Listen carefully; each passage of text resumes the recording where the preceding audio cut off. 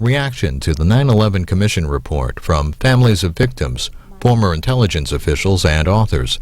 They look at the investigation's methodology, scope, and recommendations. This, the first of 2 parts, is about 3.5 hours. Part 2 airs Friday night at 8 Eastern.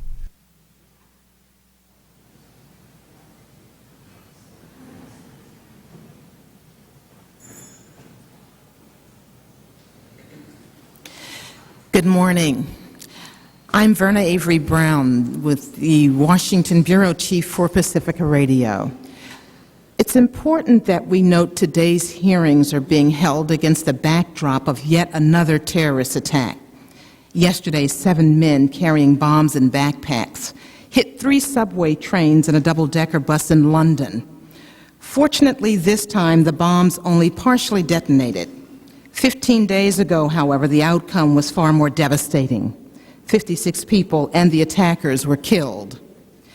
These recent attacks, albeit in London, serve as an all too painful reminder of the vulnerability of the world against terrorist attacks. Today, we're undertaking an examination, a critical examination of the 9/11 Commission that investigated the tragedy that befell this country on September 11, 2001. Resulting in the deaths of over 3,000 individuals. This briefing, hosted by the Honorable U.S. Representative Cynthia McKinney, whose courageous leadership around this issue is keeping the matter before the public eye until the American people feel the nagging questions have been adequately addressed. Welcome to the 9/11 Commission report 1 year later, a citizen's response. Did the Commission get it right? I now give you the Honorable Cynthia McKinney.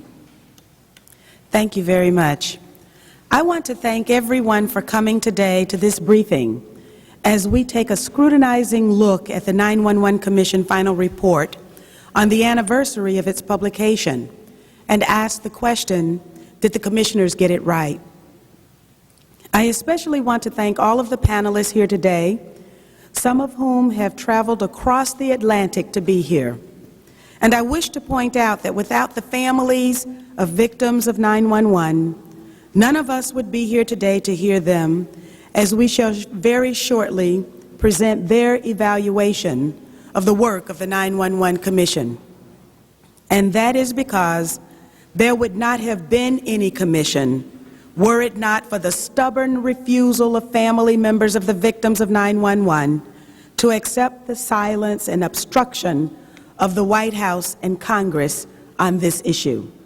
And with us today, we have 2 of the Jersey girls, Mindy Kleinberg and Lori Van Auken, who lost their husbands, Alan and Kenneth, on 9/11, and who co-chaired the Family Steering Committee.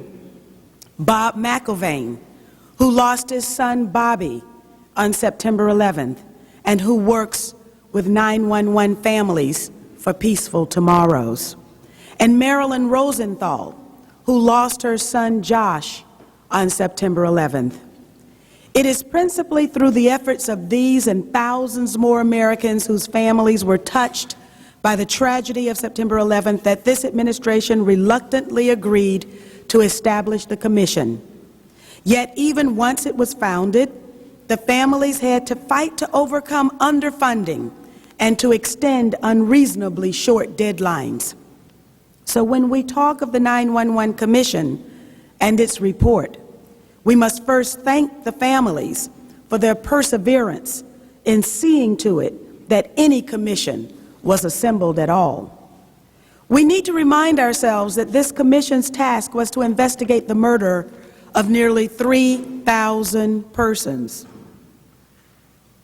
And while the Commission published a final report, there is today widespread skepticism among the American public about the Commission's report, and many voices are calling for keeping the investigation alive.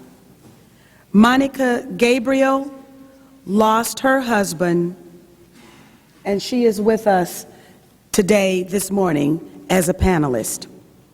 Within days of the attacks, we were told that the perpetrators were from a terrorist network known as Al-Qaeda.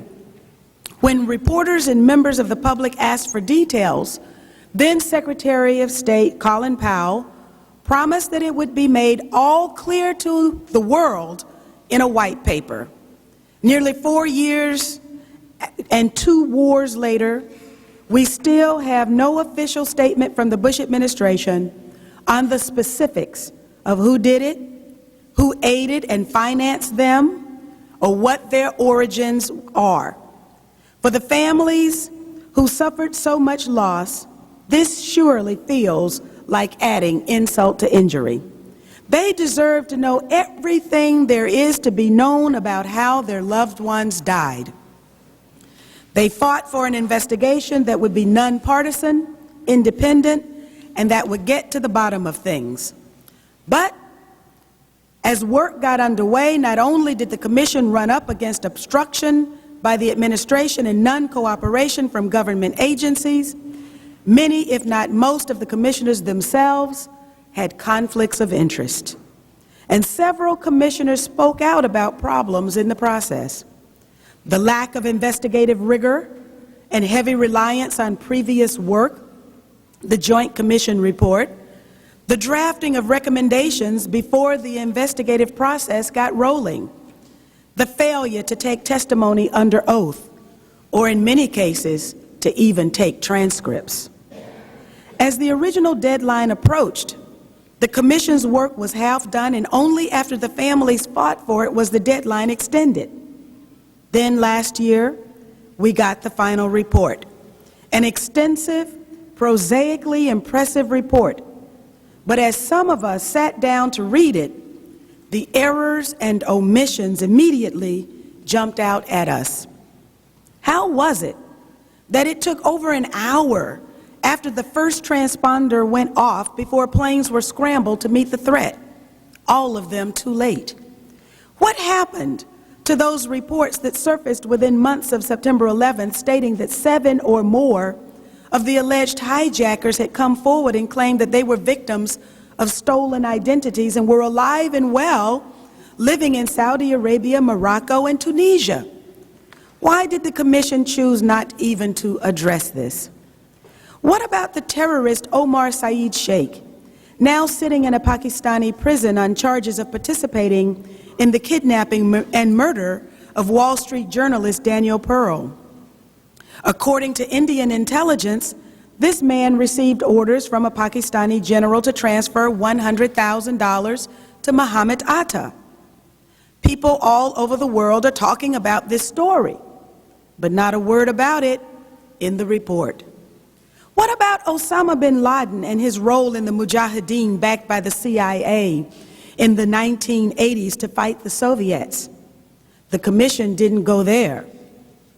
This morning, we will be hearing about these omissions, errors, and about the historical background of September 11th from the collection of experts we have assembled. In the afternoon, we will be looking at the report's recommendations, and I think we will find very little in them that challenges the Bush administration's foreign policy and its war on terrorism. In fact, its recommendations for centralizing America's intelligence networks seems designed to further that agenda. And we will be hearing about how under the Patriot Act and the dual legal system that has been enacted to allow detainees to be held indefinitely without facing judge or jury, how our civil liberties are being eroded in the name of fighting the terrorists, as if the term terrorist alone tells us all we need to know about our enemies. We need to know about our enemies if we're going to reclaim a future free from the fear of terrorist attacks and weapons of mass destruction. We cannot afford to shy away from inconvenient truths. Many of you may find what you hear today to be inconvenient information.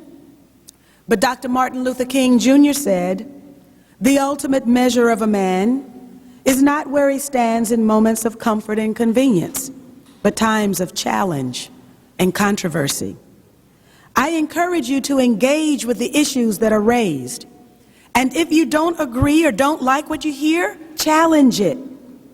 I believe that we should take in what every reasonable person has to say to inform our decisions, because that's the best way to find the truth.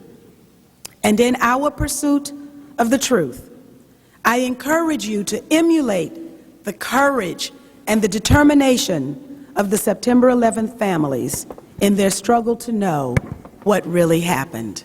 Thank you very much for being here today. Thank you, Congresswoman McKinney.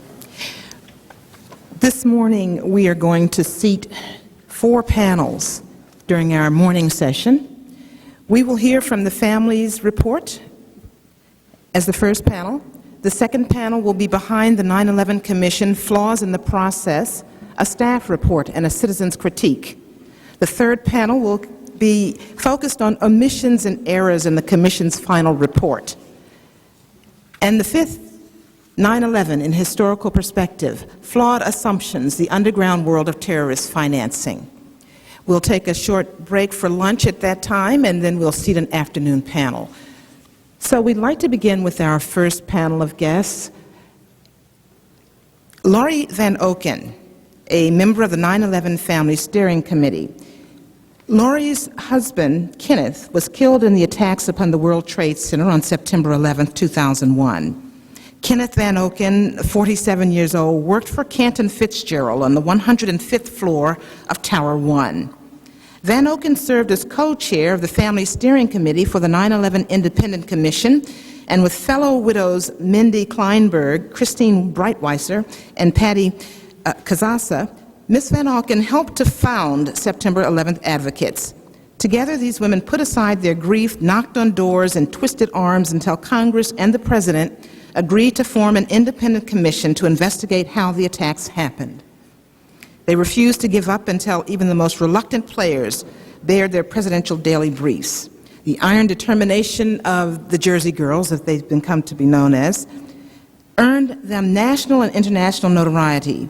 Unsatisfied with many aspects of the 9/11 Commission and its report, they continued to press for accountability and refused to accept that what happened was simply a failure of processes and organizations and not people. Mindy Kleinberg is a widow to husband Alan, killed in the attacks upon the World Trade Center on September 11th. Alan Kleinberg, 39, worked for Cantor Fitzgerald on the 104th floor of the World Trade Center, Tower 1. Kleinberg served as co-chair of the Family Steering Committee for the 9/11 Independent Commission, and again with fellow widows Laurie Van Oken, Christine Breitweiser, and Patty Kazasa, Ms. Kleinberg helped to found September 11th Advocates. And Monica Gabriel is also joining us. She lost her husband in the attacks as well. We're also joined, we're going to have a prayer as well to bless these proceedings before we move forward. And I would like to invite Pastor West to deliver the blessings.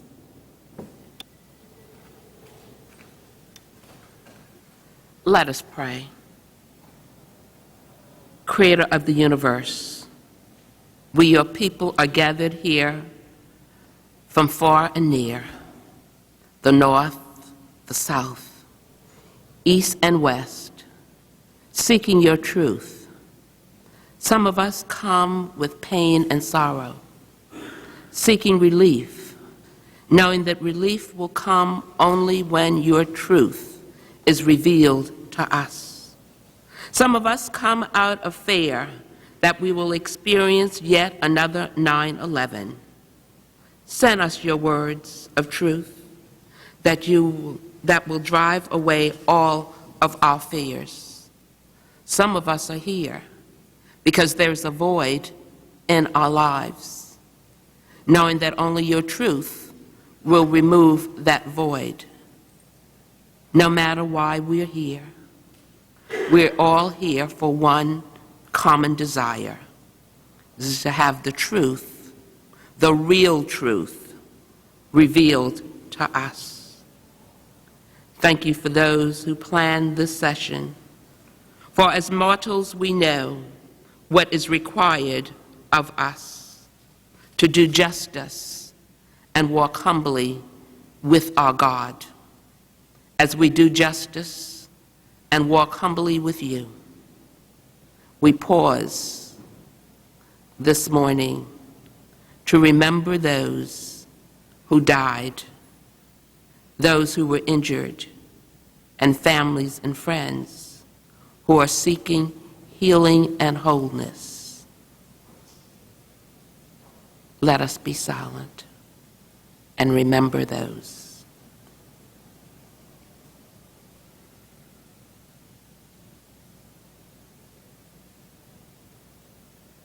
Amen. Thank you, Pastor West. A few housekeeping notes before we begin. I'd like to ask everyone to turn off their cell phones. I know it's painful, but we'd like for you to do so. We have reserved seating in the front for family members, so if there are family members here who are not sitting in the front, we invite you to assume your seat there. Congressional staff and members and the press as well. When you're speaking, you will be sitting on the lower dais with the other panelists and facing the audience. Also, we're having a timekeeper this morning. They will keep our busy agendas on track, and they'll also help us to keep the speakers on track as well. So we'll ask the speakers to keep an eye on our timekeeper over here, if you raise your hand. He'll be giving us signals, and when you hear the bells, you'll know that you have at least 2 minutes left to conclude your remarks. Lunch and accommodations at 1 p.m., and all are invited to a lunch at Representative McKinney's office in Cannon House Office Building, room 320. We'd like to also welcome all of the Congresspeople that are here with us this morning. Yes. I'm sorry, I didn't notice that I had been joined by my sister, Congresswoman Carolyn Kilpatrick from Detroit, Michigan. Good morning. Good morning.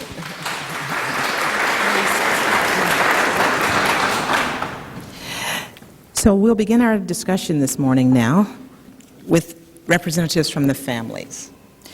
Laurie Van Oken. Good morning, Laurie. Good morning. My name is Laurie Van Auken. I am speaking today on behalf of 9/11 widows Monica Gabriel and Mindy Kleinberg, who are here with me today. On the morning of September 11th, my husband Kenneth was killed while at his office on the 105th floor of the North Tower at the World Trade Center. We extend our sincere thanks to you, Representative McKinney, as well as to all of those who are responsible for setting up this hearing and giving us this opportunity today. On the morning of September 11th, I received the following message from my husband, Kenneth.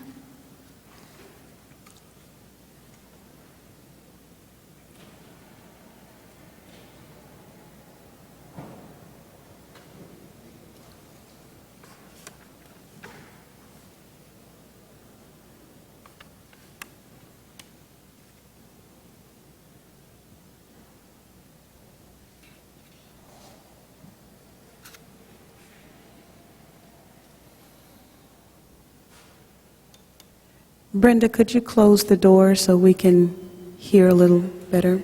Old messages. I love you. I'm in the World Trade Center. The building was hit by something. I don't know if I'm going to get out, but I love you very much. I hope I'll see you later. Bye. End of messages. From his words, I knew that Ken survived the impact of the plane. So I tried to call him back, but there was no answer. I fell to my knees in a panic, still clutching the telephone. A moment later, when the phone rang, it startled me completely. I prayed that it was Ken. But it was my mother. She told me to turn the television on. I told her about Ken's message. I told her that I couldn't reach him. I told her that I was very scared. I watched the TV in utter horror as black smoke billowed out from the building through a gaping hole the size of an airplane. I knew that Kenny was in that building. I watched as the people ran from the World Trade Center, hoping for a glimpse of my husband. Then the second tower was hit. As I continued to watch the breaking news, they showed the president sitting in an elementary school classroom, juxtaposed with the footage of the black smoke coming from the World Trade Center, along with people jumping to their deaths from the burning buildings. I screamed at the television, "Get up, President Bush, get up and do something." But he remained seated in a classroom of small children. I watched as Andrew Card whispered something to the president, and yet, still my president remained seated in a classroom of small children when our country was so obviously under a terrorist attack. In between panic and hysteria, in between hoping that my husband would get out of the World Trade Center alive, and wondering how I would ever break this news to my children, I also wondered why the Secret Service was letting the President stay in the classroom full of children. Why didn't they whisk him away? It seemed as if every target in America was being attacked.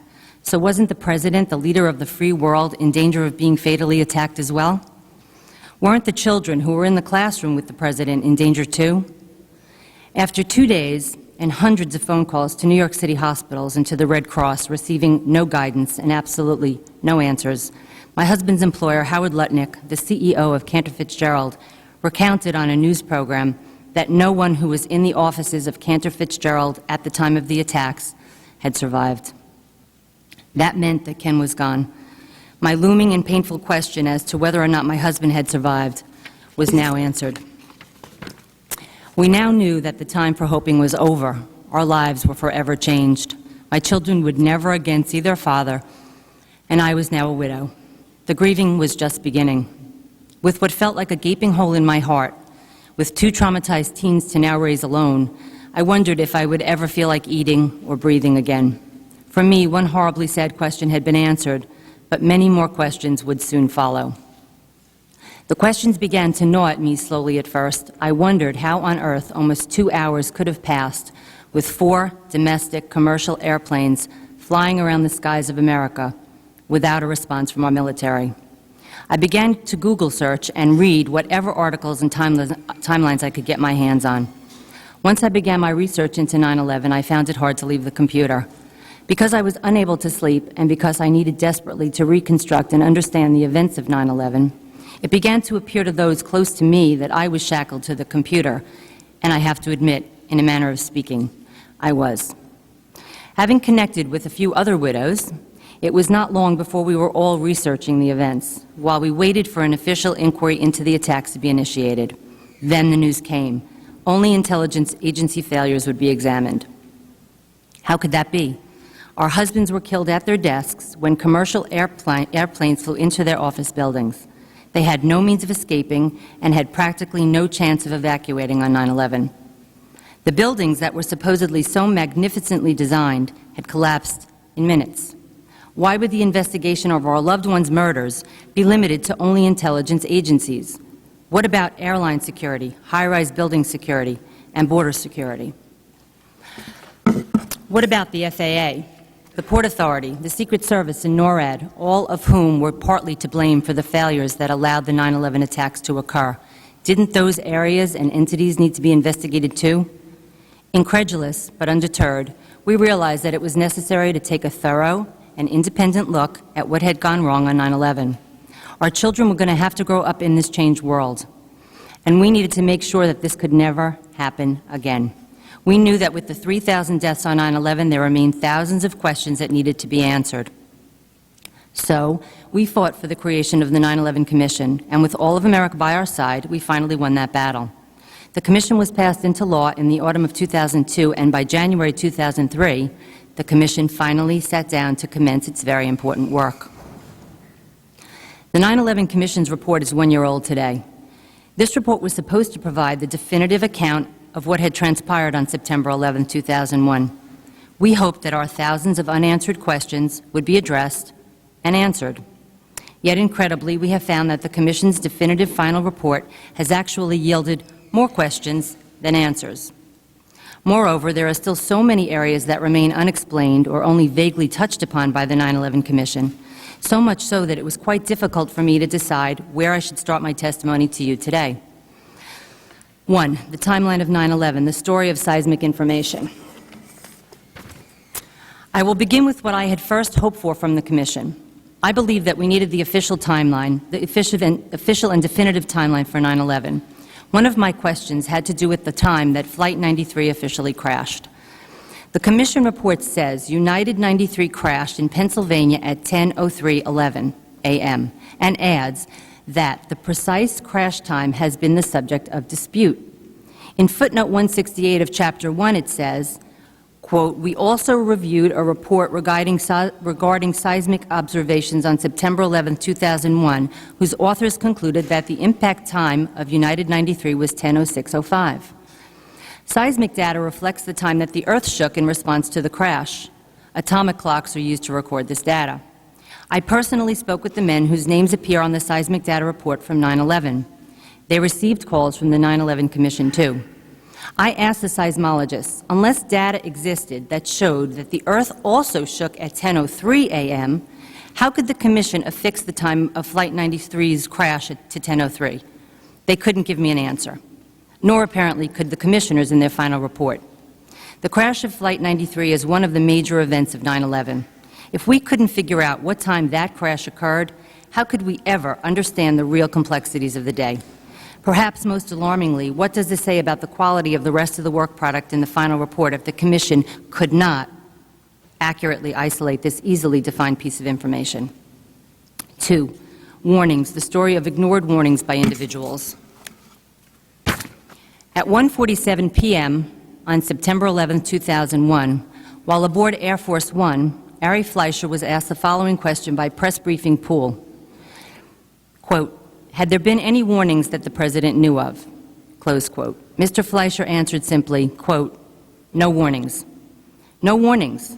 From my simple research using Google on my home computer, I learned that there were plenty of warnings. For example, newspapers in England, France, Germany, and Russia reported that there were indeed many warnings delivered to the Bush administration throughout the spring and summer of 2001. German intelligence warned both American and Israeli agencies that terrorists might be planning to hijack commercial aircraft to use them as weapons and to attack important American targets. During the G8 summit in Genoa, Italy, during the month of July 2001, Egypt warned of a plot to use airplanes to attack President Bush while he was there for the summit. As an aside, this warning was taken so seriously that anti-aircraft missiles were deployed near the Columbus airport in Italy. Even ABC News reported Bush administration officials acknowledged that U.S. intelligence officials informed President Bush weeks before the September 11th attacks that bin Laden's terrorist network might try to hijack American planes. Likewise, Newsweek reported that as many as 10 to 12 warnings were issued, and more than 2 of the warnings specifically mentioned the possibilities of hijackings. Similarly, George Tenet was issuing many warnings that bin Laden was the most immediate threat to Americans. Indeed, the al-Qaeda warnings were dire enough in May of 2001 to motivate President Bush to appoint Vice President Cheney to head a task force to combat terrorist attacks on the United States. As reported by the Washington Post, President Bush said that Vice President Cheney would direct a government-wide review on managing the consequences of a domestic terrorist attack. And Vice President Cheney was quoted as saying, "I will periodically chair a meeting of the National Security Council to review these efforts." But according to the Washington Post, neither Cheney's review nor Bush's took place. The 9/11 report chose not to address any of the aforementioned warnings, and thus, in my opinion, did not answer the most important question, which was, with all of these warnings, why were we still so ill-prepared? 3. Dots Not Connected, the story of David Frasca.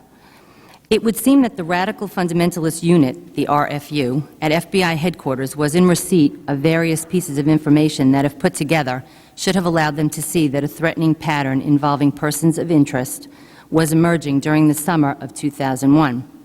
For example, the RFU was in receipt of both the Phoenix memo, the FBI memo that suggested there was a pattern of suspicious activity involving large numbers of Arab men taking flying lessons in American flight schools, and the FBI's file on Zacarias Moussaoui, an Arab man who was enrolled in an American flight school and fit the profile of a terrorist.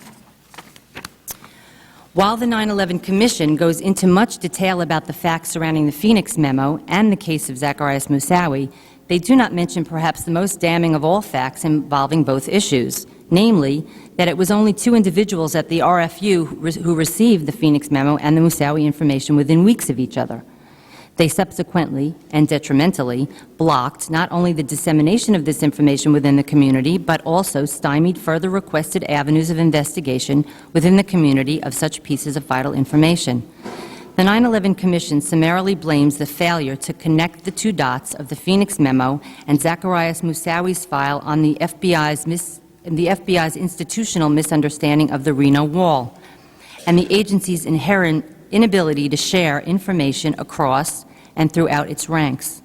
What is missing from this analysis and rather facile conclusion is that it was two individuals who worked together and not a misunderstanding of the Reno Wall that is to blame for the failure of the FBI to receive a FISA warrant in the case of Zacarias Moussaoui. It is likewise those same individuals who are responsible for the Phoenix memo being downplayed and all but ignored. FBI Supervisor David Frasca and his underling Michael Maltby not only failed to permit FBI agents to request a FISA warrant for Moussaoui, but also altered the agent's initial request for it. Specifically, on August 28, 2001, Maltby edited the Minnesota FBI's request for a FISA warrant to search Zacarias Moussaoui's possessions. The Minnesota FBI field office wanted to prove that Moussaoui was connected to al-Qaeda through a rebel group in Chechnya, but the RFU agent Maltby removed the information connecting the Chechen rebels to al-Qaeda.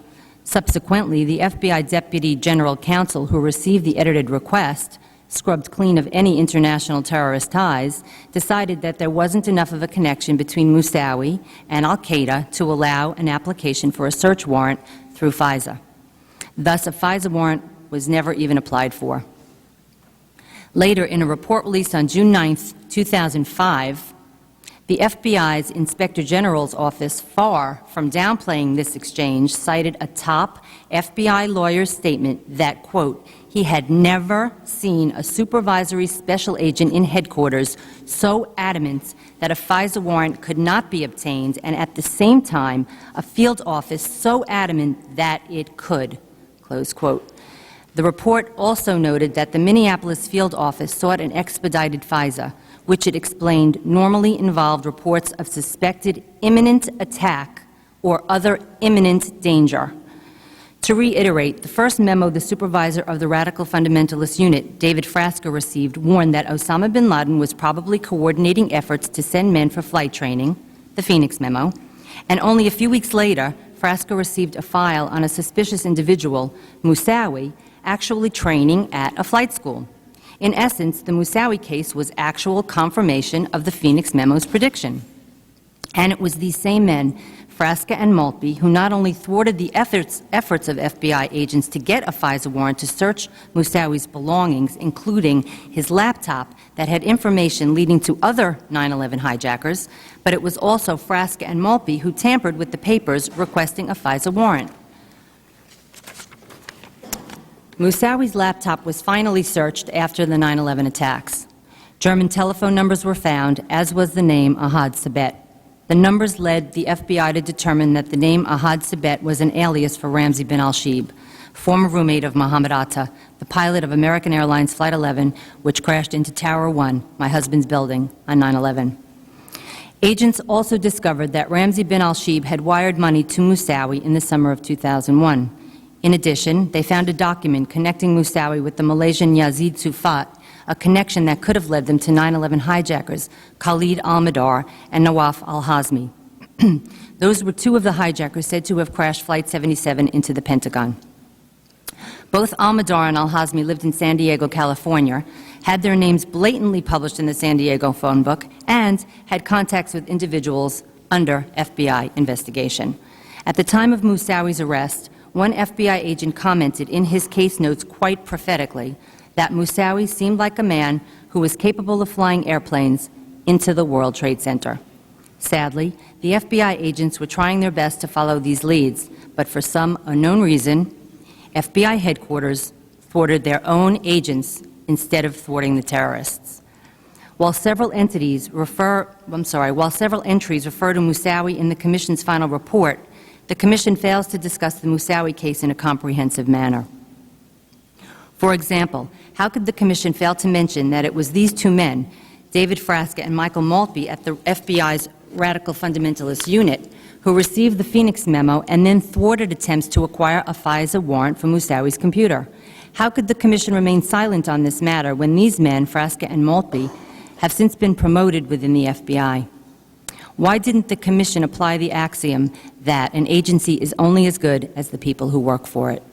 To quote Senator Shelby, they continue to reward bad behavior, and the results speak for themselves.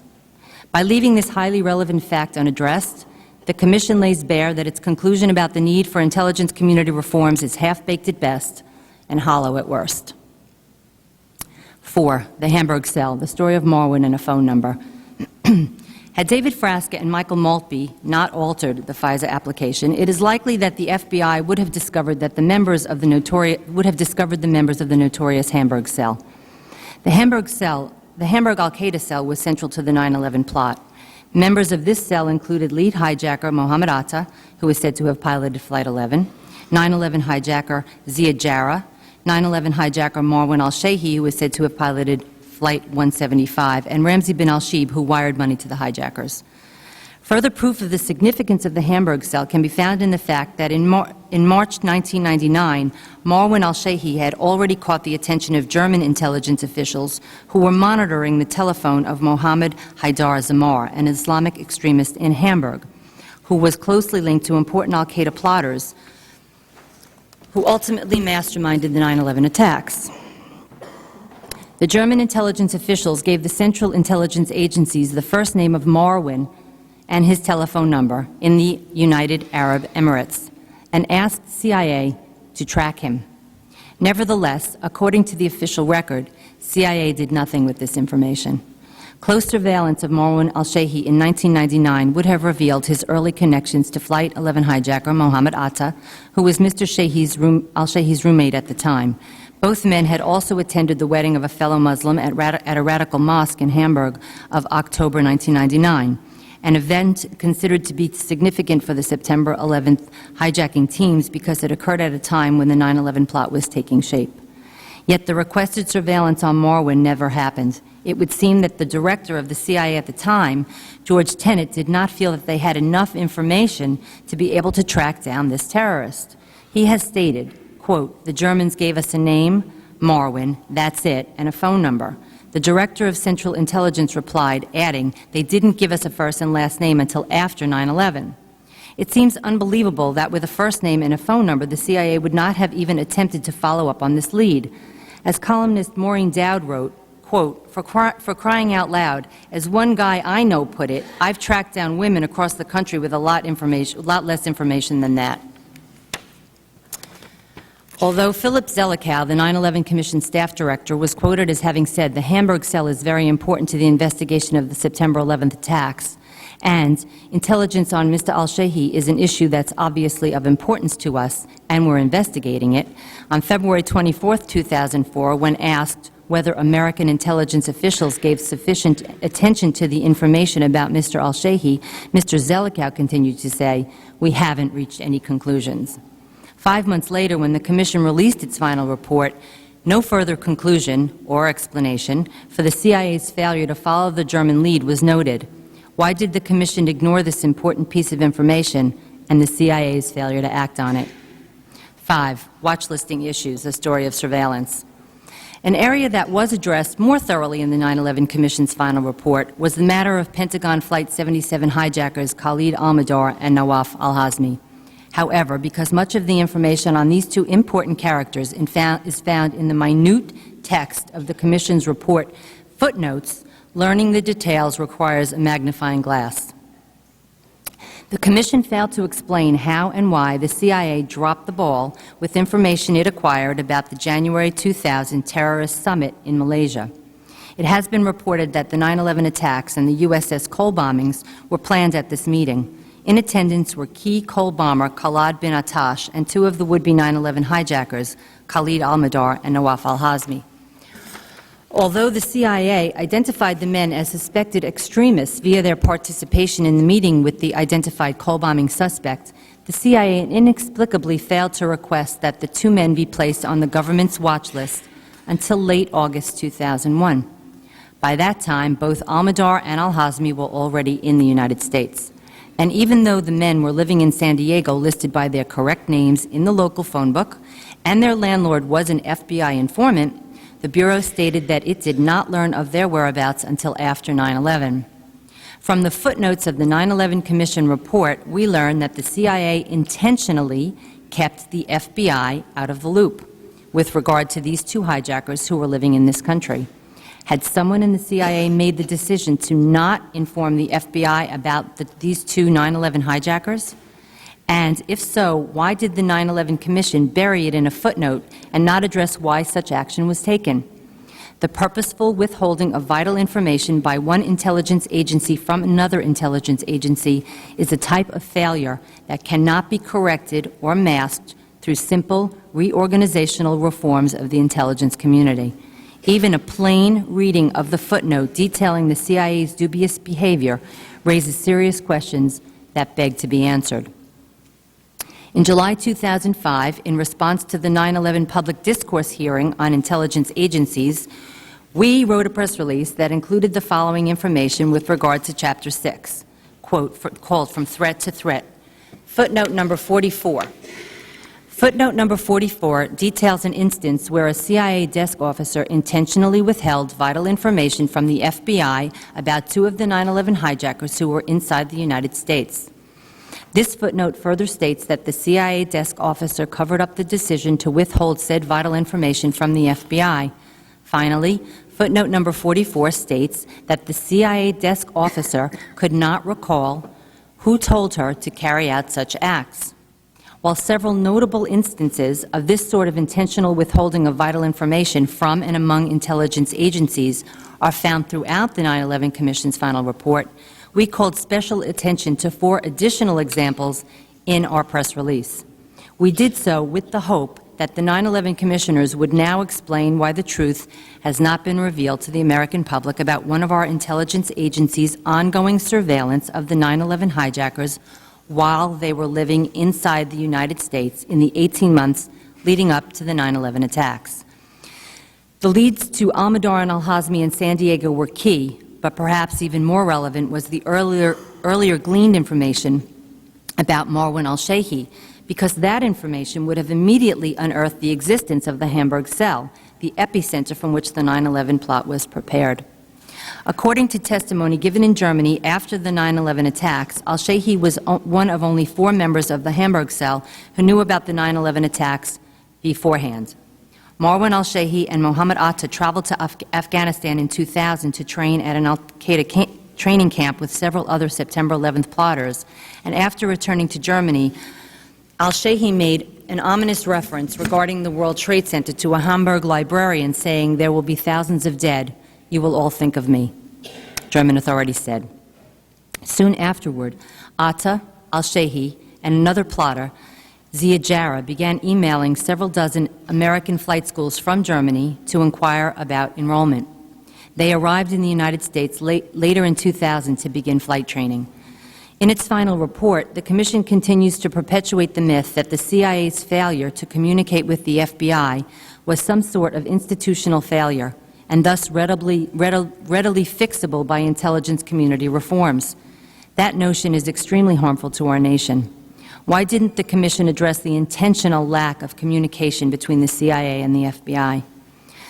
6. Planes as Missiles, the story of the PDB.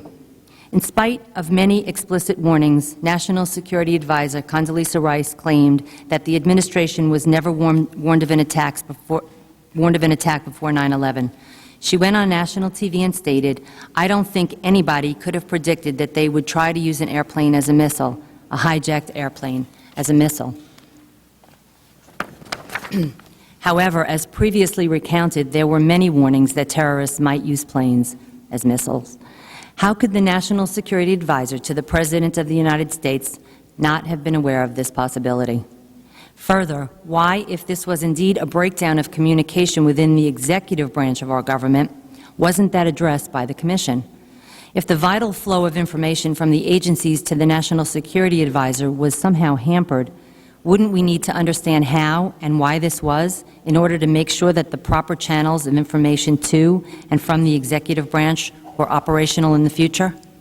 While Condoleezza Rice seems to have failed in her capacity as National Security Advisor to inform President Bush of such warnings, there were many others within the President's cadre of advisors who also could have apprised him of the same information.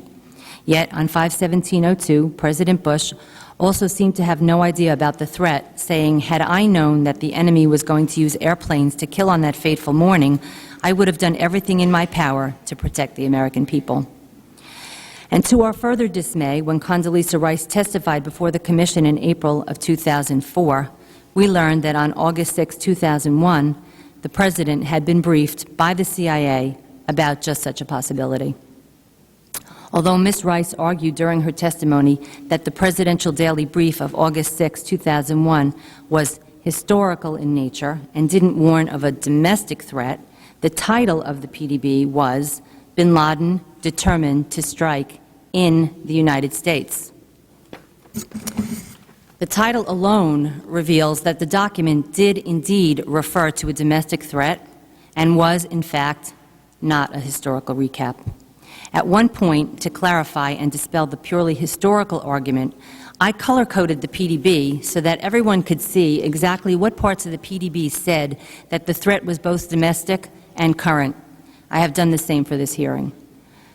The orange is the domestic threat, and where it's yellow, highlighted in yellow, it's in the present tense. It's current on both pages. An example of the current and domestic threat in the text of the August 6, 2001 PDB was the statement, "Nevertheless, FBI information since that time indicates patterns of suspicious activity in this country consistent with preparation for hijackings or other types of attacks, including recent surveillance of federal buildings in New York." Why did the 9/11 Commission fail to call Ms. Rice to account for her deliberately misleading public statements? Why wouldn't the Commission address the discrepancies between the sworn testimony and uncovered facts? Not holding witnesses accountable for the veracity of their sworn testimony undermines the process. 7. Patterns of hijacking, the story of 52 warnings. We also hope that the 9/11 Commission would explain the patterns of hijacking language found in the PDB. Where did this information come from? Perhaps it originated with the FAA. The explanation was not found in the final report released on July 22, 2004. But months later, when the second monograph was finally made public that the Commission had produced, we learned that there had been actually 52 warnings issued by the FAA during the 6 months preceding 9/11. So when on September 11, 2001, Ari Fleischer, the White House press secretary, said there were no warnings, what could he have possibly meant? And what exactly did our government do with the 52 warnings it received during the summer of 2001? If nothing was done with regard to said warnings, why was that? And whose job was it to make sure that appropriate defensive action was taken? At the very least, directives could have been issued to airport screeners to be on the lookout for certain types of suspicious behaviors. On February 11, 2005, in response to the Commission's release of its FAA monograph, we sent out another press release. We stated, "Notably missing from this monograph is any information pertaining to NORAD's failure to scramble jets in a timely manner, which leads us to wonder what else is being withheld from the public." We went on to state, of the 105 warnings issued, 52 warnings regarding al-Qaeda were given to the FAA by the intelligence community in a 6-month period from April 2001 to September 2001. According to the 9/11 Commission's final report, there were 8 information circulars put out by the FAA between July 2nd and September 10th, 2001. 5 of these information circulars targeted overseas threats, while the remaining 3 targeted domestic threats. And finally, we stated, the 52 threats regarding al-Qaeda were not received by the FAA in a vacuum. From March 2001 to September 2001, according to the Joint Inquiry of Congress, our intelligence community received at least 41 specific threats of a possible domestic attack by al-Qaeda. Additionally, the FAA was also made aware of the August 15, 2001 arrest of Zacarias Moussaoui.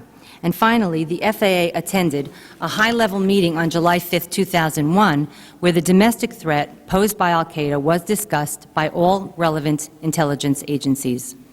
The FAA monograph reveals that in the spring of 2001, the FAA had already determined that if the intent of the hijacker is not to exchange hostages for prisoners, but to commit suicide in its spectacular explosion, a domestic hijacking would probably be preferable. It would seem that during the summer of 2001, there were indeed enough warnings and concern that all agencies should have been put on alert. Action should have and could have been taken. Nevertheless, the 9/11 commissioners never once reflected upon whose job it was to coordinate all those pieces of evidence. They also left unaddressed the fact that with all this information floating throughout the agencies in the summer of 2001, why didn't our National Security Council convene to discuss the very pertinent, very relevant issue of terrorism until September 4th, 2001, a mere 7 days before 9/11? 8, accountability, the story of the lack thereof. To date, no one has ever been held accountable for 9/11. Government officials who failed in their jobs were promoted and given medals. Terrorists have yet to be indicted or successfully prosecuted.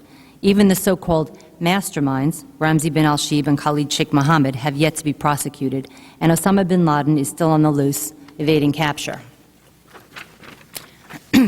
When we learned that German prosecutor Dr. Krauss was scheduled to testify before the 9/11 Commission in June of 2004, I wrote the following email and sent it off to the commissioners. I am especially interested in learning what the German prosecutor Dr. Krauss thought about the U.S. government not turning over people such as Ramzi bin al-Shibh or transcripts of his interrogation, who was reportedly in U.S. custody at a secure location. This lack of cooperation by the U.S. government made it impossible for the German courts to successfully prosecute Mr. Mazzoudi, who was put on trial in Germany for crimes related to 9/11. Dr. Krauss never did testify before the Commission. Our questions for him regarding the lack of cooperation between the U.S. government and the German government, which led to the release of suspected terrorists Mazzoudi and Matasadek, also remain unanswered. The Commission's report only tells us that Mazzoudi and Matasadek witnessed the execution of Mohammed Atta's will. If these two men were truly involved in the 9/11 plot, why didn't the U.S. government turn over all of the evidence in their possession in order to convict these two men? Why would our government refuse to cooperate with the German government in order to help incarcerate such known terrorists? Why did the 9/11 Commission report fail to address this in a substantive manner? And more pointedly, how will we ever win the war on terror without prosecuting and holding terrorists accountable? 9. Air defense, the story of NORAD's belated response. In other defense capacities on the morning of 9/11, the Commission's report discusses the actions of the FAA, NORAD, and NEADS. In particular, I make reference to footnote number 116, page 458, which says that on 9/11, NORAD was scheduled to conduct a military exercise, Vigilant Guardian, which postulated a bomber attack from the former Soviet Union. We investigated whether military preparations for the large-scale exercise compromised the military's response to the real-world terrorist attack on 9/11. Accordingly, the newly sworn-in Joint Chiefs of Staff, General Eberhart, said that it took the military about 30 seconds to make the adjustment to the real-world situation. But the following words, which show there was confusion, have troubled me since my research began. Needs. This comes from the Commission report and from the day of 9/11 transcripts. Needs. Is this real world or exercise? FAA. No, this is not an exercise, not a test. On page 20, we note more confusion. Needs did not know where to send the alert fighter aircraft, and the officer directing the fighters pressed for more information. Quote, I don't know where I'm scrambling these guys to. I need a direction, a destination, close quote. And on page 26, NORAD heard nothing about the search for American 77. Instead, the NEADS air defenders heard renewed reports about a plane that no longer existed, American 11. At 9:21, NEADS received a report from the FAA. FAA, Military Boston Center. I just had a report that American 11 is still in the air and on its way heading toward Washington. NEADS. Okay, American 11 is still in the air? FAA, yes. NEADS, on its way toward Washington? FAA, it was evidently another aircraft that hit the tower. That's the latest report we have. NEADS. Okay. FAA, I'm going to try to confirm an ID for you, but I would assume he's somewhere over New Jersey or somewhere further south. NEADS. Okay, so American 11 isn't the hijack at all then? FAA, no, he's a hijack. NEADS. American 11 is a hijack? FAA, yes. NEADS. And he's heading into Washington? FAA, yes. This could be a third aircraft. The mention of a third aircraft was not a reference to American 77. As the Commission report says, there was confusion at that moment in the FAA. And General Eberhardt's claim that the military exercises somehow made the military better prepared on 9/11 does not ring true. Instead, it appears that the concurrent military exercises completely confused everyone.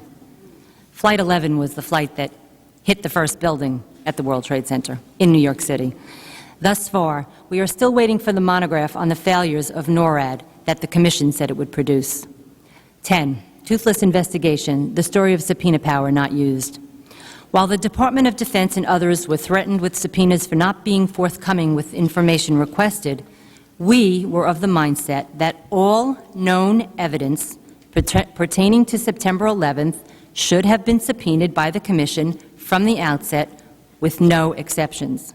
Which, by the way, was also the mandate of the 9/11 Commission. No stone should have remained unturned, and yet this was not the case. For example, with regard to videos that recorded the Pentagon crash, we knew of at least 3 versions of videos that showed the crash of Flight 77, yet only one version ever made its way into the public domain. That version had the date stamp of 9/12 instead of 9/11/01. The timestamps repeated on 2 of the 5 frames, while the other times on the frames were missing. We had read in National Geographic about the second video that was recorded by cameras located at the Sheraton Hotel overlooking the Pentagon. We also read about the third video recording that showed the crash from the nearby Nexcom gas station's security camera. We asked the Commission, specifically Team 8, to subpoena for these videos, and just before the Commission released its final report, we met with some of them. They told us that they had not subpoenaed for this evidence, but had instead issued document requests, which were never answered. This seeming lack of persistence on the part of the Commission to collect all known evidence is worrisome. Again, if in fact they were unwilling to go after easily attainable evidence, what other critical and more difficult pieces of the story were they missing? How was one to feel comfortable with their investigation knowing that they were not aggressively pursuing the most tangible of evidence or information? Also missing from the Commission's definitive report is testimony from national security whistleblowers who had tried to testify before the Commission, but were either not asked to testify, or their testimony was only barely acknowledged, or worse yet, completely omitted from the record. This list includes Robert Wright, FBI agent, whom the FBI refused to allow to testify, and the Commission did not subpoena him. John M. Cole, FBI counterintelligence, who had pertinent information with regard to Pakistan, Afghanistan, and the 9/11 attacks. He notified the 9/11 Commission during its tenure, but never received a response back from them. Colleen Rowley, FBI Division Counsel. The FBI Commission did not interview her and chose instead to rely on transcripts from the Joint Senate-House Intelligence Inquiry. Mike German, FBI Counterintelligence. In February 2004, his name and contact information were provided to the Commission as a key witness, but they never called him to testify. Mark Burton, Senior Analyst at NSA.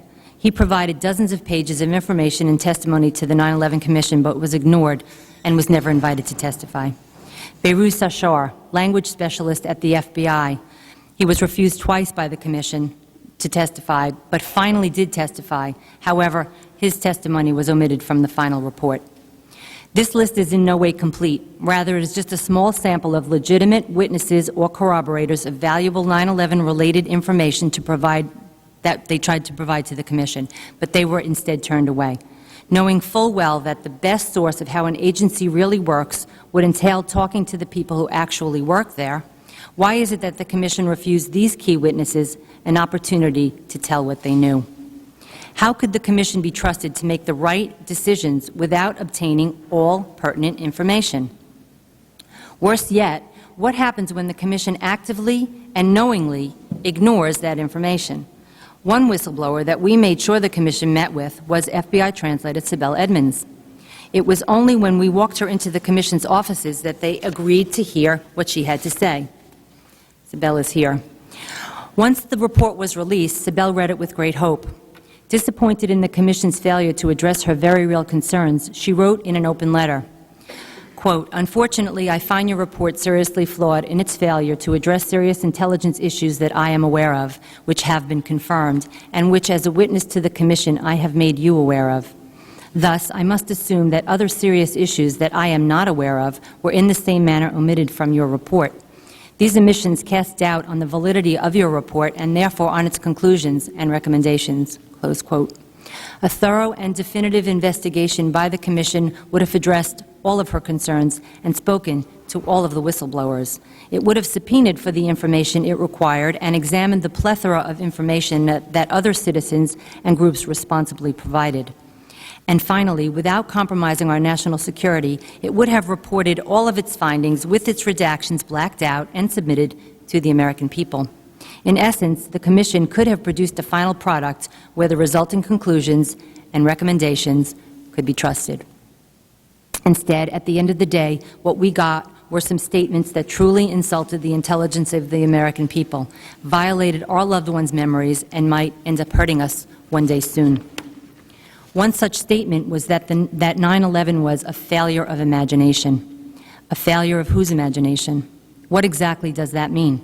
When you have a CIA director with his hair on fire, a system blinking red, 52 FAA warnings, an August 6, 2001 PDB entitled "Bin Laden Determined to Strike in the United States," leads on several 9/11 hijackers, including al-Hazmi, al-Madar, and Marwan al-Shehi, warnings from many foreign governments, a Phoenix memo warning of Islamic extremists taking flying lessons, the arrest of would-be terrorist Zacharias Moussaoui, facts imparted to one agent, Agent Frasca at the RFU of the FBI.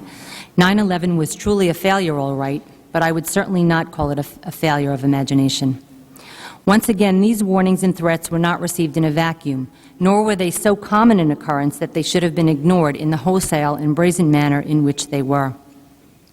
To me, it seems rather clear that there were enough warnings making their way to the appropriate people that meant that the proverbial dots should have and could have all been connected. And thus, in light of all the incoming information in 2001, exactly whose failure was it to understand that our new enemy was terrorism, and exactly who failed us by not having the agencies do anything in a defensive posture to protect Americans from just this possibility? Another outrageous statement made at the time of the release of the 9/11 final report that got a fair amount of media coverage was the one, "Everyone's to blame, therefore no one's to blame." The problem with that assumption is that it creates a no-fault government. And a no-fault government does nothing to ensure that things will be different or better in the future.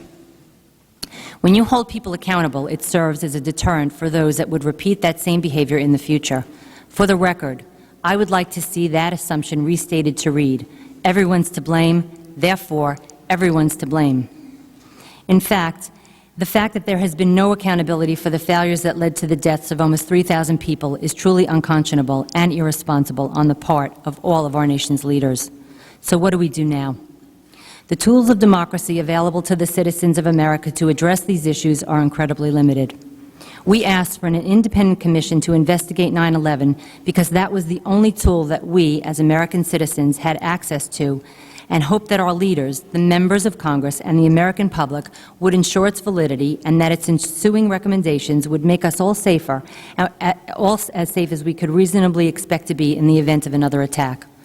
We spent 14 months collecting information and lobbying for the creation of the Commission, and another 20-plus months monitoring the Commission's work, forwarding any and all research, making sure to send along our questions for the witnesses who were questioned, attending the hearings, making phone calls and lobbying for the extensions of time and money, sending thousands of emails, all in the hope that in the end Americans could feel confident that we had indeed the definitive story of 9/11.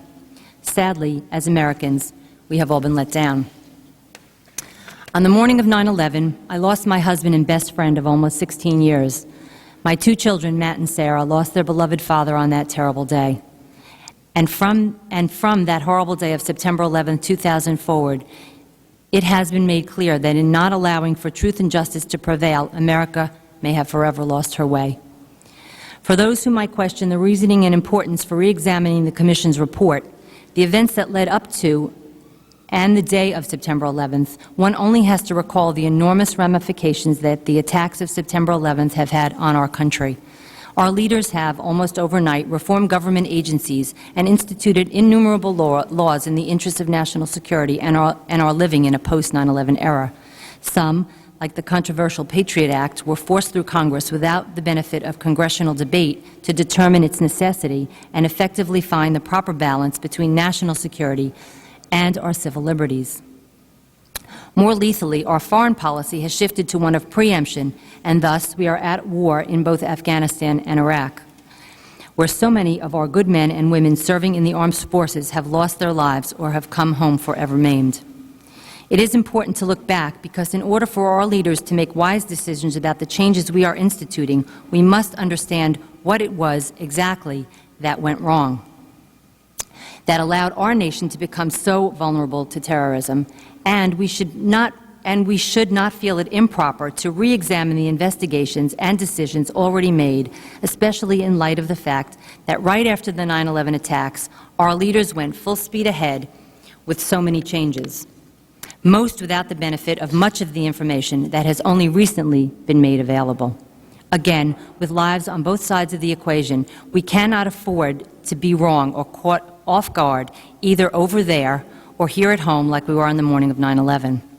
Thus, only an honest reevaluation of how the 9/11 attacks could have happened will allow us to reverse the adverse consequences of overreaching laws and the existing loopholes in our security systems in order to allow us to be safer in the future. Thank you. Thank you, Lori, for that very compelling and well-researched testimony and for reminding us of why we are all here, outlining those very important yet unanswered questions. Lori, do you have a copy of your document, your well-researched document for Congresswoman McKinney's staff? Okay. Okay, we'd like to have that. You're speaking on behalf of the other family members, are you not? We'd like to introduce our questioners at this time to see if they have questions of this panel. We're going to, our questioners, I'm going to introduce them briefly, and then we will entertain one question from each questioner. Mike Rupert, who is from The Wilderness. Mike. Wayne Madsen is the independent investigative journalist. Wayne. And Ray McGovern, who is a former CIA agent. Ray. We're going to begin our questioning with Representative McKinney. Thank you. And I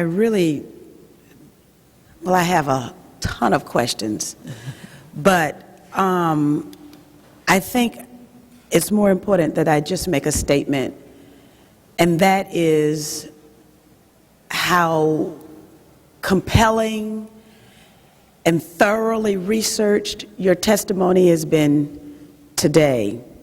How absolutely moving it was to hear your husband's voice, so that we have the opportunity to touch and feel as best we can a little bit of what you feel, what you must feel. And those feelings then compel you to ask questions, to seek answers, and you deserve to have those answers. I just want to thank you so much, the three of you, Lori, Mindy, and Monica, for being here with us today and enlightening us and sharing with us a little bit of your pain and of your patriotism to want the best out of your government, our government, and for the future of our country. Thank you very much.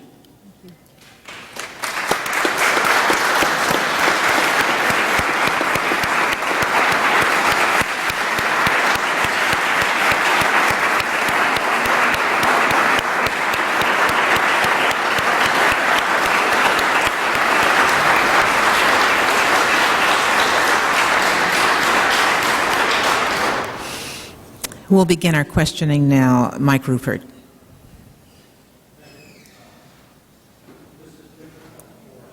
Can you No. press the button to Press the turn your button. mic on? Thank you. Okay, this is difficult for many of us and somewhat cathartic even all this time after the attacks. And I think I speak for many people in this room to express my gratitude to you, because it's apparent that you have not stopped digging even after the release of the Kane Commission report, and your positions seem to have changed a great deal since then.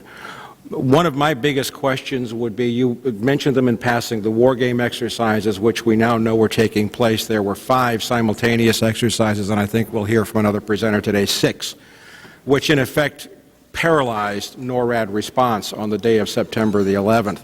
And you'd also gone to read the footnotes, and I want to comment that I saw Congressman Hamilton, who was the vice chair of the commission, on C-SPAN recently denigrating people who bothered to read the footnotes and point out the inconsistencies, but I thank you for doing that. There is one particular footnote that I will refer to very quickly in the Kane Commission report, which referred to the war game exercise Vigilant Guardian, and I think it's footnote 161, it's in my book, as an over-the-pole Russian exercise to practice for Russian bombers, when in fact the NORAD website indicates that the Russian over-the-pole exercise in progress that day was Northern Vigilance, not Vigilant Guardian, which we now know, thanks to USA Today and many other sources, and on the record sources submitted to the Commission, was a hijack drill. And we also have statements from Richard Clark in his book that there was another exercise in progress that day called Vigilant Warrior. And I have obtained an on-the-record statement from a NORAD officer indicating that that was a live fly exercise. Have you looked into the issue of the war game exercises, and how important a question do you feel that is to answer? Because I also, and I'll shut up with this, you have gone past the point of, you have deliberately stopped using the word mistakes, that there were a bunch of mistakes that occurred on 9/11, that it was all somehow a bunch of sequential accidents, and you made a deliberate statement about the FBI. Are you beginning to feel that there was some deliberate action that might have affected NORAD's response that day? We waited a long time before we came out with, criticism of the report, because it took a long time to read the report and the footnotes and wait for the monographs to come out. We didn't want to jump to any conclusions, so we gave everybody the benefit of the doubt for a very, very long time, which is why our language has shifted now that we see, more of what was and wasn't in there. As far as the war games go, we read Richard Clark's book also, and I think it's page 4 that talks about a different exercise that's not in the Commission report, and it's something that has disturbed us also, because if you're talking about the definitive report of 9/11, everything that happened on the morning of 9/11 should be included, and it isn't. So it's upsetting. Thank you. Before we go to our next questioner, I'd like to ask if there are any speakers in the audience who have not had an opportunity to contact John Judge. Would you please raise your hand? Okay. And John is at the end of the table, if you could go over there and see him. Our next questioner, Wayne Matson. Thank you. Laurie, I was particularly interested in what you said about the United Flight 93, the plane that crashed in Pennsylvania, and the lack of any seismographic record of that impact. And I was wondering if you had the chance or opportunity to speak to any of the people in Shanksville, Pennsylvania, where the plane actually crashed, because many of them talk about the 8-mile debris field, which is not indicative of an impact by putting the plane into the ground. Also, they mention another aircraft seen in the area that day, that morning. And the other thing I'll add is, although we hear an awful lot right now from disgruntled people in many of the intelligence agencies, one we don't hear an awful lot from is the National Security Agency. And I had the chance to talk to someone who was on duty that morning at the National Security Operations Center, the NSOC, which is sort of the nerve center for all communications intercepts in the U.S. intelligence community, and this individual heard in the tactical communications area over the loudspeaker that morning 2 U.S. Air Force pilots over Pennsylvania stating, we are engaging the target. And so this is the first indication out of NSA that there were U.S. military aircraft in the area, and that they obviously did what Mr. Rumsfeld, he kind of messed up, and he said when they shot down the plane in Pennsylvania, and then corrected himself. But I was wondering if you've heard any of this from the people in Shanksville or any other sources on the plane in Pennsylvania. You know, we did not speak to anybody in Shanksville. Our bottom line was that we were hoping that that was the job of the commission, and that at the end of the day, when they released their report, there wouldn't be so many questions outstanding, either by us or other citizens, that you would have been able to read the report and felt that you had all those areas covered. And, you know, obviously it wasn't. Okay. Thank you. Our last questioner, Ray McGovern, former CIA agent with VIPS, Veteran Intelligence Professionals for Sanity. I would like to refer first to the remark made by Congresswoman McKinney referring to Colin Powell's very mysterious promise that we would have a white paper. He made that promise a week or so after 9/11, and then 10 days later he said, oops, I misspoke. You're not going to have a white paper on this. You're going to have to depend on the press to figure out what happened. That's precisely what he said. I was always mystified by that. I said to myself first, well, they must not have much information. Well, I think that Laurie Van Auken's testimony today, however brief it was, shows that there was a plethora of information. Indeed, the reason there's no white paper is because there was too much damning, too much incriminating information, too much. And I just would like to comment on the unusually smiling and greatly deferential attitude that the committee members and staff exhibit to you, the families, in public, and the way they have ignored your questions in private. And I'm just wondering how you feel, how you felt when you saw the final report come out, dismissing many of your questions, avoiding many of the others, and leaving, as you've already said, so many questions unanswered. What do you suppose lies behind that? Is it simply gross incompetence? Is it arrogance? Or is it something worse?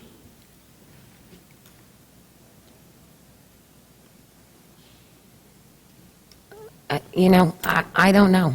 And what I could tell you is that, unfortunately, first, we've learned to lower our expectations every time we go through another process. So when the final report came out, while we were hopeful, you know, it was just another disappointment.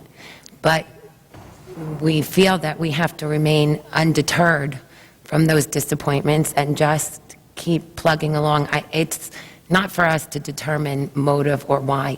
We need to make sure that the mission of making the nation safe is completed, and we will just keep plodding along until we feel that that has been accomplished. I admire you all for hanging in there. Thank you.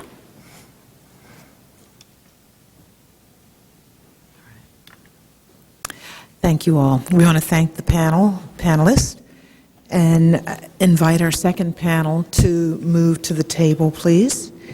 Can we show them our appreciation for being here this morning?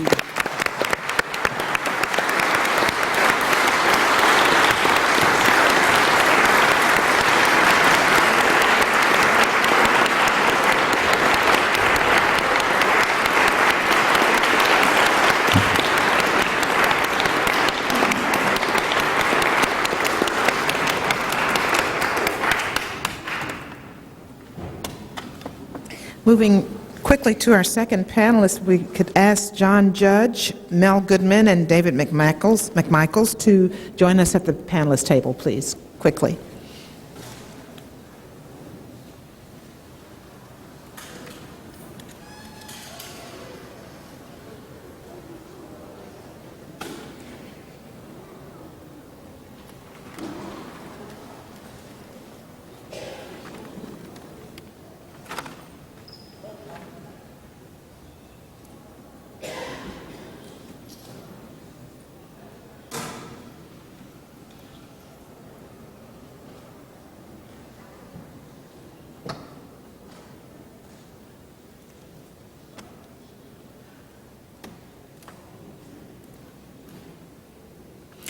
Is David McMichaels here? If so, would you please join us at the panelist table?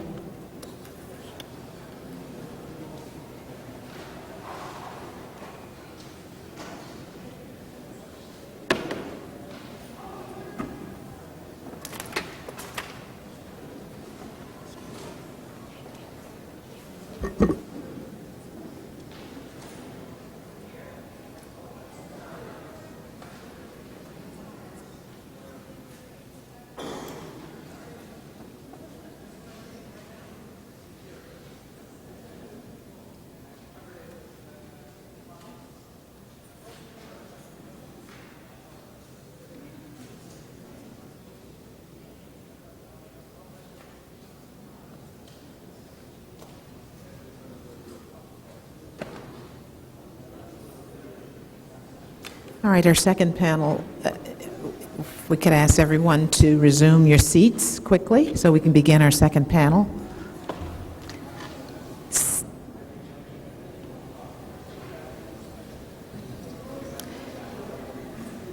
This discussion will be behind the 9/11 Commission, flaws in the process, a staff report, a citizen's critique. We're going to begin with John Judge, staff and 9/11 Citizens Watch. John? Thank you.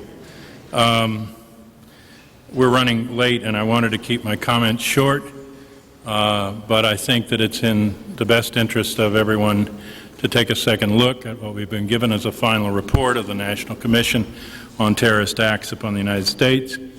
It's being seen as an authoritative report, often by people that haven't taken the time to read it. It was hailed as a bipartisan consensus in the making, and a final word. And I think all day today you're going to see that it rarely meets that standard. It was followed by 2 monographs, and then a year later, 1 more. Although each of the 9 investigative teams are working on a monograph, Representative Hamilton said that we will get no further monographs from those investigative teams. And it's interesting that the monographs that were released contained a page from Director Philip Zelikow of the Commission, basically exempting them from the conclusions of the monograph, saying that the quote is, while the commissioners have been briefed on the work and have had the opportunity to review earlier drafts of some of this work, they have not approved this text, and it does not necessarily reflect their views. This seems to indicate that while there might have been a bipartisan consensus by the commissioners in this report, there seems to reflect there might not have been a consensus between the investigative staff and the rest of the people on the commission. It was a commission that was beset with problems from the beginning. Not only the obstruction in its creation, but underfunding that wasn't really effectively solved in a limited time period for political purposes. And even though they did a great deal of work, 2,000 interviews, collected documents, the report is essentially self-referential. The reason I say that is that almost 100 pages at the end of the report in tiny print have footnotes to interviews and documents and evidence, not a page of which, classified or unclassified, can be seen by the public. The National Security Archives recently did a Freedom of Information Act request for every single document listed in the footnotes from all the agencies involved, and every single request was denied. And denied in some cases on grounds that don't fit the legality. So basically you have a report where you're being asked to trust the investigators that what they saw in the evidence led them to their conclusions, and you don't need to verify it independently. But I don't think that's the way it should work in a democracy. They took some public testimony, but that testimony was marked by being primarily focused on the recommendations of the Commission and its policy, not on the events of 9/11. And the majority of that testimony on the events was taken at the end of the long discussion about policy. In other words, they were making the policy recommendations before they found out what happened on 9/11.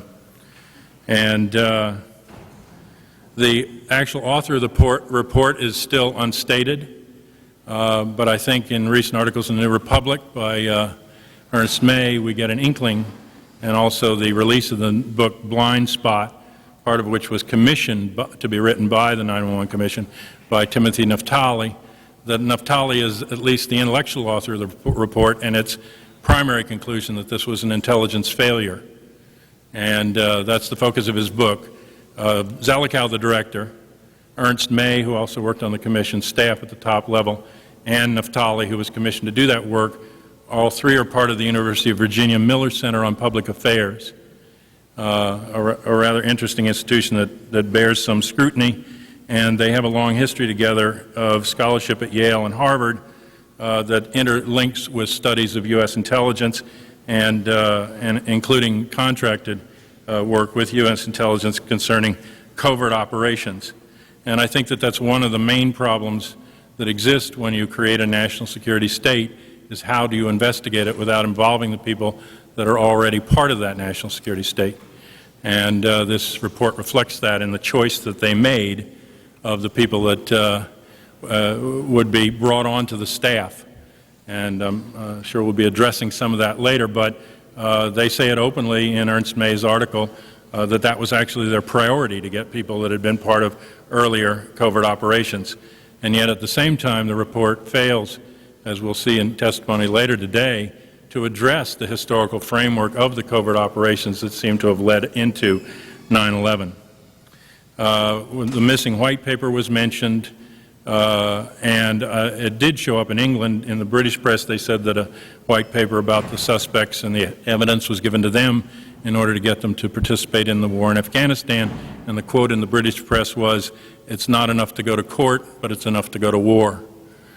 And so I'm not sure what the paper would show or what kind of evidence that is, but it isn't evidence that we ever got a chance to look at. This Commission's report is not a rush to judgment, it's rather a rush to exoneration. And it fails to really hold people accountability and to accountability. In doing that, it doesn't make a witch hunt out of an investigation, but having standards of accountability, at least calling witnesses that might be accountable people in the events, would lead to a rigorous investigation and maybe getting at the truth, because people might be more forthcoming. In the beginning, the Commission didn't even take testimony under oath.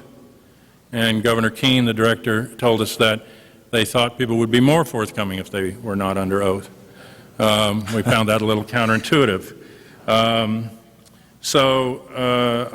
think that in addition to its own flawed assumptions and how it approached it, it also faced ongoing obstruction by the White House that refused to release documents, even refused to release the classified version of the joint Senate and House intelligence inquiry study that had been prepared by some of the people that sat on the 9/11 Commission and who had sat in on the classified testimony of that commission. And they did that consistently in terms of who would be testifying publicly and whether it would be under oath or not. There was very little transparency and very little accountability. They were exempt under the law from the Freedom of Information Act in their work, and they were exempt from the Family Advisory Committee Act, so that there couldn't be any formal advisory committee by the family members that were here, and no family member was part of the board. And by approaching the whole matter as an intelligence failure in the report, it obscured the evidence that what was normally a standard operating procedure in the period prior to 9/11 fell apart, apparently, in the months around and on that day. And it led to them pursuing leads and suspects, basically accepting earlier reports without doing further follow-up. blaming certain suspects, even though the evidence is that we don't yet clearly know who the suspects were that got onto the plane. And that's because several people have come forward saying that their identity was stolen, basically, by these people. So if we track that identity back in time, it doesn't tell us whether it's the person using it, a second person using it, or the original person involved. And it's only that evidence, tracing those identities back in time, and primarily the testimony of 3 people that are still in protective custody that the Commission could not interview. I'm talking about Ramzi Youssef, Khalid Sheikh Mohammed, bin al-Shib, who are suspects or masterminds in the plot, never been brought to court. No one can question them. The Commission was not even allowed to talk to their handlers or interrogators. All they could rely on were the printed statements taken from these people in custody. We don't know if the statements are accurate or real. We don't know if they were conditions of torture. We have no idea because there was no way to check it. And so we're left with a story that comes from people that we can't get to, and we're left with a story that perhaps is giving us the wrong direction in terms of how we're looking. But until we open up the report and until we can look at the actual evidence and compare it and begin to actually investigate further on many of the areas that the Commission ignored, then we have a report that doesn't eventually serve the mandate that this Commission was required to take care of looking at the truth of terrorist acts upon the United States. And it was acts, it was plural, and another terrorist act upon the United States the Commission completely ignored was the anthrax incidents that followed about a month later and that have never been adequately investigated or brought forward. That investigation seems to have stopped at a point where they got to the gate of Fort Detrick, and then there hasn't been anything since. And this is going on years now in the situation. So, Okay, John Judge, a member of Citizens Watch, we should say, an advocacy group that diligently monitor the government's actions, and currently a staff assistant with Representative McKinney's office. Mel Goodman is a professor of international security at the National War College and a senior fellow at the Center for International Policy. From 1966 to 1986, he was a senior CIA Soviet analyst. And in 1991, he was one of 3 former CIA officials to testify before the Senate against the nomination of Robert Gates as Director of Central Intelligence on the ground that he had slanted intelligence to suit policy. Mel Goodman. Thank you very much. 2 personal remarks first. One, I want to thank Congresswoman McKinney for what she is doing. This is an important examination of a 9/11 Commission that was an historic opportunity that was missed in a 9/11 Commission study that is terribly flawed. And I know that Congresswoman McKinney is perceived by many as to be contrarian. Well, I know how difficult it is to be a contrarian in the limited kinds of democracy we practice these days, and I hope one day her views will be considered conventional wisdom and not contrarian views.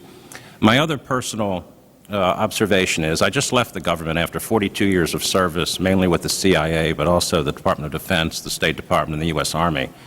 That experience was important to me. I believe in public service, and I've always believed that institutions will prevail over the long run and truth will come out.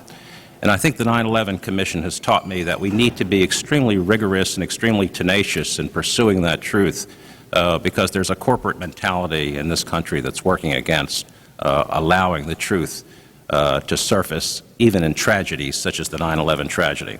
This morning I'm going to talk about the flawed Commission itself, and this afternoon I'm going to be talking about the flaws of the Commission reforms, which for the most part are counterproductive and will ultimately do great harm to the intelligence community. But there is one piece of connecting tissue that I want to emphasize in my morning remarks and my afternoon remarks, and it's very simply this. The 9/11 tragedy, this terrible tragedy, was not due to oversight problems, it wasn't due to budgetary problems, it wasn't due to systemic or structural organizational problems, it wasn't due to organizational flaws. This is what the 9/11 Commission studied, and this is what they would have you believe. The 9/11 tragedy was due to personal failings. Institutions didn't make mistakes. People made mistakes. And the 9/11 Commission needed to observe the importance of accountability, and they didn't do this. And finally, and this is my real regret, the 9/11 tragedy was about bureaucratic cowardice at places such as the Pentagon and the Department of Defense. And this needed to be examined as well, and I hope eventually we can get into those areas. Now, let me say something about the Commission. I want to talk about the Commission itself, about the flawed process of the Commission, and finally about the conflict of interest within the Commission that is extremely important to understand the failure of the Commission. Remember, there have only been 3 historic opportunities when we've had a chance to look at the intelligence community in this country. One was after Pearl Harbor, and that led to a series of investigations that not only provided very trenchant analysis of what went wrong, but provided an outline for the National Security Act of 1947, which really was the most far-reaching, important national security reform we've ever had in this country, because what the National Security Act of 47 did was to set up the national security community as we understand it today. The second opportunity was after a period of important CIA domestic abuses, and that was the Church Committee and the Pike Committee. The Church Committee and the Pike Committee came up with excellent reforms that unfortunately were observed in the breach. And if we had followed the wisdom, particularly of Senator Frank Church, the late Frank Church, we may have prevented the terrible tragedies that have taken place in the last 5 years in terms not only of 9/11, but using false intelligence to send Americans into war where they did not belong in Iraq. The third opportunity, unfortunately, was the 9/11 tragedy, which gave us this important opportunity to at least try to get the intelligence community, which spends over $40 billion a year, try to get this institution correct and to understand it and to see what reforms need to take place. And of course, with the 9/11 Commission, this wasn't done at all. The 9/11 Commission had the broadest mandate of any commission in the history of the United States. With the exception of the Pearl Harbor Commission, there's probably been no more important national security commission. But in terms of broad mandate, the 9/11 Commission could have looked at any aspect of this tragedy, and it's regrettable that they didn't do that. Let me briefly look at the commission itself. What this country needed was an independent, nonpartisan commission. The commission wasn't nonpartisan. It was presented to us as bipartisan. Well, when you appoint a group of people, 5 Democrats and 5 Republicans, that is certainly not nonpartisan. And I would argue it isn't even bipartisan. What it is balanced partisanship. And you can look at the Commission's report time and time again to see where the Democrats on the Commission check the views of the Republicans, and the Republicans on the Commission check the views of the Democrats. So forget this notion that this was somehow a bipartisan commission. It wasn't. It was balanced partisanship, and it did a great deal of harm to the final product. Also, if you look at the makeup of the commission, here you have an insufficiency in the kinds of people who were picked to be on the commission. And I'm not going to look at the commission members one by one, but the fact of the matter is this is a group of people without any intelligence experience at all. This is not a group of people. Not one individual on this commission had ever received a president's daily briefing report, had never been involved as a consumer of intelligence, had very little understanding, and that was particularly true for one of the chairmen, the governor from New Jersey, who admitted he had no understanding of the intelligence community whatsoever. So there was insufficient stature, there was insufficient experience, there were insufficient knowledge of intelligence when this was totally relevant to what needed to be done. It would have been very easy to get a blue ribbon commission. You know, where were people such as Sam Nunn, William Perry, George Shultz, General Brent Scowcroft, Bill Bradley, David Boren, Gary Hart, even Warren Rudman, people who had served on the intelligence committees, who had studied the problem of intelligence and policy very closely, and may have had a contribution to make on the importance of change within the intelligence community. Now let me look briefly at the process itself. The lack of stature may have contributed directly to the lack of rigor and the lack of tenacity within the Commission. The previous speaker spoke eloquently about the subpoena power that was unused, virtually unused, maybe totally unused. This was a commission that deferred at every step of the way to executive privilege. They had a mandate where they did not have to defer to executive privilege. Take the point of view about the President's daily briefs. The entire commission was not allowed to examine the President's daily brief. Only 4 commissions got a look at some of the President's daily briefs. So no commission member came away with an idea of what did the CIA actually inform the White House about the problems of terrorism in the spring and summer of 2001. The Commission also had the very good idea and correct idea that they should do their own debriefings of detainees. Now, we didn't know then, but we certainly know now how the CIA and the military used torture to gain testimony from these captives. But George Tenet told the co-chairman of the 9/11 Commission that they could not have permission to debrief the detainees on their own, and the commissioners just faded away. They didn't pursue this matter. They didn't go to the mat with George Tenet on this one. And also the matter of allowing the President and the Vice President to be debriefed together. This is obviously no way to run a commission. Now, in addition to the weakness in terms of rigor and tenacity, I think it's very important that the Commission did not avail itself of the products that were out there, some completed, some nearing completion, some in important stages of the drafting process, that would have been very useful to their own work. And the obvious document that they needed to have, that they made no attempt to take full use of, was the CIA Accountability Report. Now, not a lot is known about the CIA Accountability Report on 9/11, but this is the only report out there that actually gets into naming names, into dealing with those people who perform miserably in the period prior to 9/11. Remember, accountability is what is really one of the key issues that's at stake here. Find out who was involved, find out if these people were rewarded for their work instead of punished, and see what accountability issues can allow you to make systemic changes within the intelligence community. Now, the irony of all of this is that the CIA Accountability Report was requested by a joint Senate-House inquiry from 2002, which was signed by the chairman of the House Intelligence Committee, Porter Goss.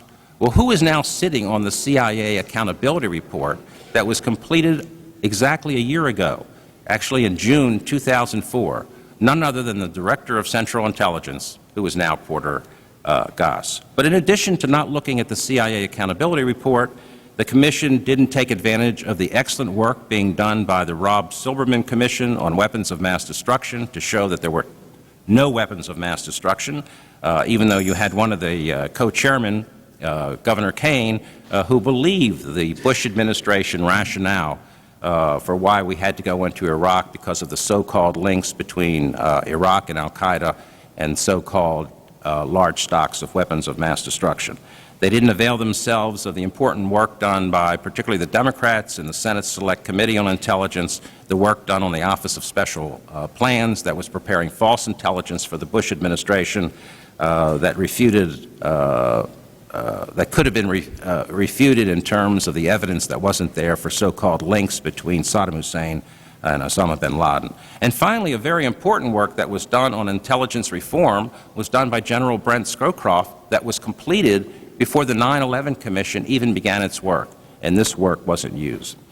Finally, since I'm virtually out of time, let me just say one thing about conflict of interest. There were too many cases within the Commission by Commission members and staff members, particularly the staff director, Philip Zelikow, where people had to recuse themselves because of their own conflicts. I'm not in a position to get into all of the various conflicts, but the fact of the matter is this was known before these people were even appointed. And this should have been grounds, just as Henry Kissinger eventually had to resign as chairman of the 9/11 Commission because of his own conflicts of interest. They shouldn't have gone ahead to name those people who couldn't even take part in the serious work of trying to understand what happened on 9/11 and how do you reform the intelligence community. But the most important individual to me, other than a commissioner, was the staff director, Philip Zelikow. And his conflicts of interest were so great that you do have to wonder why this individual was appointed to head this important staff of over 80 people. He had very strong ties to the George Herbert Walker Bush administration, very strong personal and political and policy ties to Condoleezza Rice.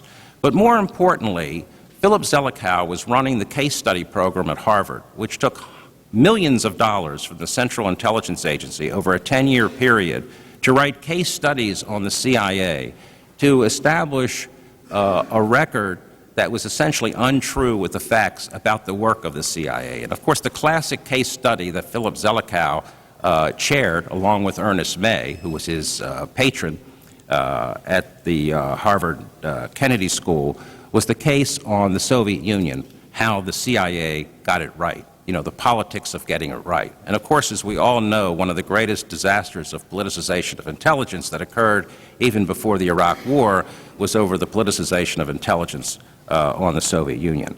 And who did Philip Zelikow bring in to the staff structure as a team leader on his staff? None other than Douglas McCacken, who was serving a tour up at the Harvard Kennedy School. And who was Douglas McCacken? Douglas McCacken was the head of the Soviet analysis shop during the 1980s, who was responsible for most of the politicization of intelligence. So here you have Philip Zelikow from Harvard and the case study program, and Douglas McCacken as a team leader on Zelikow's staff, making serious decisions about the need for change within the intelligence community. My last word is, what this study is all about, and what this process is all about, is how do you regain integrity within the intelligence community, and how do you regain integrity with an investigative process such as the 9/11 Commission. And ultimately, that's not about changing structure, it's not about changing systems, it's not about changing organizations. It's about appointing people to important positions who have the nerve and the courage to tell truth to power. And that's what's missing from our government at this particular juncture.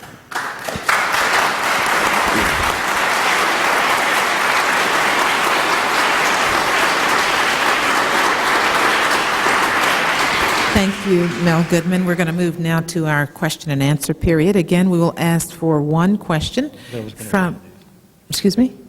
I was going to read what David McMichael said. I was going to read Sybil Edmonds' name.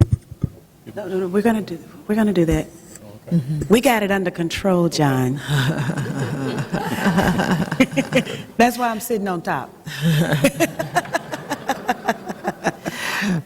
We are going to entertain questions from our questioners, one question each, and we'd like for you to raise questions about the whistleblowers that have been ignored in the absence of David McMichael being a member of the panelists, and we would invite our panelists, John and Mel, to address that issue.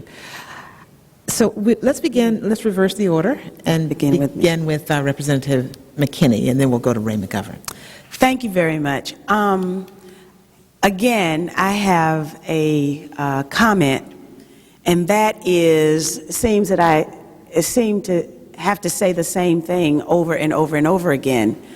And that is, Washington, D.C. seems to be the only place where you can make repeated mistakes at the job, on the job, at the workplace, and get a promotion. Now, I don't understand that. The average person goes to work, they wake up every day, and if they're late 5 days, they get docked their pay at least, or they may even get fired. So my question to the panelists is, what does the fact that we have seen promotions instead of punishment for failure, what, if anything, does that tell us about the policy that these people who were promoted were carrying out? Well, let me make one observation about that. We all know about the famous remarks George Tenet made to the president. That will be his epitaph, that if the president wanted intelligence on Iraq that would help him go to war, that would be, quote, a slam dunk, unquote. The CIA could get him any kind of intelligence he wanted, which is exactly what the CIA then did. George Tenet, when he left the government 6 months later, received the Presidential Freedom Award. When we finally get our hands on the CIA Accountability Report, and I think one day we will, and we find out the individuals who made the major errors, the major blunders, including people such as George Tenet, we're going to find a list of people who have been rewarded by the system. There's no doubt in my mind about that. I don't know it for a fact, but I can bet on it because that's what happened during the 1980s. The people who had the worst track record on the intelligence on the Soviet Union were rewarded through the system because the system wanted to paint the Soviet Union as 10 feet tall to justify Reagan's defense budgets that were at record levels for peacetime in the 1980s. The lesson from all of this, and it's a very serious lesson, is this kind of behavior, this kind of activity creates cynicism in a society. And it creates cynicism particularly among our young people. And when you have done that, when you have created cynicism and you turn people off to the important work of government and public policy and public service, you've really discredited yourself and you've really harmed the nation. And this is what I worry about. Okay. Ray McGovern, did you have a question for our panelists? The comments by Laurie Van Aken on all the whistleblowers who were ignored, her litany of, she must have mentioned about 12 of them, I think just stands and speaks for itself. Sibel Edmonds, who was here just a minute ago, is sort of the arch example of that, testified for 2.5 hours. Not a word of her testimony appeared in the final 9/11 Commission report. I would like to turn again to the composition of the Commission and ask Mr. Goodman about the two chairmen. We've talked a little bit about Governor Kaine, but nothing's been said about Lee Hamilton. Now, Lee has been, like many of the other commissioners, sort of anointed for the last year, virtually, well, almost canonized, I'd say beatified, you know. They've all been treated with great deference, and yet we hear from Laurie's very concise wrap-up this morning how they missed the ball on so many things. Lee Hamilton, in my memory, has a rather checkered career on commissions like this and in responsibilities such as this. I'm thinking Iran-Contra, for example. And I think that to evaluate his, quote, impartiality, end quote, one has to see or to take a look at how he functioned during Iran-Contra. Would any of you have any recollection of that? Or? Well, actually, I do, but here is where I beg to differ, and this is my personal disappointment with Lee Hamilton. Lee Hamilton did excellent work during the Iran-Contra investigations, and I remember when he made a series of statements. I was teaching at the National War College in the late 1980s, and I made them required reading for the 150 military officers who were at the National War College. And to me, pardon the expression, he was my great white hope on the 9/11 Commission, because you knew that Governor Kaine really had no background whatsoever to deal with this, and there were very political types like John Lehman. Slade Gordon really did not belong on that commission. He performed poorly as a member of the Senate Select Committee on Intelligence in the 1990s, but Lee Hamilton understood these issues. So my real regret is, where was Lee Hamilton during all of this? My other problem with both the co-chairmen, Kaine and Hamilton, is both said publicly, not in the report itself, that there was enough evidence that was accumulated, enough intelligence accumulated before 9/11 to prevent 9/11. Mm-hmm. Nowhere does the committee reach that conclusion. And actually, to be fair to some of the staff reports, there were 17 or 18 of them, and I'm very critical of the media community for not analyzing those staff reports. They were all on the Internet. All you had to do was go to the 9/11 Commission website and analyze them. The staff commission, or the staff studies of the commission, came closer to raising serious issues of accountability and blame than the final report did. So the final report ultimately is a cover-up. I don't know how else to describe the final report. And here, my great regret is Lee Hamilton didn't exercise the kind of stature he has as a man of integrity. Mm-hmm. I would just note that at a public meeting where the family members were demanding that Philip Zelikow step down as a director, Governor Keane responded to their concerns by saying that he was aware, and the Commission was aware, of the conflicts with Mr. Zelikow. In fact, he and one of the commissioners, Jamie Gorelick, had to testify to their own commission, and he said that Zelikow had recused himself at certain points in the investigation. And then he paused for a second and he said, as all of us will have to recuse ourselves at some point. So that's the commission that's looking into it, a commission that every member of which has some conflict serious enough to recuse themselves. And but that's the dilemma, is how do you get somebody far enough outside the system to look inside the system or be allowed to? In fact, our one of the family members, Bob McIlvaine, whose son, Bobby McIlvaine, an assistant VP of media relations at Merrill Lynch, who died on September 11th at the World Trade Center, would like to make a comment on that. We're joined on the dais by Mr. McIlvaine. Yeah, Ray, you took some of my talk away when you mentioned Hamilton. But, John, I think you remember after the joint congressional investigation, when the Blue Book came out, and David Paturti, I'm a member of September 11th Family for Peaceful Tomorrows, and we went to talk to Lee Hamilton. And I'll never forget this, and the Jersey girls were there, and David and I, and we were talking about the 28 didactic pages of the Blue Book, the first commission. And he said to us, he says, well, as much as I would like that information to come out to the public, because of national security, I just couldn't allow it. Now, I spend my whole life researching. That's all I do. I don't know if I'm going to be able to write a book or what, but going back to Iran-Contra, it was absolutely phenomenal. He practically made the exact same comment on the commission of the Iran-Contra, when to me, there's a lot of people that should have been put in jail from that. It's the highest level. Yet he came out with that same statement, because of national security, we can't release certain information. And that bothers me. Now, that really angers me, but it's just, I just wanted to mention that. Thank you, Bob. Our next questioner, Wayne Madsen. Well, I'd like to keep this theme going because this was my question before your comments. It was on what we now know Mark Felt told Woodward, when you follow the money, you'll get at the root of all these scandalous operations.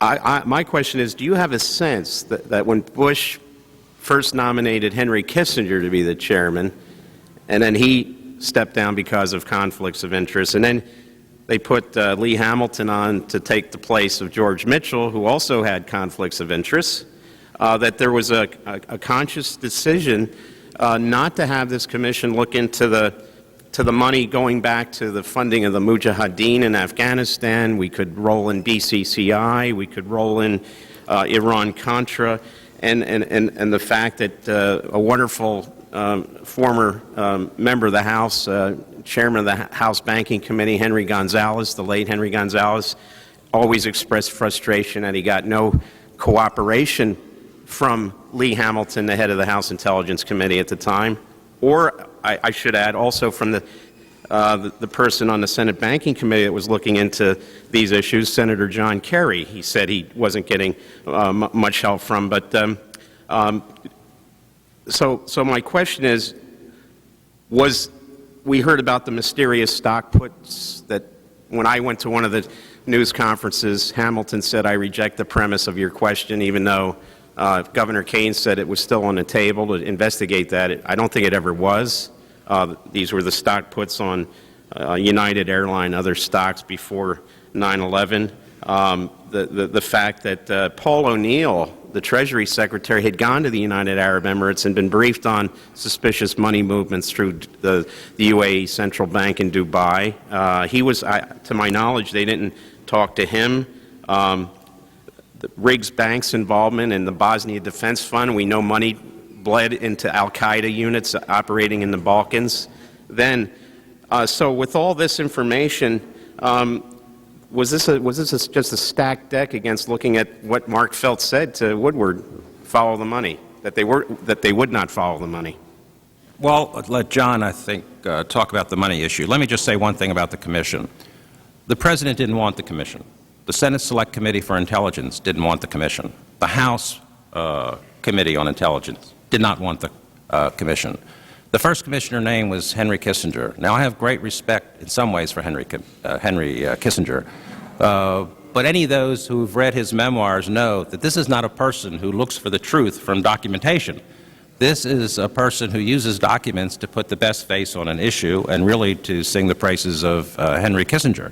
And I wrote an op-ed immediately after this appointment was made that this sort of gives away the game. There's no way they're going to get to the bottom of the 9/11 Commission because they're going to appoint the kind of commission that just won't go there. So if you look at the people who were selected and the way they were balanced off, 5 Democrats against 5 Republicans, an inexperienced governor from New Jersey, and a former congressman from Indiana who apparently was not up to it or did not want to apply the rigor that was needed, and look at the commissioners themselves, I think they got the product they wanted, which is to stay away from personal involvement, accountability, bureaucratic cowardice, and particularly what the White House knew and when it knew it and how much information did it have. You know, one thing that comes out of the staff reports that doesn't come out of the commission report, if you compare the work the Clinton administration did before the Millennium Crisis and the spike in intelligence material and how active the administration was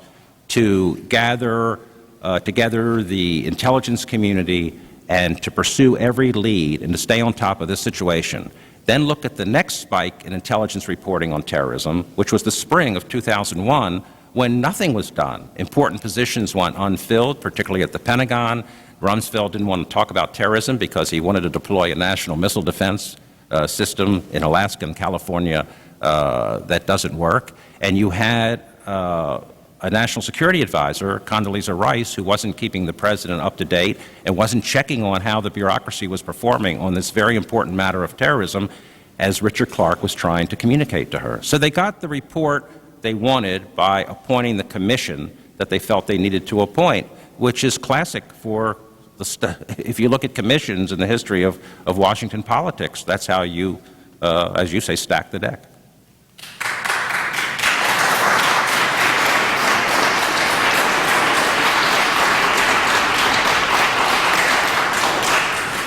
I'll just say in the interest of time, you'll hear about the money in the other panels in great detail. Okay. While we are in this segment on whistleblowers, we would be remiss if we did not acknowledge the presence of Sibel Edmonds, who has joined us here. If you could just...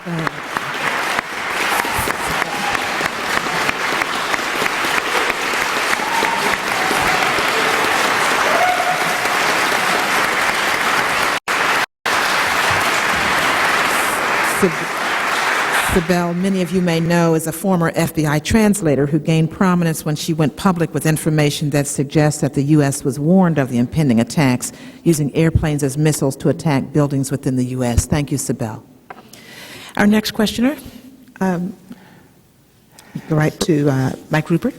Professor Goodman, you and I will forever and strenuously disagree about a couple of things, one of which is your statement that these were blunders and they were personal and not institutional. I will go to my grave, and I believe my book documents an irrefutable case that the mistakes, quote unquote, made were deliberate, intentional, and they were both personal and systemic.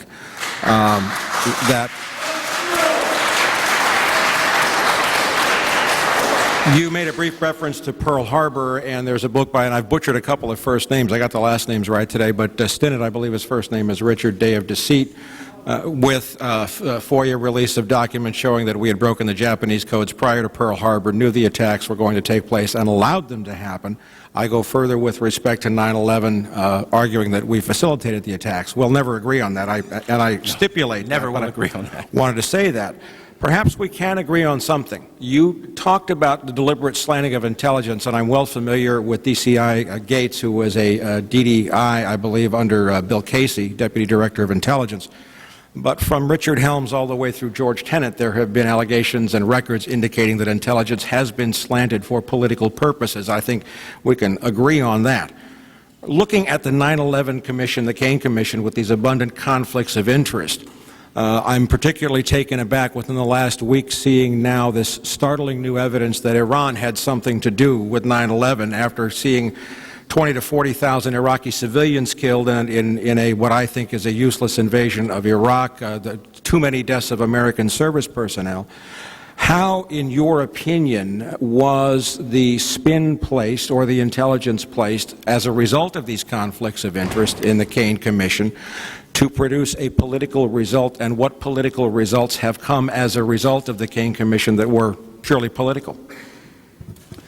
Well, this afternoon I'm going to be talking about the reforms that stem directly from I think, the ineptitude of the Commission, because these are reforms that will not help the intelligence process. Let me say one thing about the intelligence reforms. If you look at the reforms of the 9/11 Commission, would any of those reforms prevented the misuse of intelligence and the politicization of intelligence that were used to lead this country into war?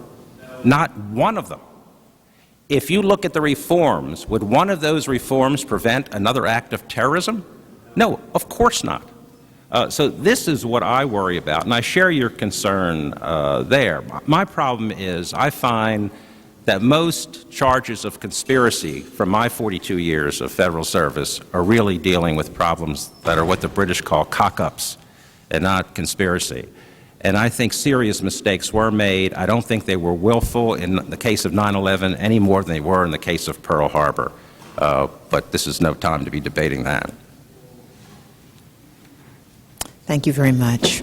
We want to go and thank our panelists as we move to our next panel discussion, which is Omissions and Errors in the Commission's final report. We'd like to invite Paul Thompson, John Judge, Nafez Ahmad to the table.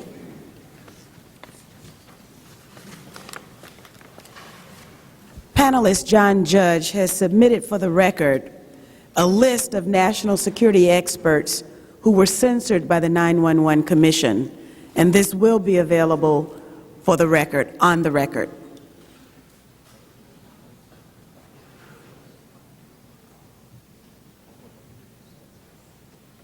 While we're waiting for our next panelists to take their seat, I'd just like to announce that today's briefing has been co-sponsored by Representative Raul Grijalva of Arizona, and we thank him for his participation as well.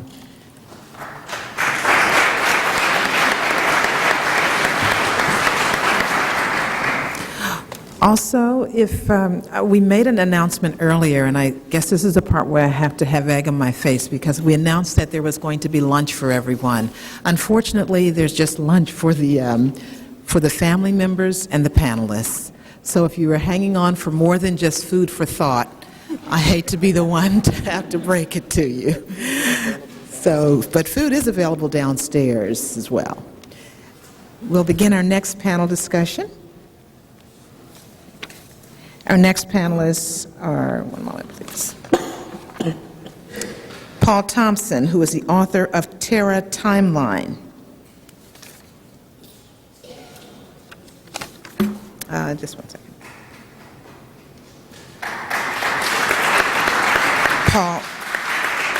Paul is a freelance researcher and is the creator of the Center for Cooperative Research's Complete 9/11 Timeline, a compilation of over 5,000 articles and reports on 9/11. In the aftermath of the September 11th attacks, Thompson found himself poring over news of the attacks on the internet and growing increasingly frustrated with how incomplete the story of September 11th was. He began gathering and condensing every credible fact on 9/11 and posted these facts online in chronological order to build a Terra timeline. Paul? Thanks. I want to start off on my discussion about the FAA and NORAD response on the day of 9/11 with a quote from Senator Mark Dayton.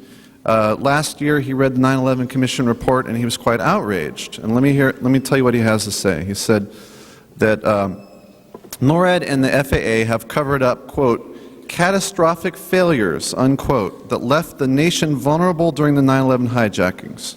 Quote, for almost 3 years now, NORAD officials and FAA officials have been able to hide their critical failures that left this country defenseless during 2 of our worst hours in history.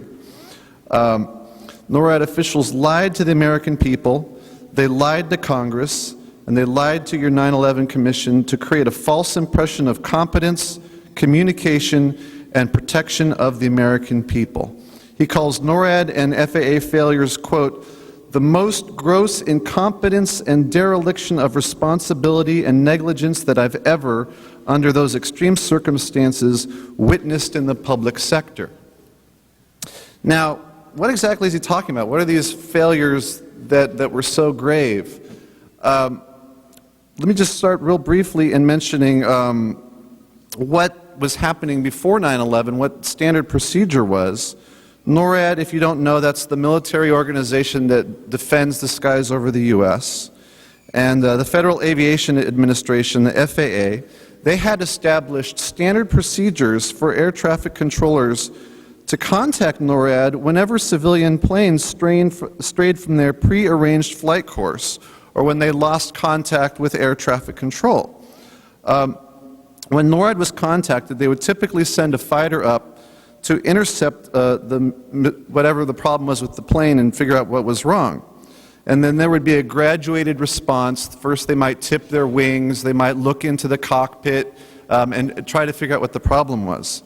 Now, NORAD claims that at the time of 9/11, the fighters on alert had up to 15 minutes to get airborne.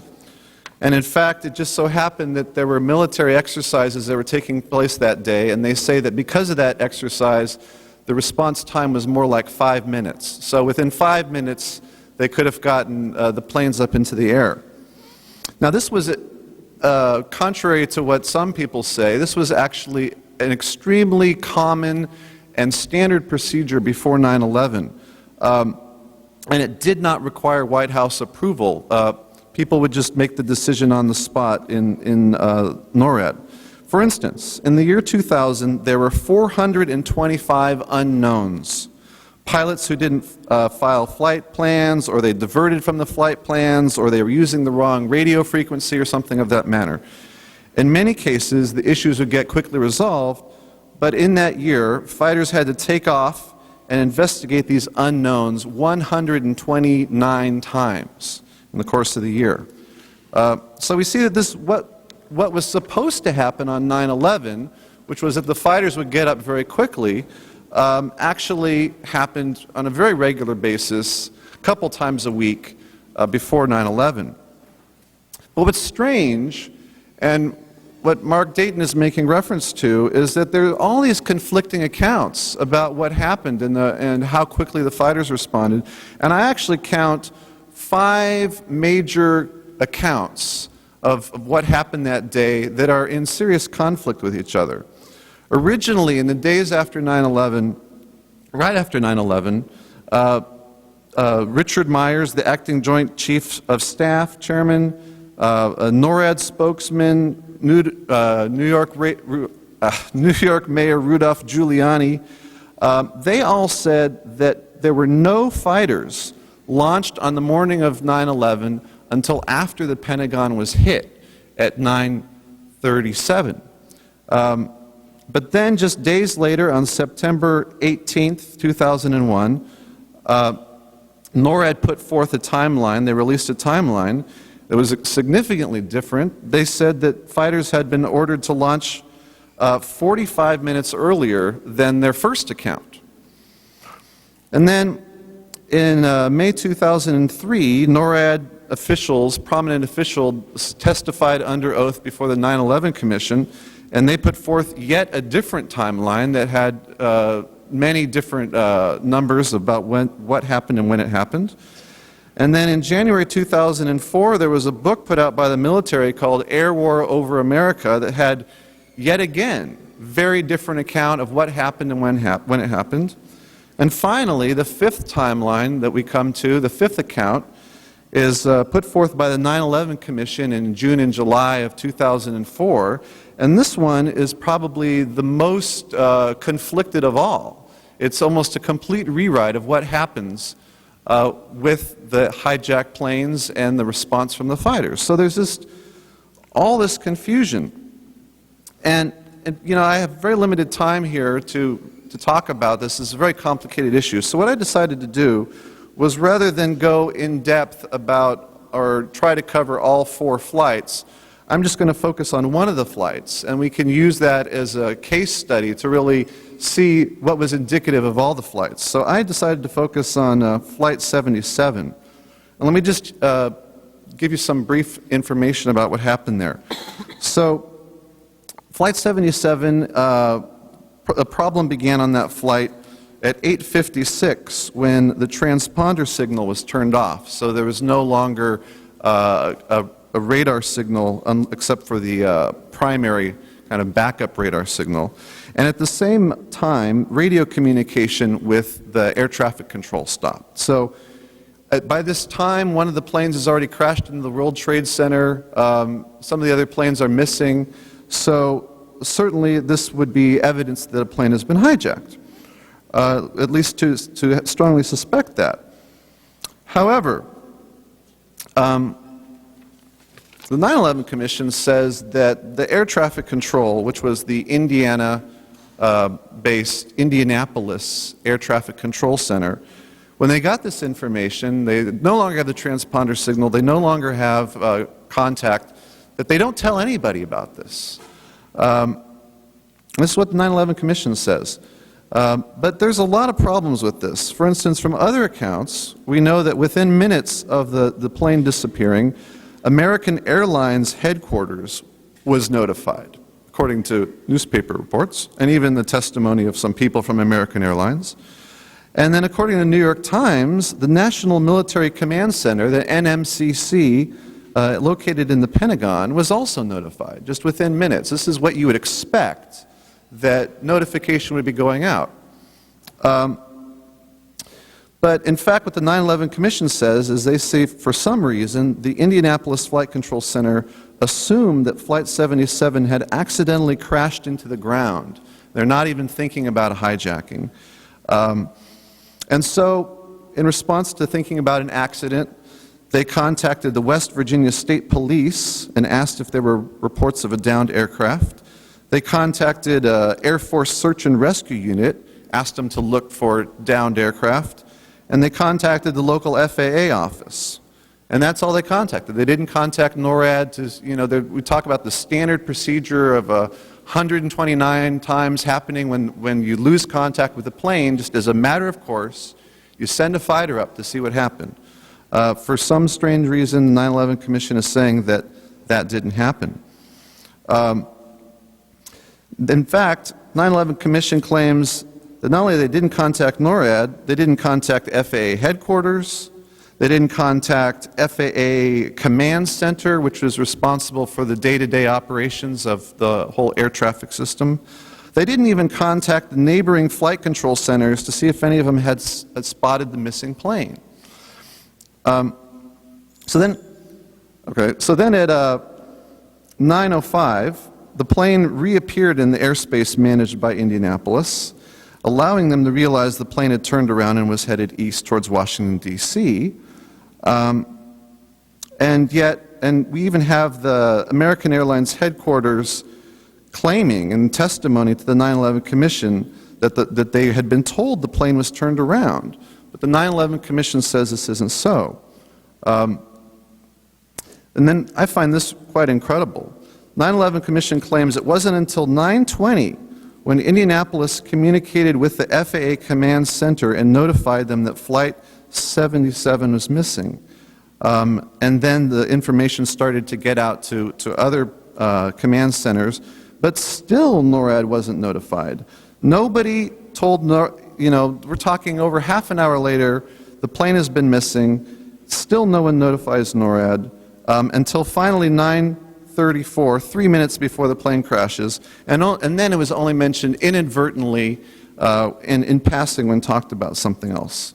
So in order for this to be true, the 9/11 Commission is making the claim essentially that the Indianapolis Flight Control Center and the local FAA center that they contacted were in complete lack of contact with the outside world during this time, that they were unaware, unlike the tens of millions of people who'd been watching CNN, that there was an ongoing crisis, that planes had crashed into the World Trade Center, 2 planes.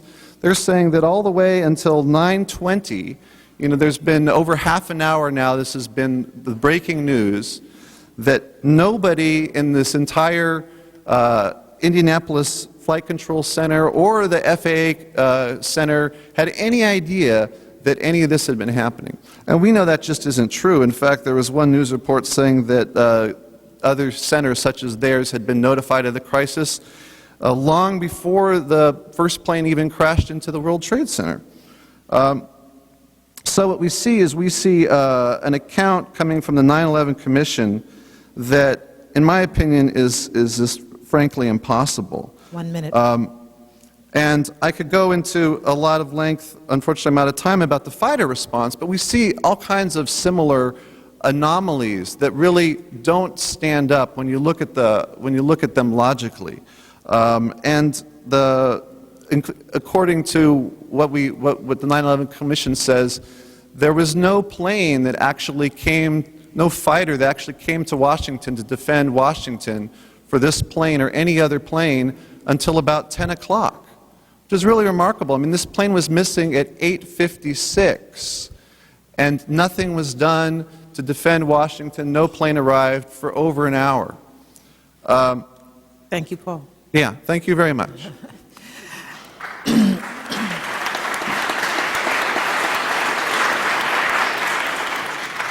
Our next speaker, Nafiz Mossadegh Ahmad, is Executive Director of the Institute for Policy Research and Development in London, England.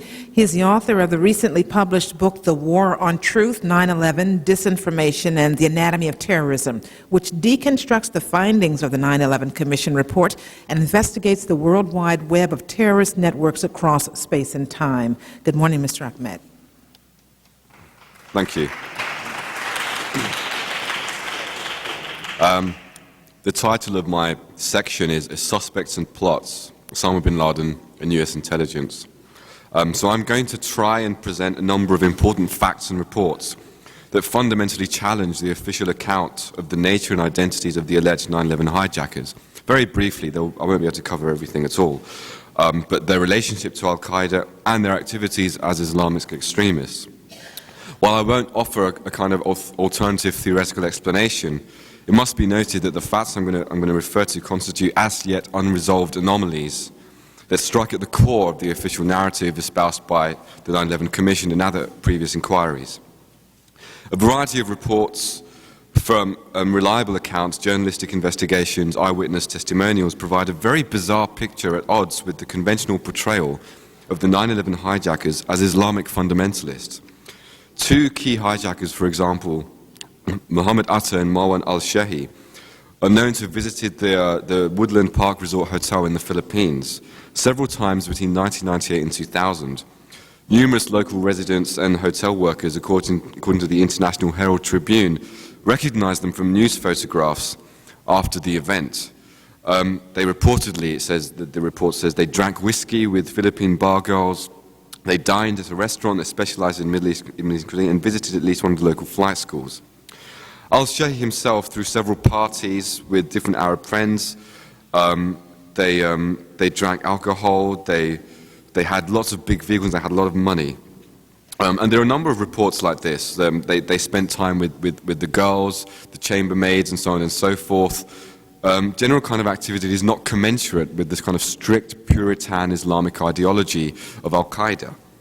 And there were many reports of this nature that I'm going to briefly give you. I mean, US investigators have said that 5 of the hijackers, including Atal al-Shahi, there are others, Nawak al-Hamzi, Ziad Jarrah, and Hani Hanjour, they visited Las Vegas 6 times between May and August 2001. According to the San Francisco Chronicle, for example, they, quote, engaged in some decidedly un-Islamic sampling of prohibited pleasures in America's reputed capital of moral corrosion, unquote. The activities included drinking alcohol, which is strictly prohibited in Islam, gambling, the same, and visiting strip clubs. And I could go on. I don't want to repeat the kind of reports that are available, but suffice to say that the number and consistency of the reports is sufficient to conclude that this is true. These guys were basically not acting at all in accordance with the kind of traditional requirements of Islam. Just to give you an idea, I have a quote from an expert. His name is Mahmoud Mustafa Ayub. He's a professor of religion at Temple University in Philadelphia, and he specializes in Islamic and Middle East studies. He said, it's incomprehensible that a person could drink and go to a strip bar one night, then kill themselves the next day in the name of Islam. People who would kill themselves for their faith would come from very strict Islamic ideology. Something doesn't add up here. Just to give you a kind of deeper understanding of what we're talking about, I mean, Al-Qaeda is basically a radical tendency within a broader Islamic movement known as the Salafi movement, which originates today in Saudi Arabia. It's derived from the Arabic term salaf, which means to precede, and refers to the companions of the Prophet Muhammad. And the general idea is that you have to very strictly follow the precise behavior of the Prophet. If you go outside of that boundary, you're basically exiled from the religion. You cannot call yourself a real Muslim. So the fact that these people were behaving in this way is very, very bizarre. And that's one element of the picture that I want to give you.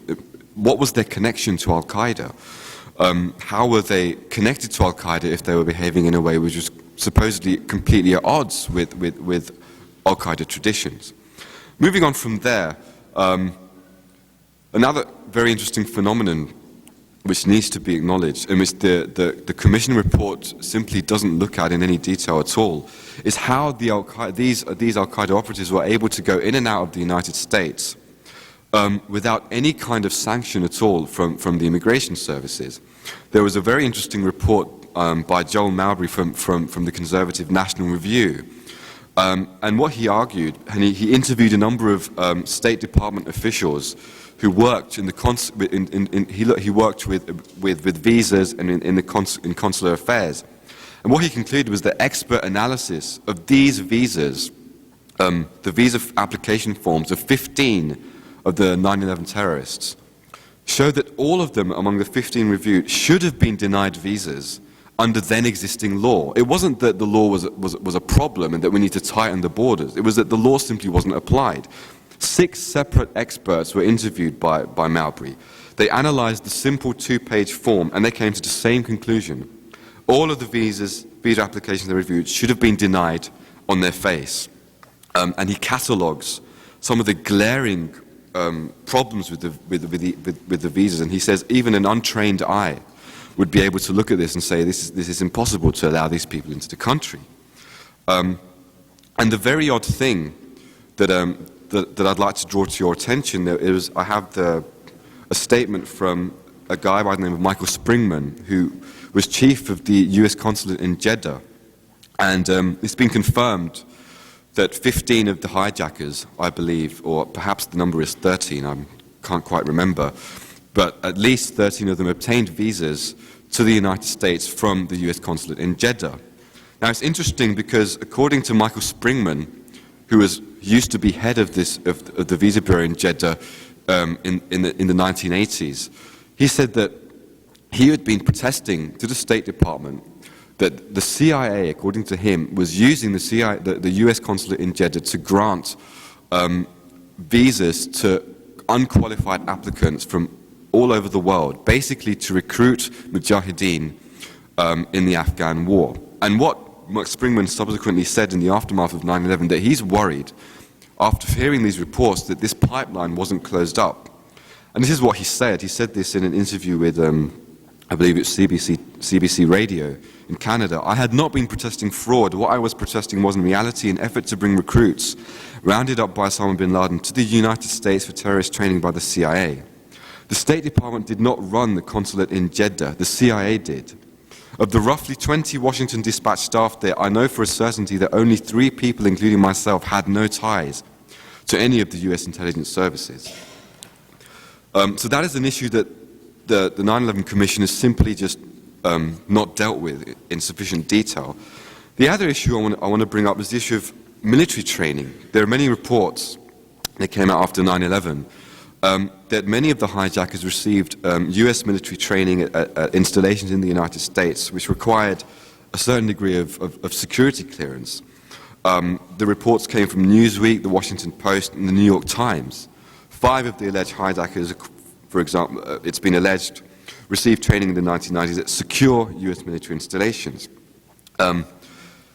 These included, according to Night Ridder News Service, Mohammed Atta had trained at the International Officer School at Maxwell Air Force Base in Montgomery, Alabama. Abdulaziz Al-Omari had attended Aerospace Medical School at Brooks Air Force Base in Texas. Saeed Al-Ghamdi had been to the Defense Language Institute in Monterey, California. And there are others, apparently 4 of them trained at the Pensacola Naval Air Station. And there are many other reports of this nature. Now, when this actually came out in the press, obviously there was a big kind of hullabaloo. How did this happen? And Senator Bill Nelson actually faxed the Office of the Attorney General, John Ashcroft, and he demanded to know, is this true? And September 17th was when he made contact, and he asked the Pentagon, can you confirm or refute these reports? Now, by September the 21st, Senator Nelson was informed that the FBI could neither say yes or no, according to his press office. Apparently, the Bureau was still investigating any connection to the military facility. Now, a pioneering journalist by the name of Daniel Hopsicker, he's a former producer at PBS Wall Street Week, and former investigative reporter for NBC News, he contacted Senator Nelson's office a month later, and he wanted to know, excuse me, precisely what was going on. And they said that the FBI had said that they are trying to get through something complicated and difficult. And this was several months after this happened.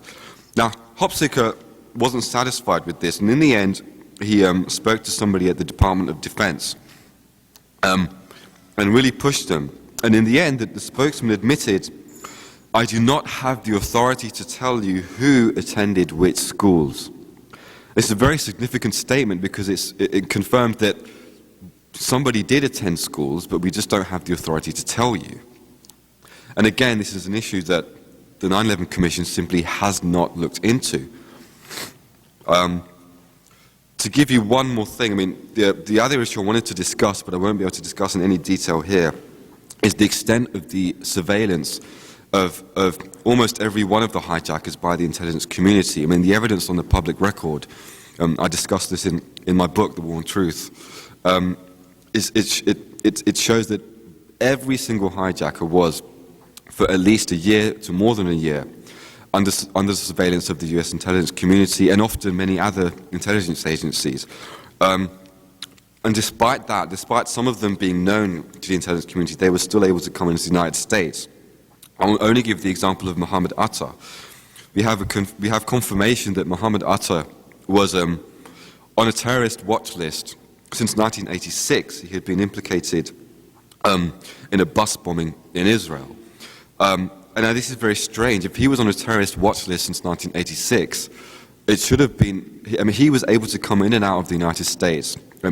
His visa in particular had expired. Before he came in January 2001 for re-entry. He was in violation of his visa status. Somehow he was allowed in. And why wasn't the screens flashing that this guy is a confirmed suspected terrorist? And I guess I will close. I don't want to go into too many details and take too much time. I will close just to give you an example. The conventional narrative tells us that Mohammed Atta was not extensively surveyed once he had entered into the United States. I found an interesting report from the Miami Herald quoting officials from the National Security Agency confirming that essentially conversations between Mohammed Atta, who was obviously the chief 9/11 hijacker, and Khalid Sheikh Mohammed, who was, he's been described as the kind of 9/11 mastermind. Their conversations between them occurred, and these were monitored by the National Security Agency while Mohammed Atta was in the United States. And the most interesting is that, the Herald points out that the NSA is prohibited by law from monitoring calls to and from the United States without special court orders. So this was approved. And yet this is something that has been denied, it hasn't been looked into. And the worrying thing, I have a report from the London Independent, officials say that Mr. Mohammed, Khalid Sheikh Mohammed, who was in Pakistan at the time, received a telephone call from Mohammed Atta, the hijacker's ringleader, on 10th September. Intelligence officials who monitored and then translated that conversation believed that using coded language, Mr. Mohammed gave Mr. Atta the final approval to launch the strikes. And the question, of course, needs to be asked is that what else remains of these conversations that were intercepted, how much information was available, and why was this not acted on and circulated in the intelligence community appropriately, and why hasn't the Commission, first and foremost, dealt with this issue? In conclusion, I will summarize this kind of brief presentation. Extremely briefly, like very in briefly. 2 9/11 hijackers seconds. They were clearly not Islamic extremists. It's difficult to see how this fact fits with the conventional assumption that they were devout members of Osama bin Laden's al-Qaeda. Furthermore, and alternatively, it's difficult to see how, even if they were members of al-Qaeda, how the conventional depiction of al-Qaeda as a network of devout militant Islamic extremists can be maintained, given this distinctively un-Islamic conduct. The question then arises, as to who these people were, and alternatively, what was the nature of this apparent al-Qaeda cell. The official narrative as it stands cannot resolve this problem. It's exacerbated in light of the fact that the majority of the 9/11 hijackers repeatedly entered and re-entered the United States on fraudulent visas, apparently supplied by the US consulate in Jeddah, which reportedly has a CIA connection. Worse still, many of these hijackers, while in the United States, somehow managed to obtain high-level security clearance to train at several US military installations.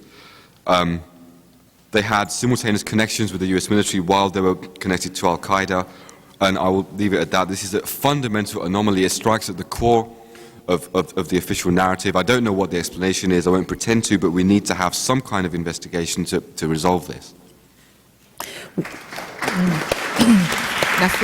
We're lenient with Mr. Ahmed because he has come such a long, long way.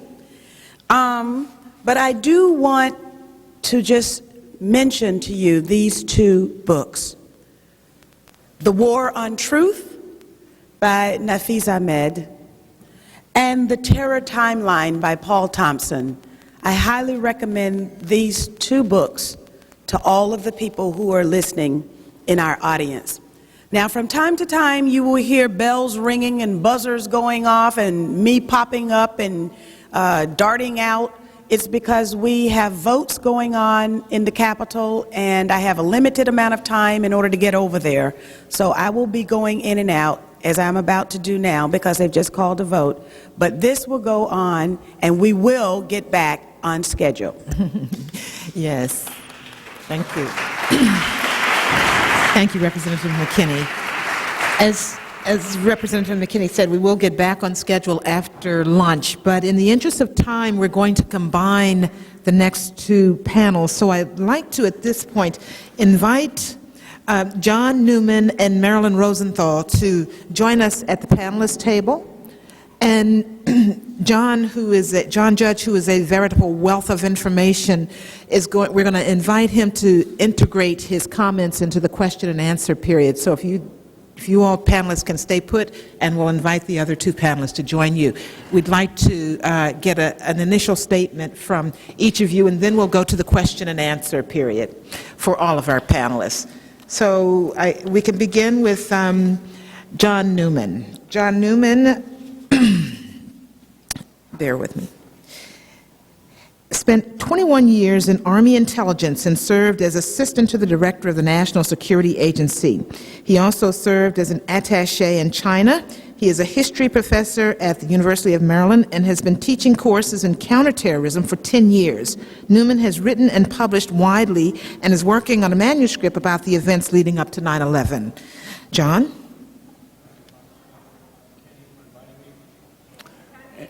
Okay, you can now? All right. It's a pleasure to be here, an honor to be here today and to make my small contribution. It falls to me this morning to bring to your attention the story of Saeed Sheikh, whose full name is Ahmed Omar Saeed Sheikh, and his astonishing rise to power in al-Qaeda and his crucial role in 9/11 was completely, utterly missing from the 9/11 Commission report. And also to deal with what U.S. intelligence knew about his links to the ISI, Pakistani intelligence, and what, if anything, was said or not said in the Commission report about these things. This 20-year, I'd also like to acknowledge Paul Thompson's timeline, without which I wouldn't have been able to do very much, at least get started. So let me just put that out there on the table. This 28-year-old British national of Pakistani extraction left his prestigious London School of Economics in 1993 to hook up with Pakistani terrorists in Bosnia. After that, he took up jihad and trained in the terror camps in Afghanistan. In 1994, he tried to spring a terrorist leader from a jail in India by luring an American and 3 Britons to locations where they were kidnapped, but the plot failed, and he ended up in jail instead. The hostages were rescued. Pakistan's intelligence service, the ISI, paid for his lawyer, but he was never tried during his 5 years of incarceration. In 1995, 5 hostages, including an American, were killed in an attempt to spring Cite Sheikh from jail. An Indian citizen was murdered in 1999 when al-Qaeda and the ISI succeeded in freeing Cite Sheikh by hijacking Indian Airlines Flight 814.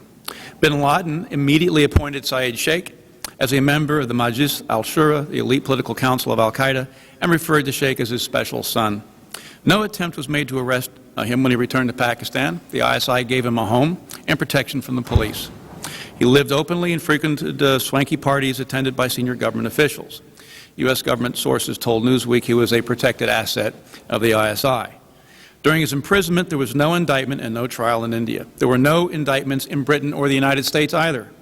Despite his kidnapping of British citizens, he was allowed to immediately travel to London. Go figure. On January 2, 2000, the British Foreign Office spokesman only say that this was so because he was a British citizen and had not been convicted of any offenses overseas. There was no conviction because there had been no trial. And Britain could have indicted and tried Cite Sheikh if they'd wanted to. The fact is they didn't want to. They waited until after a September 2002 conviction for the murder of Daniel Pearl, for whom most Americans know about this man, to ask questions of the Indian government about him in connection with the first kidnapping. The British press called this long delay a mystery, but the outraged families of Sheikh's victims condemned it and called their government's decision a disgrace and a signal to others to do the same. The Americans did not act either. Even though he had kidnapped an American citizen in '94 and another American had died in the attempt to break him out in '95. These events led to no indictment in 1994, no indictment in '95, and there was no indictment after the hijacking of Flight 814 in 1999. The United States would wait until after the 9/11 attacks to take action, sealing an indictment of Cite Sheikh for the 1994 kidnapping in November 2001. The question is why? Did the United States not indict Cite Sheikh because he was a British informant? While the CIA itself claims that it failed to penetrate al-Qaeda's leadership, the agency has acknowledged on Capitol Hill in various forums that there were numerous sources being handled by foreign intelligence services. Did the agency receive information provided by Cite Sheikh from British or Pakistani intelligence? This would help explain why Cite Sheikh was not indicted and escaped justice for his crimes and traveled freely around England. If this is correct, then if Cite Sheikh had been arrested, the West's best penetration of the al-Qaeda leadership would have been lost. Al-Qaeda had learned in the early 1990s from the Ali Muhammad case, many of you probably know about, I can't take the time to go into, that the benefits far outweighed the risks of becoming an informant for a Western intelligence agency. And I was interested in your presentation there and where you were going with the whole visa thing in Jeddah for that same reason. If the foregoing analysis has any merit, Western intelligence agencies were receiving reports from a senior al-Qaeda source. Once again, however, al-Qaeda had used Western intelligence to accomplish its own mission. Cite Sheikh was probably a triple agent. According to Pakistani police reports, for 2 years after his release, Cite Sheikh traveled regularly to training camps in Afghanistan where he trained recruits for al-Qaeda. According to British police reports, he trained the 9/11 terrorists in hijacking techniques. Cite Sheikh turned al-Qaeda, oh, by the way, he reported directly to Abu Zubaydah, al-Qaeda's chief of external operations.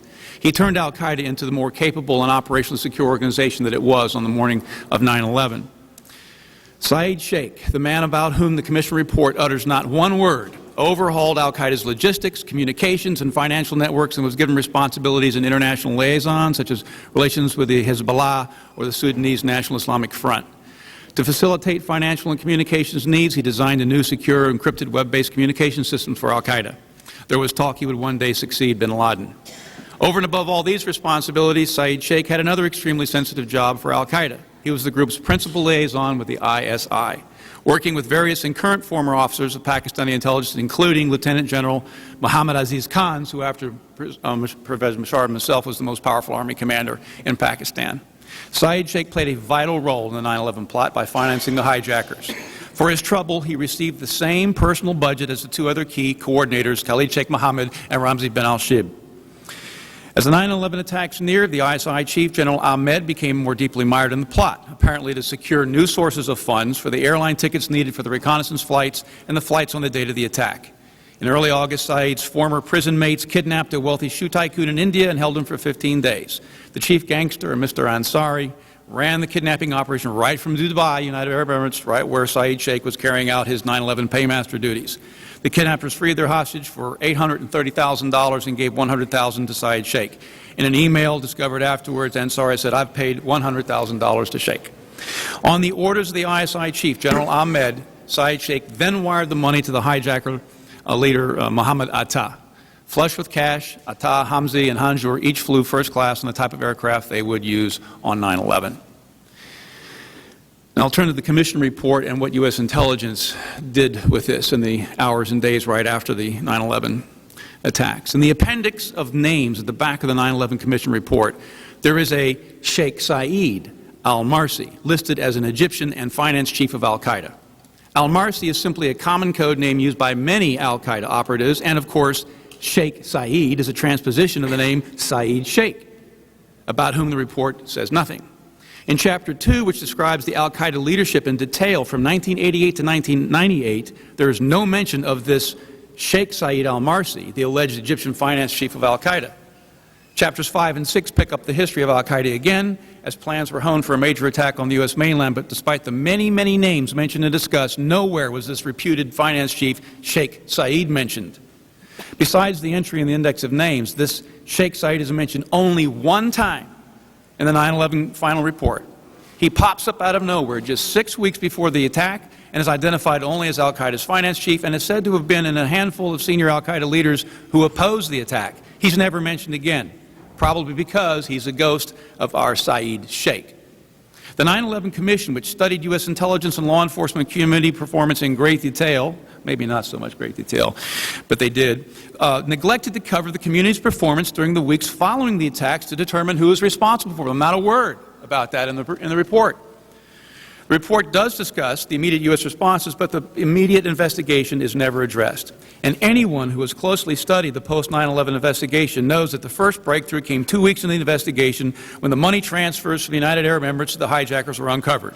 Furthermore, if you have studied that investigation, you know there is no disputing that while investigators may have struggled with the identity of the paymaster, they were clear about one thing: he was al-Qaeda's finance chief. For this reason alone, you have to ask why the 9/11 Commission report never mentions the finance chief's role in the 9/11 paymaster, as the 9/11 paymaster. The 9/11 Commission staff was not brain dead.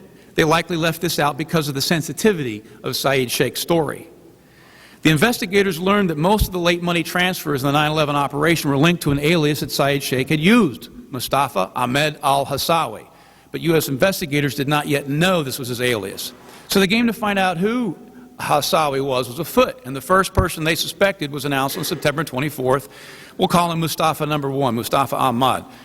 On September 28th, a senior government official told the press that the U.S. is seeking this Egyptian-born terrorist named Mustafa Mahmoud Saeed Ahmed, whose past had included money transfers to bin Laden. 3 days later, they dropped him from the investigation.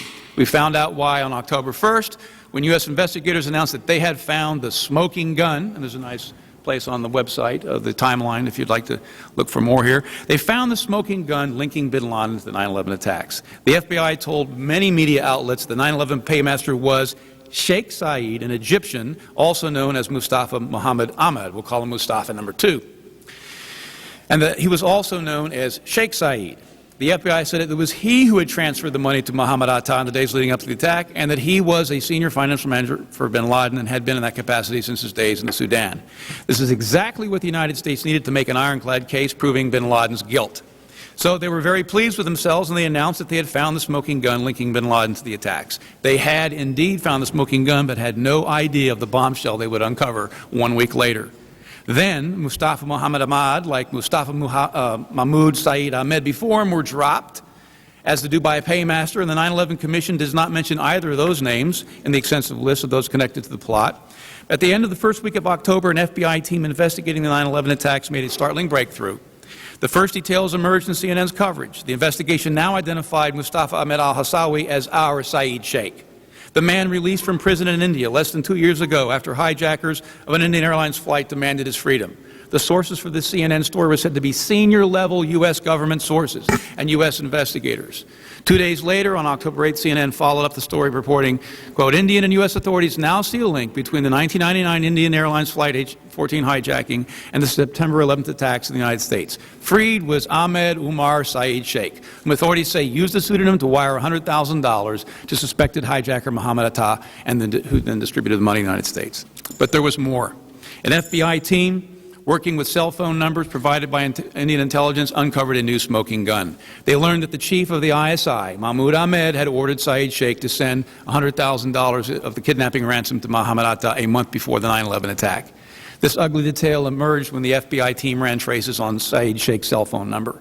Beginning in July, the ISI chief's number was among the regular people that Saeed Sheikh communicated. On October 7th, President Musharraf sacked Ahmed for this nefarious act. This story was widely covered in the press around the world, not covered here in the United States. One piece was added on October 9th that Musharraf had done this at the behest of the U.S. authorities, which asked for his removal after they confirmed the role of the money transfer to Atta. This bombshell could not have come at a worse time. Washington and London were preparing to invade Afghanistan while securing Pakistan as an ally. It's hard to imagine a revelation more damaging than the fact that Pakistan's intelligence service and most powerful army commanders were behind the 9/11 attack and the paymaster, a known terrorist who had been able to carry out his mission because the U.S. and U.K. had set aside justice for his crimes. More than the ISI chief had been involved in Pakistan, the investigation established that there were other generals, Aziz Khan and others, and I'm going to skip over that because I'm out of time. It's now clear that these Islamist generals who had installed Musharraf in the 1999 coup were behind Saeed Sheikh. Musharraf fired them all the same day, October 7th, the day after Saeed Sheikh's links to them were discovered. That a sovereign government and supposed ally was so directly involved in the 9/11 atrocity must have stunned and deeply embarrassed the American administration. It was as politically damaging for Prime Minister Tony Blair as Pakistan's role was for Pervez Musharraf. The stakes in Pakistan were very high, as U.S. General Anthony Zinni explained to CBS 60 Minutes. Musharraf may be America's last hope in Pakistan, and if he fails, the fundamentalists would get hold of the Islamic bomb. Musharraf was also vital to the war effort and was the key to neutralizing Islamists and rounding up al-Qaeda operatives in Pakistan. The story of Saeed Sheikh and the generals is only lightly covered in Western media, and only one American newspaper, the Wall Street Journal, carried it on October 10th. One wonders if this didn't put the Wall Street Journal on the ISI's radar screen. Remember the story of Daniel Pearl a few weeks later. Not a single other American outlet carried the story, and the role of Saeed Sheikh and the generals in the 9/11 attack disappeared in the American and British media. Prominent outlets, the New York Times, Los Angeles Times, the BBC, and the Sunday Times, still carried the story that the paymaster was an Egyptian. Asian media, however, bored in on the story of Saeed Sheikh and the generals and prodded the West, asking why there was so little pressure to hand him over. And there would be no pressure to do so until after Pearl was murdered 4 months later. Pearl discovered that senior Pakistani scientists were helping bin Laden acquire nuclear know-how. For his part, Saeed Sheikh didn't seem worried about it. He returned in October to Lahore and again partied with government leaders. The American media, wholly dependent on U.S. government sources, seemed not to notice. In the middle of November, the U.S. government suddenly dropped his Egyptian identity and claimed he was a Saudi businessman. Where did that come from? From a British source, 2 oblique references to another Ahmed in a Dublin charity linked to al-Qaeda. And with that, the story died. This dubious fourth version underpinned the separation of Saeed Sheikh from the astonishing story of his rise to power in al-Qaeda and his shadowy but crucial role in the 9/11 plot. But a noticeable facet of this fourth version is that the paymaster was still the CFO of al-Qaeda. The 9/11 Commission report, which carries Mustafa al-Hassawi as the paymaster and Sheikh Saeed as the al-Qaeda CFO, has dodged the issue and does not say if the two are the same or not. Thus, technically, even if the Commission staff knew the truth, they have not told a bald lie. John? By not addressing the issue, however, the Commission leaves the impression that both men are real, which helps to perpetuate the suppression of Saeed Sheikh's story. Told Saeed Sheikh from 9/11 and al-Qaeda, U.S. authorities had no intention of letting him get off scot-free. In mid-November, at the very moment he went from prominence to obscurity, the United States finally but secretly indicted Saeed Sheikh for the 1994 kidnapping of American India. The indictment will only be revealed in late February 2002. Excuse me, John, we're going to have to ask you to wrap up very briefly. 3 sentences to go. Okay, thank you. One might be, the indictment would, the administration, then an administration official speaking in terms of anonymity told Agence France Presse that the Justice Department had pressed the National Security Council to have Saeed Sheikh extradited. One might be justified in asking the question, why would the National Security Council have to be pressed to extradite a murderer of U.S. citizens? By late February, the issue was moot. Pearl was murdered, and Musharraf swore he would personally hang him before turning him over to the Americans, unlike Khalid Sheikh Mohammed and Ramzi bin al-Shib, whom he did turn over. But, of course, they had not been Western penetrations of al-Qaeda. So we've learned through the Congresswoman McKinney's office that there was a classified briefing about Saeed Sheikh. While that's comforting, the fact that the rest of the world knows about his role in 9/11 while the American public and most of Congress remains ignorant is disquieting. We can no longer say we're protecting sources and methods about a story known to the rest of this planet. We are now mocked for our ignorance about this story, and even members of Britain's parliament poke fun at us. It's long past time to come clean about Ahmed. Okay. Thank you, John. And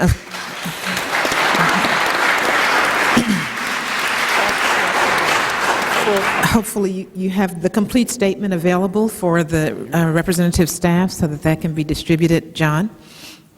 John, you have the complete statement available for the... Yes, I do with... Okay. All right. So if there's things that you had to leave out, it will be made available.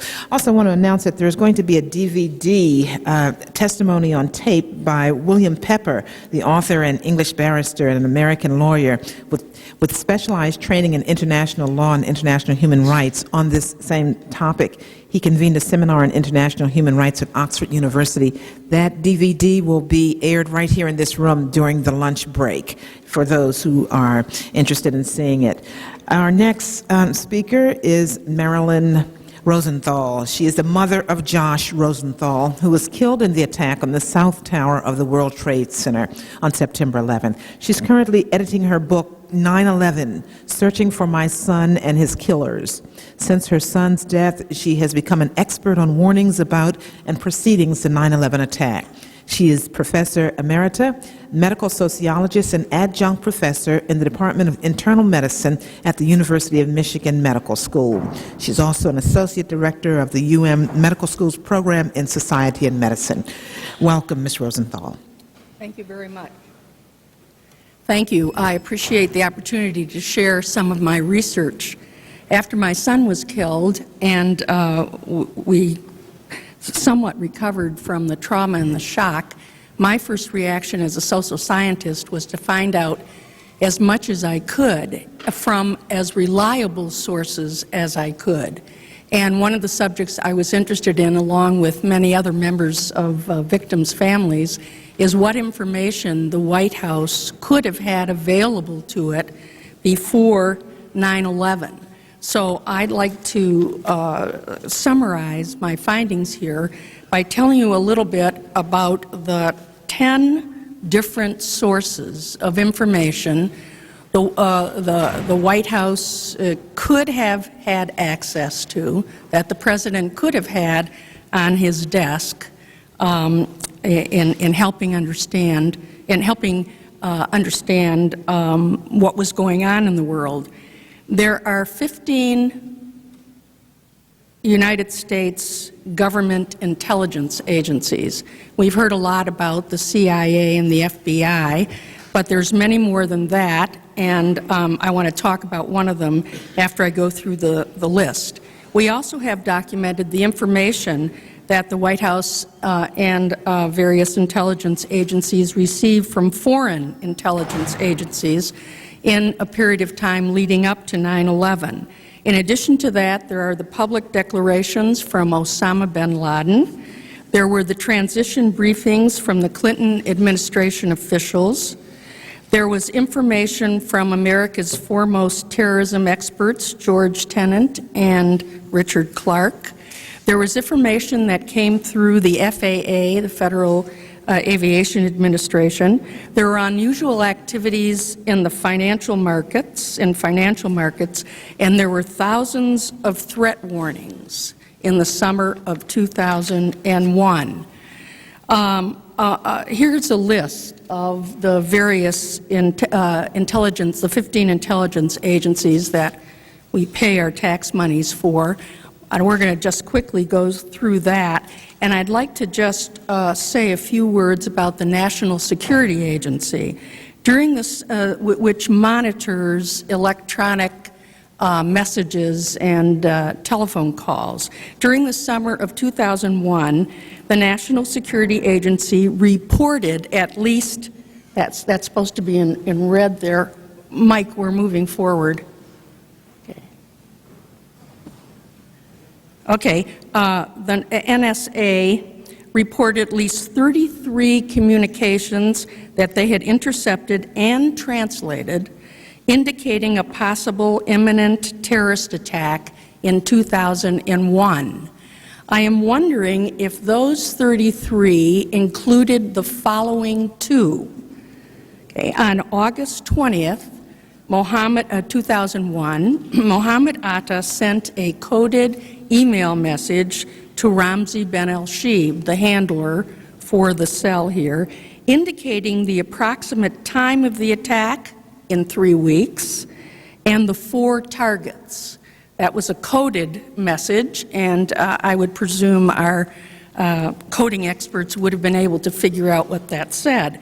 But a little easier to figure out was a telephone message from Atta to Ramzi on August 29th, 2001, indicating the date of the attack.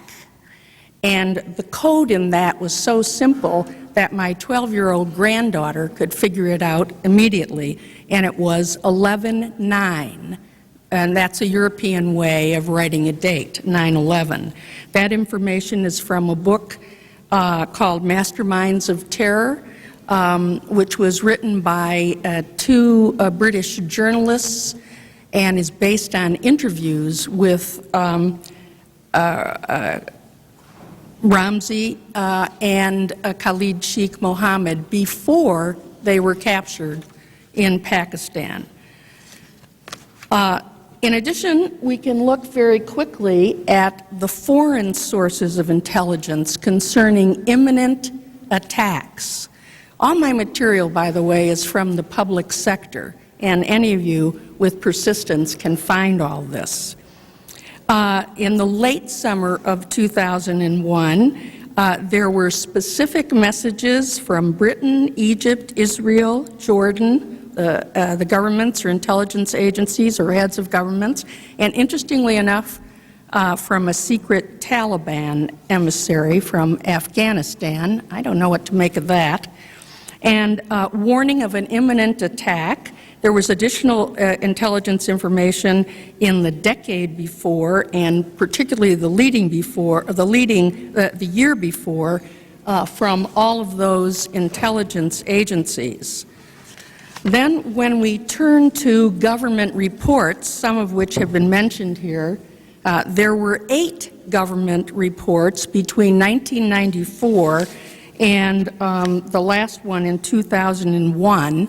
The first one in 1994 was, for example, called Terrorism 2000, the future face of terrorism. And of course, the 2001 report was the Hart-Rudman report on counterterrorism. The majority of these reports, beginning with the 1994 report, indicate possible scenarios where terrorists would hijack airplanes and crash them into American landmarks. So if the President had wished, he could have had a good deal of information from those 8 reports. Then just let's look at statements from Osama bin Laden. Okay. Between 1993 and April 2001, Osama bin Laden gave 26 televised interviews with British and American and foreign correspondents in the Middle East. And he gave 26 televised interviews or made public statements that contained threat warnings. Between December 1992 and September 9, Al-Qaeda carried out 9 bombings, assassinations, and attempted assassinations. Then, of course, I'm going to go over the material quite quickly concerning statements made by the Director of Central Intelligence, George Tenet. Let me just read a few of these. From 1995, quote, from 1995 to 9/11, we produced 46 papers I would call significant strategic intelligence analysis on bin Laden, Al-Qaeda, and Islamic extremists. During 2000 and 2001, we pushed our analytic products into broader circulation. The leadership of the CIA repeatedly warned the policy community in the executive branch in Congress of the seriousness of the threat, and he went on to give some specific examples. You all know about the presidential briefing, and you may have missed an interesting quote from George Tenet at 8:50 on 9/11. He was having breakfast with former Senator Boren in the Sheraton Hotel. An aide informed him that the World Trade Center had been attacked, and Tenet's response was, "This has the fingerprints of bin Laden all over it." Then, of course, there's the second renowned American terrorism expert, Richard Clarke. And these are quotes taken from his book. He talked about the difference between the Clinton administration and the Bush administration in terms of the priorities they gave to terrorism, their emphasis on terrorism. And there was also his January 25th, 2001 memo to Condoleezza Rice, which was only just released a short time ago, which contained explicit warnings. And he is quoted as saying, in the summer of 2001, the threat level exceeded anything George Tenet and I had ever seen, and it took until September 4th to get the principals committee meeting on al-Qaeda that he had requested urgently in the January 25th memo. And I have to read aloud a statement that Richard Clarke made on 60 Minutes on March 21st, 2004, because it expresses exactly how I feel. Frankly, quote, "Frankly, I find it outrageous that the President is running for re-election on the grounds that he is doing such great things about terrorism. He ignored it for months when maybe we could have done something to stop 9/11. Maybe. We'll never know." Then there was information that was available from the FAA. Security breaches at airports have been known and documented and reported on for decades. There's nothing new in that subject area. And it's already been stated that between April and September 10th, the FAA had received 52 separate intelligence reports specifically mentioning al-Qaeda threats to domestic airlines. They distributed 15 security flyers that included mention of Osama bin Laden hijacking and attacks in the United States. You've already heard the final quote. We also know that in the several months before 9/11, there were 30 cockpit intrusions on American commercial airlines. There's a lot to be said about that.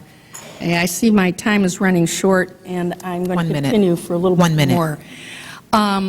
There's been a lot of interest in activities in the financial markets, and all of you know about the unusual spikes in put orders in the options market on American and unusual airlines, unusual short sells on reinsurance companies that held insurance on buildings in the World Trade Center. There was also unusual purchases of Treasury notes and unusual surges in currency flow.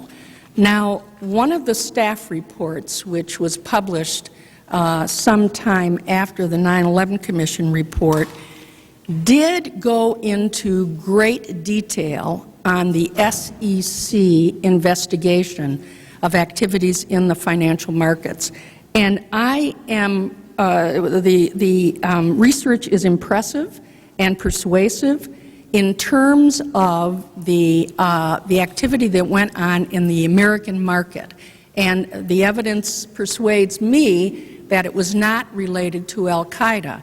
But there, and that was the point that the staff made, that there's no evidence that al-Qaeda was involved in any of the manipulations in in American financial markets. However, there are questions that remain. The SEC examined 9.5 million transactions. That sounds like a lot until you calculate the number of transactions that go on in a week's period of time. So all we know is that they looked at transactions for the weeks before 9/11. So if I checked that out and included the weeks of August through September 9th, and that represents 17.6% of all the transactions. So we have to ask some questions about their methodology. Furthermore, they depended on the word of overseas sources, and they claimed they were unable to check that. They indicate difficulty in investigating offshore and shell companies. Nobody has explained why the president of the German National Bank, speaking publicly a number of times in the week after 9/11, why such a person would suggest insider trading in, quote, airline and insurance stocks and gold and oil futures. The staff reasoned that only al-Qaeda could have been the source of such insider trading. I think we have to ask some questions about the possibility of other individuals who might have been hidden al-Qaeda supporters or others with access to this intelligence, particularly from overseas. And of course, we just have to ask, how are our financial markets actually protected? Ms. Rosenthal, I think that's okay. Let me just show one more slide. And okay, this is on. We have about one more minute, and then Okay. we're going to have to go to the question. Let's go to the categories and overall distributions of the threat warnings. Okay. With some graduate students helping me, we collected from what we considered to be responsible sources as many of the threat warnings as we could find on the web, in newspapers, from reliable books. And among the thousands of threat warnings we collected, we found 144 unique threat warnings, because there's a lot of repetition of these, and we were able to categorize these in a variety of ways, and you can see from the chart what we found. It turns out that 21% of the unique warnings, 21% of the unique warnings were about terrorists hijacking planes and crashing them into buildings and American landmarks. I am willing to make an assessment. I have a number of quotes from various individuals here that you have all heard, but my final assessment is this. 9/11 could have been prevented. You can move forward to this, Mike. It's toward the end. 9/11 could have been prevented or at least contained. There was enough specificity in the pre-9/11 information to institute these security steps: harden cockpit doors and tighten airport security. Okay. And I thank you very much for indulging me. All right. Thank you very much. And I just want to, yes, indeed. There is indeed so much information and so little time. Unfortunately, the Commission did not air this information, which is why we're holding these briefings today.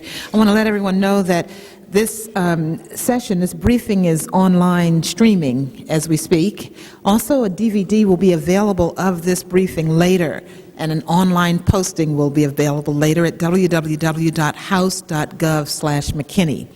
We're going to move now briefly to the question and answer segment, and I'm going to urge you to please keep your questions very brief and concise, and your responses as well, so we can get to our final panel before lunch, which is scheduled at 1. Okay, let's begin with Mike Rupert. Mike. Brief procedural issue. Since you've combined two panels, we have lost one question per questioner. If I ask very short, brief questions, may I get the two questions, one from the first panel that you've combined into this one? And they will be very short. Yes. Okay, first of all, it's a great panel. I know most of you. I haven't met you, Marilyn. Dr. Newman, very familiar with your work on JFK in Mexico City. Good job. You three guys and I have presented a number of times, and I salute you. My first question, I'll direct it first to John Newman, but then the other guys can jump in. To summarize the ballad of Omar Saeed Sheikh, which I'll call it the ballad of Omar Saeed Sheikh, basically we have a guy who was a Pakistani ISI asset, we'll call him that, who, on orders of General Mahmoud Ahmad, the head of the Pakistani ISI, wired $100,000 to Mohammed Atta shortly before the 9/11 attacks. Thanks to Professor Michel Chossudovsky of Canada, who's written extensively on this and talked about it, we know that the head of the Pakistani ISI is de facto approved by the DCI here in the United States, Director of Central Intelligence, and there's a close ongoing relationship. Also, Congressman Dana Rohrabacher, who is a colleague of Congresswoman McKinney's in open hearings, which I have quoted in my book, Crossing the Rubicon, documented extensively that the Pakistani ISI was used by the United States government, specifically the CIA, to arm the Mujahideen and the roots of al-Qaeda and the Taliban, especially in the years leading up to 2001. I and many others have drawn the conclusion that Omar Saeed Sheikh and General Ahmad wired this $100,000, could not have wired this $100,000 to Mohammed Atta without the approval, if you will, of the Director of Central Intelligence and the U.S. National Security Establishment. How do you feel about that? I don't know. I just really don't have a feel for that. I just know that we were mindless in our approach to the ISI in Pakistan, not just at 9/11, but going all the way back into the 80s. It was proliferation, and counter-narcotics was always the excuse why we had to look the other way. And of course they were proliferating like crazy and doing nothing at all to stop narcotics, so it was a failed policy. But if you look at the State Department, the story there, and the White House initiatives, they did whatever they wanted to, and we blessed it. So whether or not Tenet was intimately involved every day with every decision, I can't address that. I just don't know. All right. Nafis, do you have a feel on that? I won't answer you directly, but what I will do is refer you to a few interesting things that I've mentioned in my book. One report that I read, this guy he's British. In 1998 to 99, there was a report in one of the British press that Ahmed Omar Sheikh Saeed was offered amnesty by the British security services that, if you come to the UK, obviously we'll have to arrest you, but if you work with us as an informant, then you can live in London as a free man. Subsequently, he was seen in between 2000 and 2001 by people who recognized people who knew him before he actually went on to join Al-Qaeda. He was seen in those months several times. He had come in and out of the UK. And the government's response, as John mentioned, was to the outrage of the victims' families in the 1994 hijackings that he'd participated in, was, how could the government allow this to happen? This guy should have been arrested and prosecuted, and the response of the government was decidedly inadequate. Well, he hasn't been tried and convicted. Well, maybe that's what we should do in Britain. And the question remains as to what is his connection to the British government in that respect. The facts seem to suggest that he did go on to join and agree to the amnesty, which calls into question his relationship to the intelligence services and raises the issue. And there are a number of reports to this effect about Ahmed Omar Sheikh, which are very disturbing. Okay. Let me move very quickly into my second question. Paul, early on you referenced the war games. Now, in Crossing the Rubicon, of course, I've done a detailed analysis of 3 field training exercise war games and two command post exercises that were taking place on 9/11, which effectively paralyzed NORAD response. We had Northern Vigilance moving a large number of U.S. fighters out of the Northeast Air Defense Sector at a time of heightened danger, very specific warnings.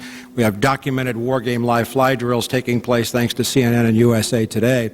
Since the publication of my book, I have confirmed an additional exercise, Northern Guardian, which I only mentioned in passage, which also had moved fighters to Iceland and Greenland on the day of 9/11.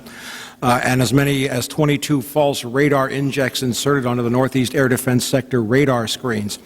In light of the fact that in May of 2001, a White House order placed all war game exercises under the direct control of the Vice President, Richard Cheney, and his office, who had responsibility for scheduling all war game exercise, how would you categorize the scheduling of now 5 separate, conflicting, overlapping war game exercises on September the 11th, which paralyzed FAA and the Northeast Air Defense Sector? Would you call that an accident, or could you call that an accident? Well, I think that's a very important issue, and one I've been looking into a lot lately.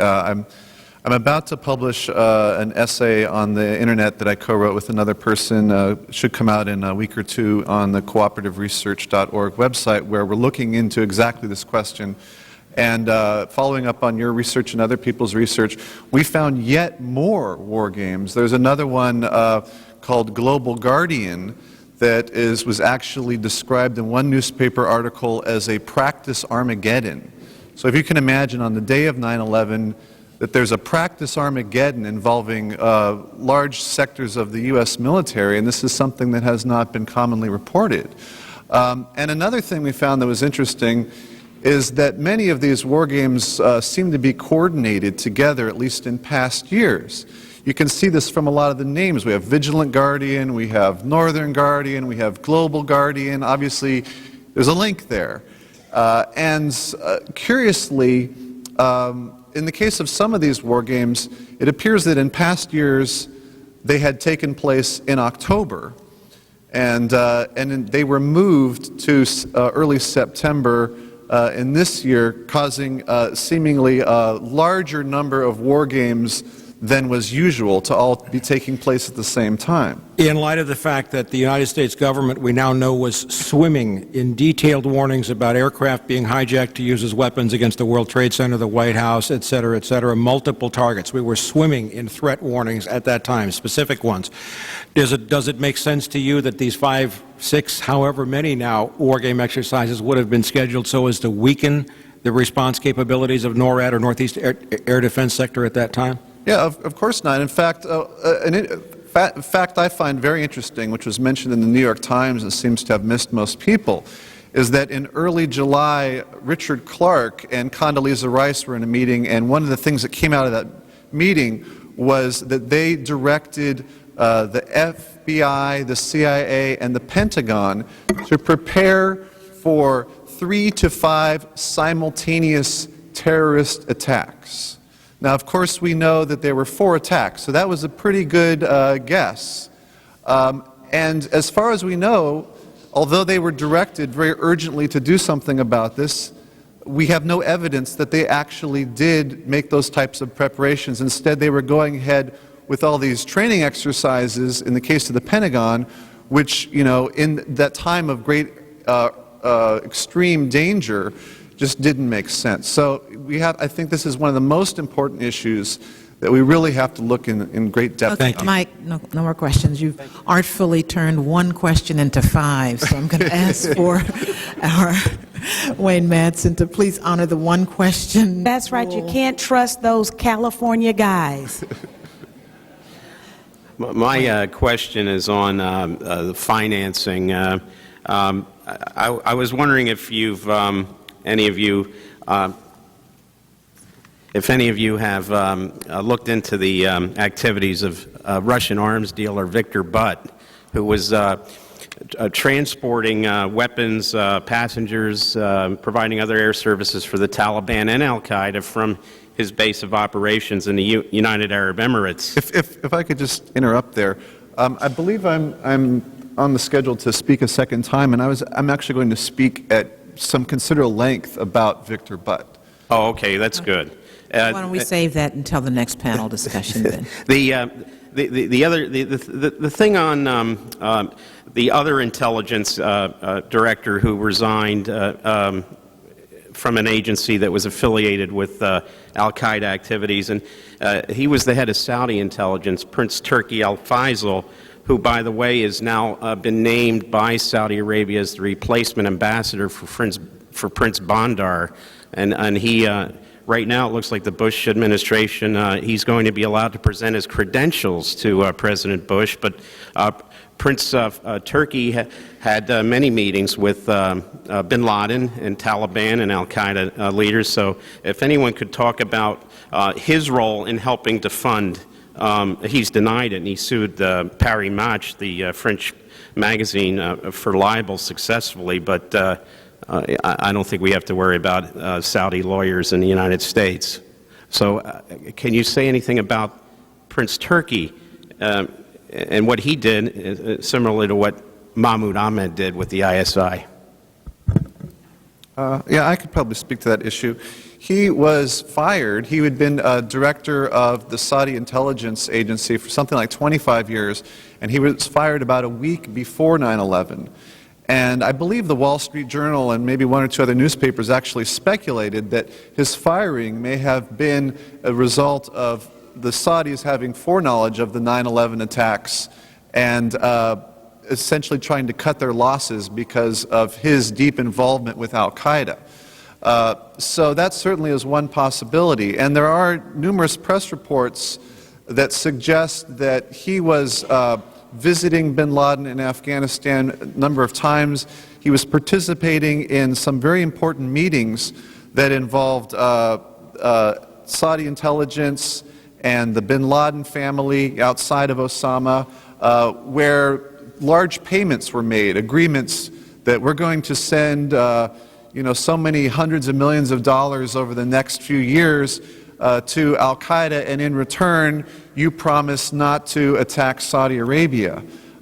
So there are all these different things that really need to be addressed, and the many 9/11 relatives have joined this Saudi lawsuit that have named him and many other people as essentially accomplices to the 9/11 plot. Unfortunately, he was taken off of that lawsuit because he has diplomatic immunity as a result of being an ambassador. I'd like to piggyback on that point, too, that the Crown Prince Abdullah did go to Afghanistan in early May to try and argue the case for not conducting attacks on the United States from Afghanistan. And I don't have time to go into the details of that, but if you look closely at that, I've always had the sneaking feeling, looking at the material, or what we do know about it, that it betrayed an early knowledge that the Saudis may have had of the attack. I'd first like to thank people who compile reconstructions and chronologies without which analysis and conclusions are not possible. Prince Turki, has he not just been announced as the new ambassador here in Washington? I guess so. Yeah, yesterday. Wow. In view of what's just been said here. Let me just direct one question, a brief one, to Dr. Rosenthal, whose presentation I really appreciated. The question has to do with this wonderful quote about George Tenet, the fingerprints of bin Laden being all over this. What is your source for that? Do you remember?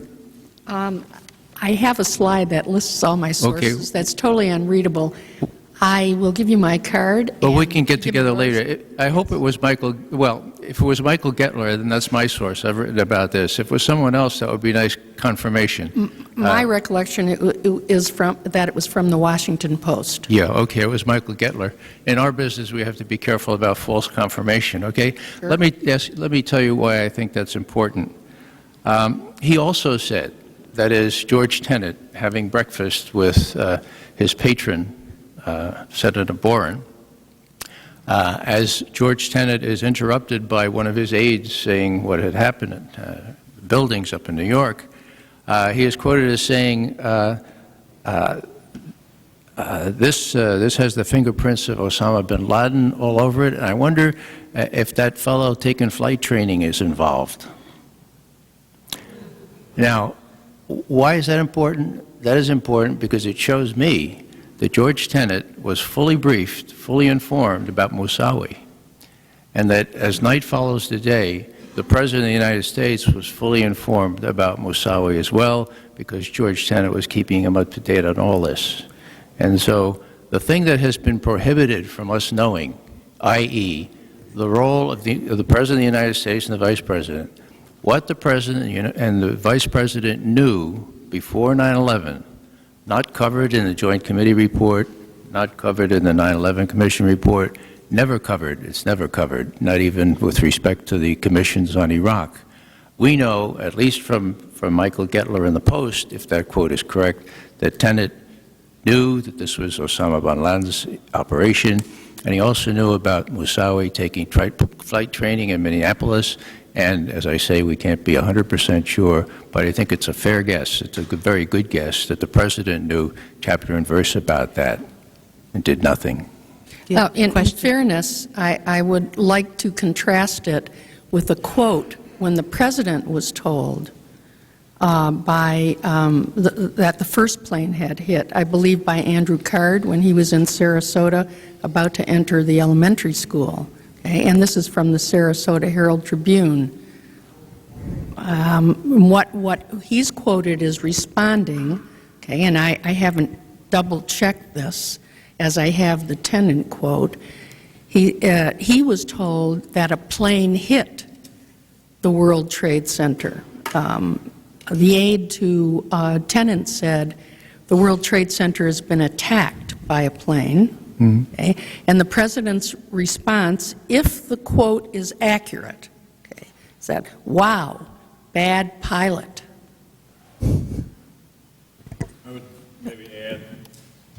would maybe add that in the 9/11 Commission report, there is a little bit of discussion, although they didn't interview Colleen Rowley separately from the Joint Committee or the other people in Minnesota, but using their material, the focus on Moussaoui fit within that framework of knowing what it was about, because at one point a supervisor was berated by someone at headquarters. They don't name people in most places. FBI headquarters says to the Minnesota supervisor, you're just trying to get people all stirred up when they wanted to look at Moussaoui's materials. And he said, yes, I am, because I'm afraid that he's going to run a plane into the Twin Towers. Then they sent a memo to CIA on the same issue to look for him abroad, and the CIA memo alerted them saying that we have reason to suspect that this person may be a suicide hijacker. Now, this is all prior to 9/11. Suicide hijacker is a pretty interesting term to take prior to 9/11. Yeah, well, the way they found out about Moussaoui's terrorist ties was by doing an end run around the bureaucracy. The people in Minnesota had to go to the folks they knew at headquarters in Langley, CIA headquarters, asked them to send a cable out to the field of Paris, and through liaison there in Paris, CIA got the answer that yes, he was tied, and George Tenet was drawing on that information when he made that comment. So a lot was known and a lot was told, and there's no acknowledgement whatever in the 9/11 report about that. Can we give our panelists a hand here?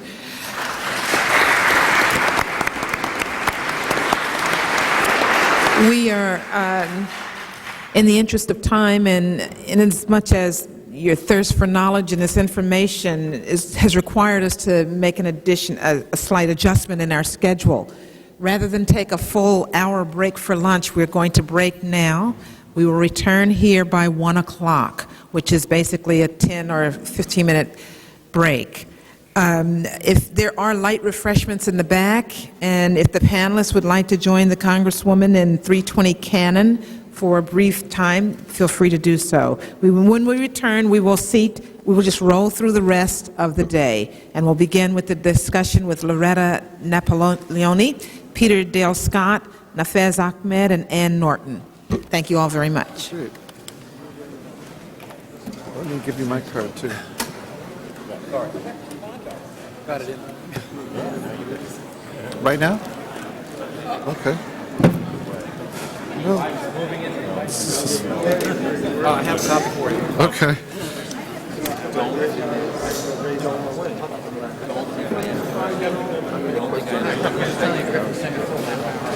What's that?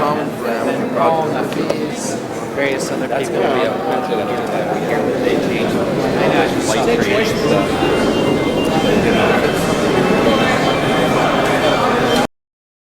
speak at a day-long forum on the September 11th Commission report. Hosted by Georgia Representative Cynthia McKinney, this focuses on the recommendations of the Commission, causes of the attacks, and the government's response. This portion is about 5 hours.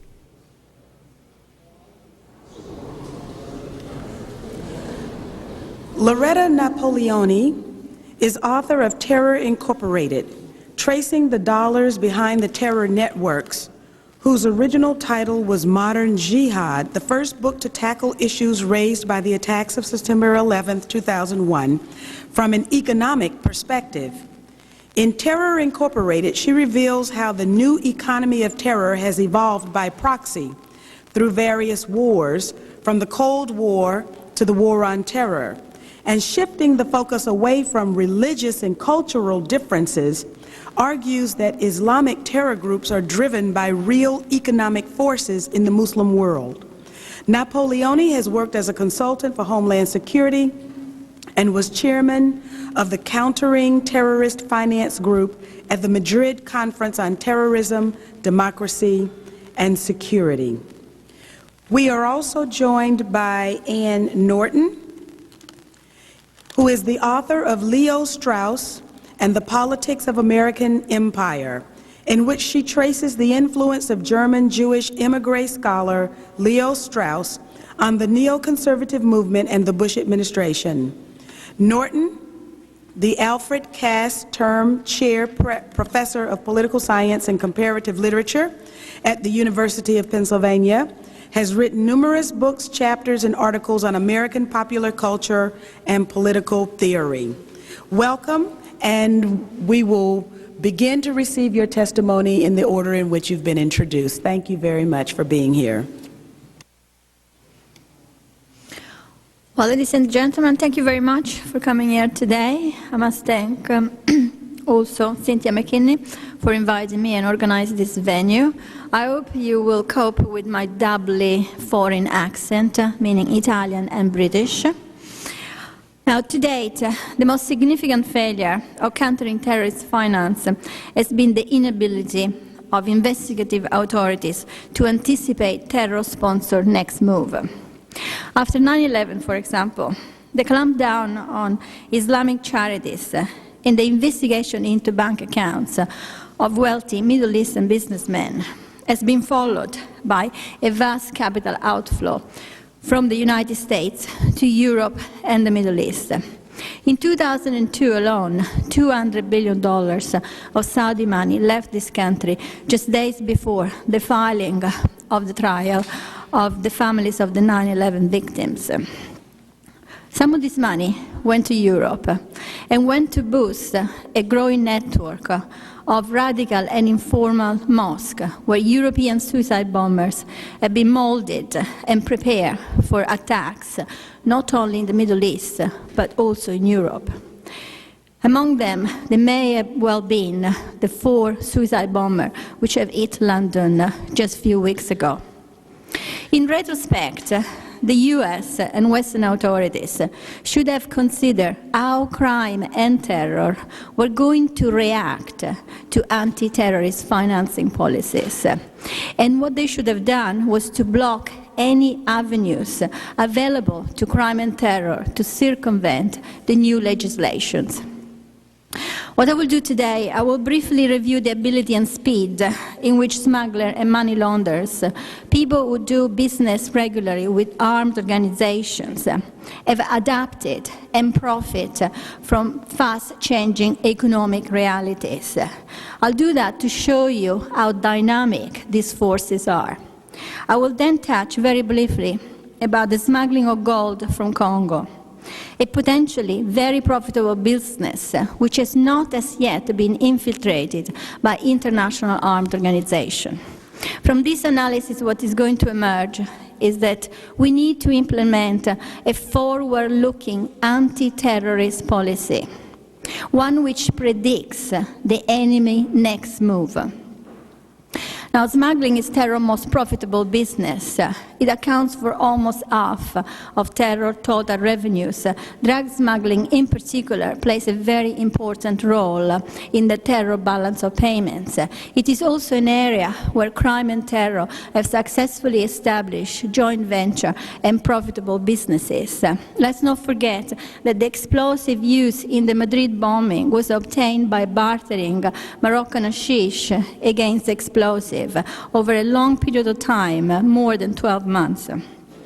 The historical analysis of the economics of terrorism shows that since the end of World War II, armed organizations were able to build an international economic system. This international economic system has three main evolutionary stages. The first one is the state sponsor of terrorism, which we all remember was a feature of the Cold War.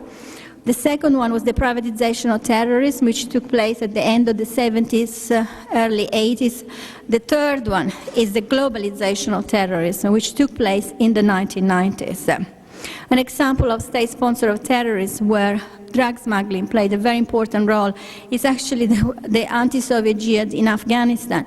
In the 1980s, the ISI, the Pakistani Secret Service, convinced the CIA to develop the poppy production in Afghanistan. At that time, Afghanistan only produced a small quantity of poppy for the domestic consumption.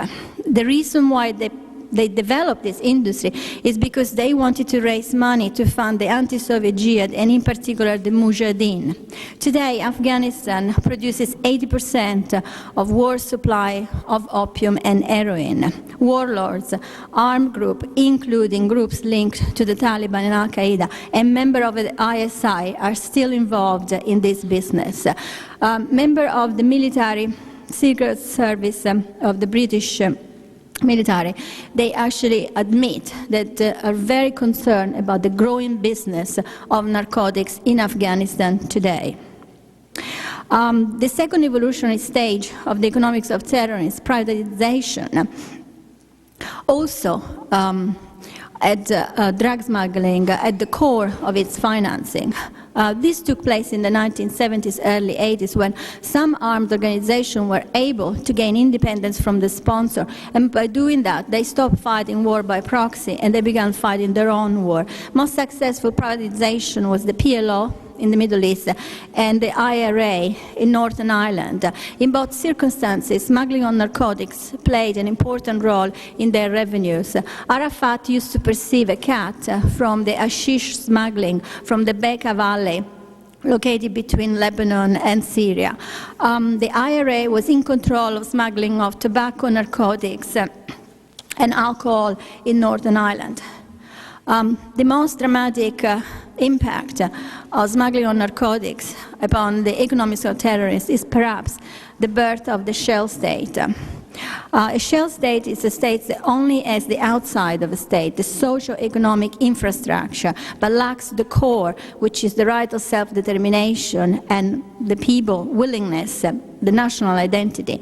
One example of shell state created around the business of narcotics is Sendero Luminoso in Peru, but there are many others.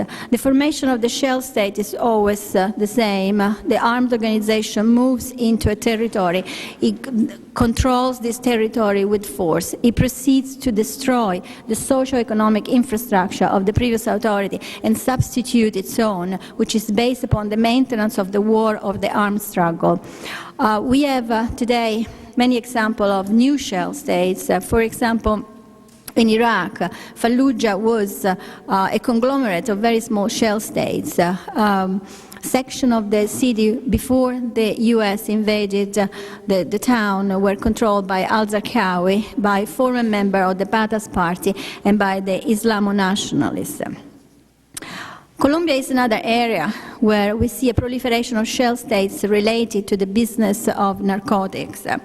All the groups, armed organizations involved in Colombia, the FARC, the M19, and the AUC, are actually controlling their own shell state. The potential danger of Latin America proliferation of this type of states should absolutely not be undervalued.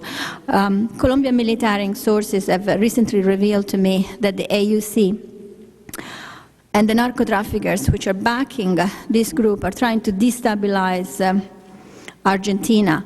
The aim is to use Argentina as a transshipment point for a new, potentially very dangerous smuggling business, which is the supply of plutonium from Brazil. It is imperative to deal with terrorism globally and in relation to the world of crime. We cannot possibly deal with this phenomenon in isolation. This point is very well illustrated by the last evolutionary stage of the economics of terrorism, the globalization of terrorism. That took place in the 1990s. The deregularization of the international financial markets gave the possibility to armed organizations to link up with each other, to become transnational, Al-Qaeda being the best known example of that. A transnational organization is an organization which is able to raise money cross-border, but it's also an organization which is able to carry out attacks in more than one country. The deregularization of the international financial markets also gave the opportunity to armed organizations to link up with the world of crime and with the illegal economy. Today, they all move within the same economic system. I have calculated in my book the size of this international economic system. It is $1.5 trillion. It's trillion, not billions. This is almost twice the GDP of the United Kingdom, or 5% of the world economy. The composition of this economic system is as follows. 500 billion is the gross criminal product, money generated by criminal organizations across the world. 500 billion is capital flight. These are money that move from countries to countries undetected, illegally, and unrecorded. The remaining 500 billion is the new economy of terror, money generated by armed organizations across the world, of which 1/3 is produced by legitimate businesses. Until 9/11, the bulk of this $1.5 trillion was money laundered in the United States. After the introduction of the Patriot Act, which blocked the entry of dirty and terror money into the U.S. through offshore facilities, it became more and more difficult to money launder money in the U.S. So money launderers went somewhere else. They went to Europe, where a similar legislation does not exist. A group of economists have actually linked the fall of the value of the US dollar, which started at the end of 2001 with the introduction of the Patriot Act. The Patriot Act, in fact, was extremely unpopular among international bankers. So we've seen an outflow of dollars from the US into other currencies, in particular the euro. These dollars are not only produced by the illegitimate businesses, but also by legitimate businesses. So the Patriot Act, far from starving crime and terror of its lifeline, which is money, in reality has damaged the US dollar. Blocking offshore facility in the outskirts of the United States has not stopped money laundering, because crime and terror were able to circumvent the restriction imposed by the US authority, and they went somewhere else. Thus, the failure of this legislation lies in two main elements.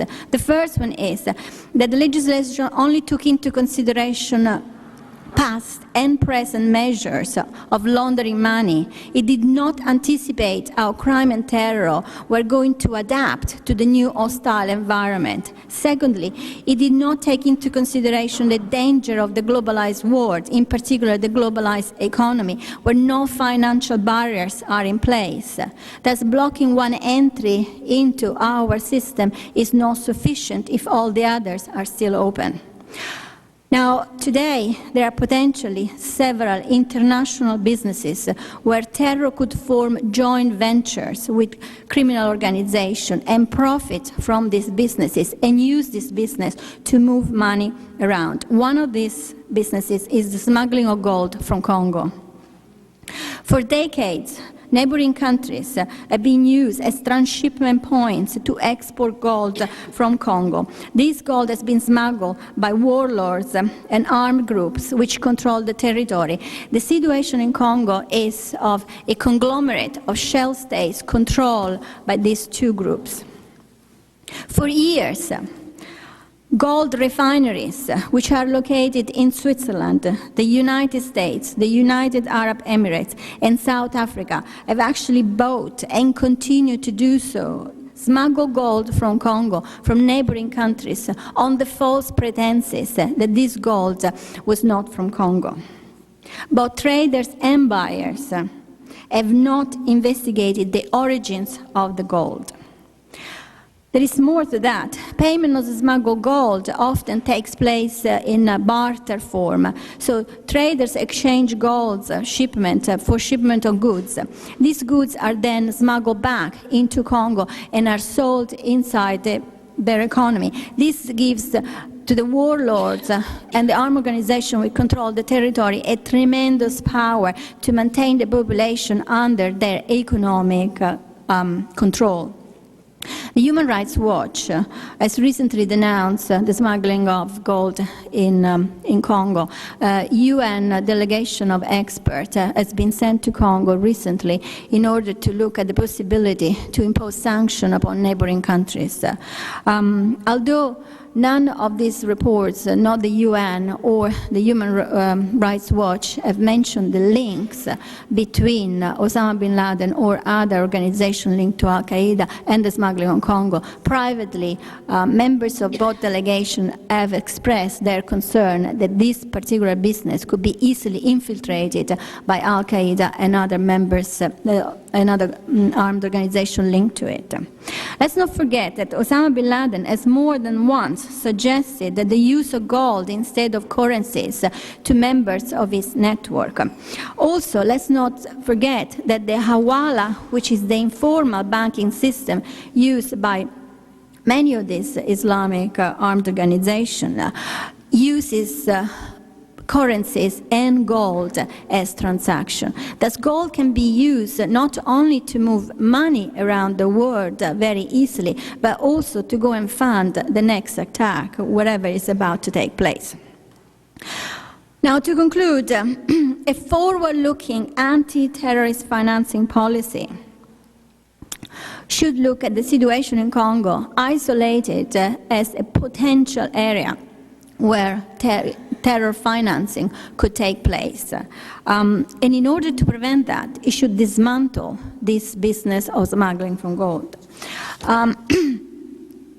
Because the majority of the gold is purchased by a small group of Western refineries in Dubai, governments of such countries could make sure companies verify the true origins of the gold they buy. They could implement measures whereby the origins of the gold has to be checked and documentation has to be produced. Of course, a forward-looking approach in the fight against terrorists will require the full participation of the private sector and a multilateral policy. One country alone, not even if it's the United States, can actually fight this war on terror alone. Among other things, these policies, if implemented, will then cut the link between crime and terror. Terror will not any longer be a very profitable partner for crime. Breaking the link between crime and terror would already be a step forward, which you have not yet made. Thank you. Thank you very much, Lauretta. I'll definitely have some questions for you. Now, Ms. Norton. I'm a political theorist. Please press the button in front of your microphone. Thank you. A novelty. I'm a political theorist, and I hope you will excuse me if my focus is slightly different. I want to return to politics and to the political questions which seem to me to be at the forefront of certain aspects of American policy in the world after 9/11. Some of these are the rising executive power, the expanding tolerance of authoritarianism both at home and abroad, and the changing focus of American foreign and domestic policy. Central to this is the change in American conservatism. American conservatism once had a certain sort of fairly recognizable profile, a commitment to certain tenets. Conservatives reverenced custom and tradition, they distrusted abstract projects, grand theories, they advocated balanced budgets and small government, and they were frugal about government spending. They were cautious above all. This disposition and the political positions that expressed it have a very long history in the United States, but it has been radically altered in recent years. Neoconservatives are not conservative according to this traditional model, and they are, as they will tell you, as Tom DeLay once told me, they are revolutionaries. Neoconservatives have a rather different and rather disturbing profile. They want a strong state, a state that will put its strength to use, that allies itself and will empower corporations. They have an economic rhetoric that speaks to the concerns of small business, small property owners, and working people, but the benefits are given to wealthy individuals and corporations. They reject the vulgarity of mass culture. They deplore the decadence of artists and intellectuals. Although often not religious themselves, they ally themselves with religion and religious crusades. They encourage family values. For women, a return to children, cooking, and the church. They make a romance of war, arguing that war will restore manliness, private virtue, and public spirit. They favor the expansion of executive power. They admire authoritarian leaders abroad, especially, as you have already heard, Pakistan's Pervez Musharraf. And they argue that America itself would profit from a more authoritarian presidency and what they call a more disciplined democracy. A more disciplined democracy, as they define it, is one with more surveillance of the people, more secrecy in the government, and willingness to employ methods earlier conservatives and indeed earlier Americans rejected: the curtailment of civil rights and, of course, torture. Treating the 9/11 as an institutional problem has given them a license to expand executive power and to employ these previously prescribed methods. Neoconservative foreign policy centers on a fear of world government and the international institutions that might lead to it, most notably the United Nations, a rejection of multilateralism, and, as they say, above all, the ability to distinguish friends from enemies. Neoconservatives are wont to describe this particular ability to distinguish friends from enemies to Thucydides, but it belongs to Carl Schmitt, often called the crown jurist of the Third Reich. Schmitt regarded the distinction between friend and enemy as the foundation of politics. And along with this, he argued that sovereignty came not from the people, but from the decision, that is to say, the capacity of the executive, the ruler, to decide matters, and that arbitrary power was foundational for sovereignty.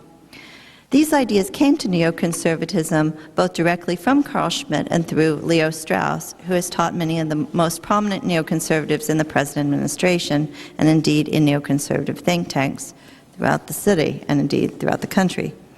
Neoconservatives have employed this ideology as a rationale for the expansion of executive power. Europeans regard neoconservative with special skepticism, and they do so, as you might have already realized, because they know its progenitors all too well. The desire for the combination of traditional values, the desire for an expansion of executive power, the ambition to create a new world order, and the identification of a providential enemy are all parts of a very familiar past. The shadows of German National Socialism and 19th century European empires fall very heavily on the neoconservative project. As the administration responded to 9/11, this influence became increasingly evident. Before 9/11, neoconservatives saw America's military hegemony as an opportunity. As they argued, national security should no longer be concerned with defending against threats, rather it should be regarded as an opportunity, and that opportunity should be seized. In their words, America should seek to make trouble in the world. They call this robust internationalism, an avowedly expansionist foreign policy that aimed at establishing a new world order to rival Rome and to surpass the European colonial projects of the 19th century. This vision of America's role requires considerably more power in the executive branch, particularly stronger police powers, more military funding, more arms, more money, a larger executive bureaucracy. After 9/11, this was America's military hegemony, its sort of unipolar character, was cast not merely as an opportunity, but as a civilizational struggle. In his first term, George Bush incautiously but accurately referred to the global war on terror as a crusade. Casting what conservatives called the Pax Americana as a civilizational struggle, identified what Carl Schmitt had called the providential enemy, and clarified the policy focus on the Middle East. The providential enemy is not an ordinary enemy, Schmitt argued, not one simply to be defeated. The providential enemy had to be absolutely annihilated. The promise made after 9/11 to seek the annihilation of the terrorists was a dangerous and self-defeating promise. It declared a war without a clear enemy, with no clear strategic objectives, a war without limits.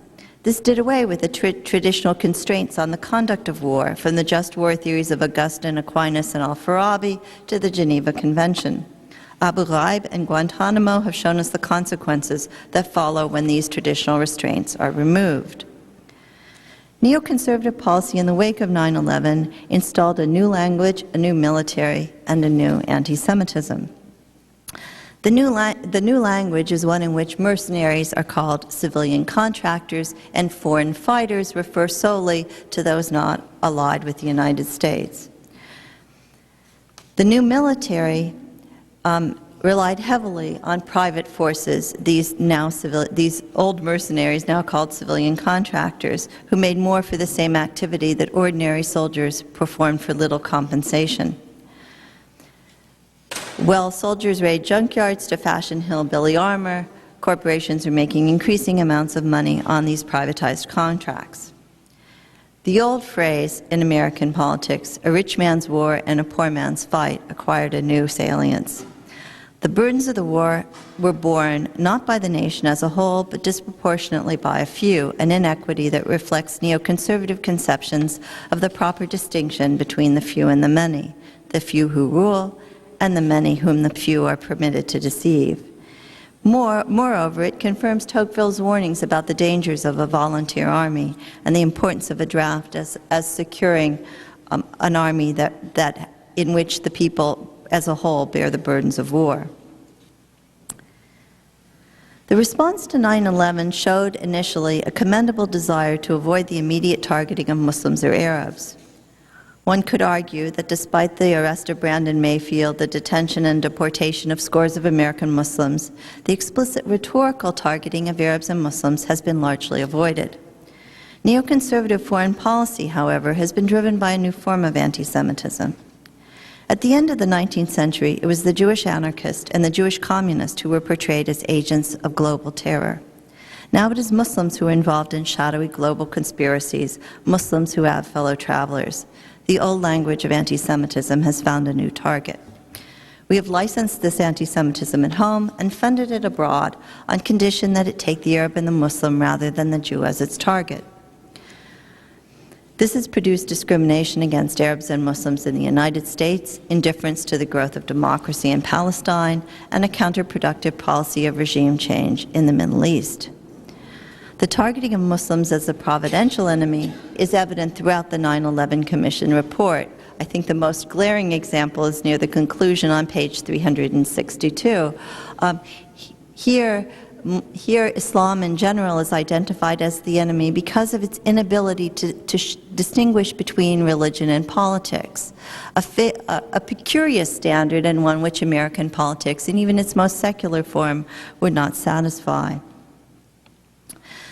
This kind of providentialism has led to a misdirection of American military action, and it has continued political failure.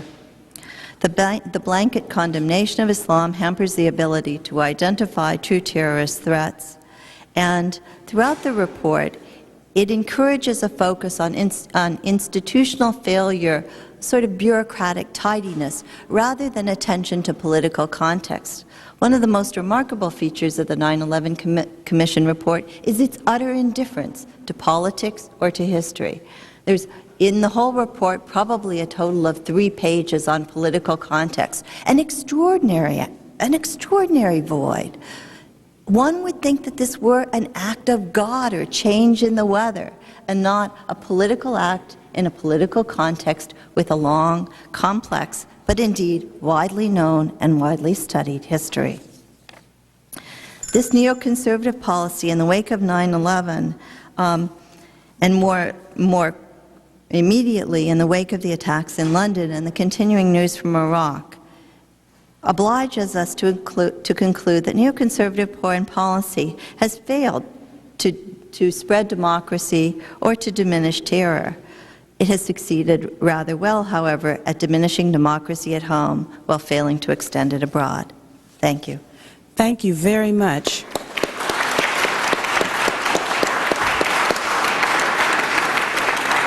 Before we proceed with my introduction of Peter Dale Scott, Dr. Scott, I'd like to ask if we have a copy of the testimony of all of the panelists on this panel. Do we? Yes. Do we have yours? I can give Very good. Thank you. Dr. Scott is Professor Emeritus of English at the University of California, Berkeley. He is author of Drugs, Oil, and War, and 7 other books, including Deep Politics and the Death of JFK and the Iran-Contra Connection.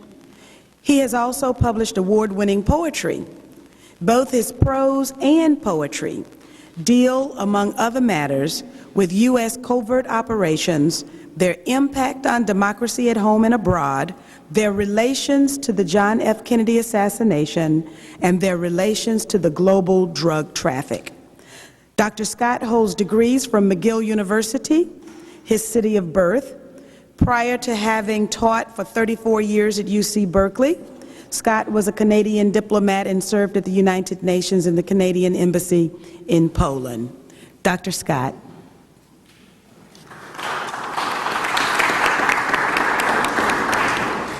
The American people have been seriously misled about the origins of Al-Qaeda, a movement blamed for the 9/11 attacks, just as they have been seriously misled about the reasons for America's invasion of Iraq. The truth is that for at least 2 decades, the United States has engaged in energetic programs to secure U.S. control over the Persian Gulf and also to open up Central Asia for development by U.S. oil companies. Americans were eager to gain access to the petroleum reserves of the Caspian Basin, which at that time were still estimated to be the largest known reserves of unexploited fuel in the planet. To this end, time after time, U.S. covert operations in the region have used so-called Arab-Afghan warriors as assets, the jihadis whom we loosely link with the name and leadership of Al-Qaeda. In country after country, these Arab Afghans have been involved in trafficking Afghan heroin. America's sponsorship of drug-trafficking Muslim warriors, including those now in Al-Qaeda, dates back to the Afghan War of 1979-89, sponsored in part by the CIA's links to the drug laundering Bank of Credit and Commerce International, BCCI. It was part of CIA Director Casey's strategy for launching covert operations over and above those approved and financed by a democratically controlled Congress. The most conspicuous example of this alliance with drug traffickers in the 1980s was the Contra Support Operation. Here again, foreign money and drug profits filled the gap after Congress denied funds through the so-called Boland Amendments. In this case, government funds were also used to lie about the Contras to the American people. And I will add, apropos of this morning, that there was also a massive cover-up, including a cover-up of people, some of them convicted, who are now in the present administration. And my book, Covert Politics, talks about the role of Lee Hamilton in that cover-up. The lying continues. The 9/11 Commission report assures Americans that, quote, bin Laden and his comrades had their own sources of support and training, and they received little or no assistance from the United States, close quote. This misleading statement fails to consider that, 1, Al-Qaeda elements received considerable indirect U.S. government assistance, first in Afghanistan till 92, and thereafter in other countries such as Azerbaijan, 92 to 95, and Kosovo, 1998. Before 1992, for example, the Afghan leader Jalaluddin Haqqani organized and hosted the Arab-Afghan volunteers known later as Al-Qaeda, and in turn, Haqqani, quote, received bags of money each month from the CIA station in Islamabad, close quote. The Arab Afghans were also trained in urban terrorism, including car bombings by Pakistani ISI operatives who in turn were trained by the CIA. 2. Key members of the network, which became Al-Qaeda, such as Sheikh Omar Abdul Rahman, Ali Mohammed, Mohammed Jamal Khalifa, and perhaps Ayman al-Zawahiri, were granted visas to enter the United States, despite being suspected of terrorism and, in some cases, on State Department watch lists.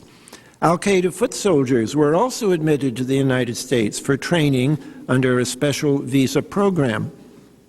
3. An Al-Qaeda operative at Fort Belvoir, Virginia, an Al-Qaeda operative was given a list of Muslim candidates for Al-Qaeda's jihad. 4.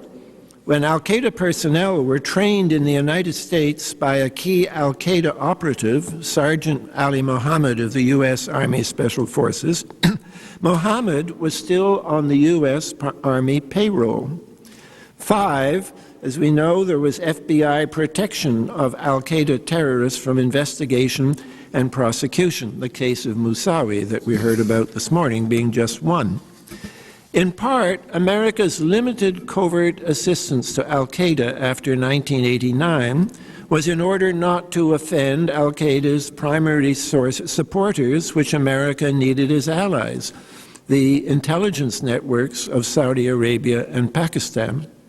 But unquestionably, the entry of United States oil companies into oil-rich Azerbaijan was achieved with the assistance of a U.S.-organized covert program using Arab-Afghan operatives associated with bin Laden. Oil was the driving force of U.S. involvement in Central and South Asia, and oil led to U.S. coexistence with both Al-Qaeda and the world-dominating Afghan heroin trade. This brings us to another extraordinary distortion in the 9/11 report. While the drug trade was a source of income for the Taliban, it did not serve the same purpose for Al-Qaeda. Now, that drug trafficking does support Al-Qaeda-connected operations has been energetically asserted by the governments of Great Britain and many other European countries, as well as the head of the U.S. Congressional Task Force on Terrorism.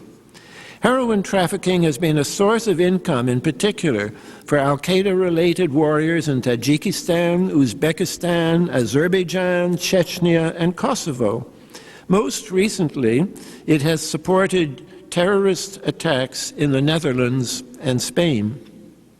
U.S. support for Al-Qaeda elements, particularly in Azerbaijan and Kosovo, has increased dramatically the flow of drugs to the West and also to this country.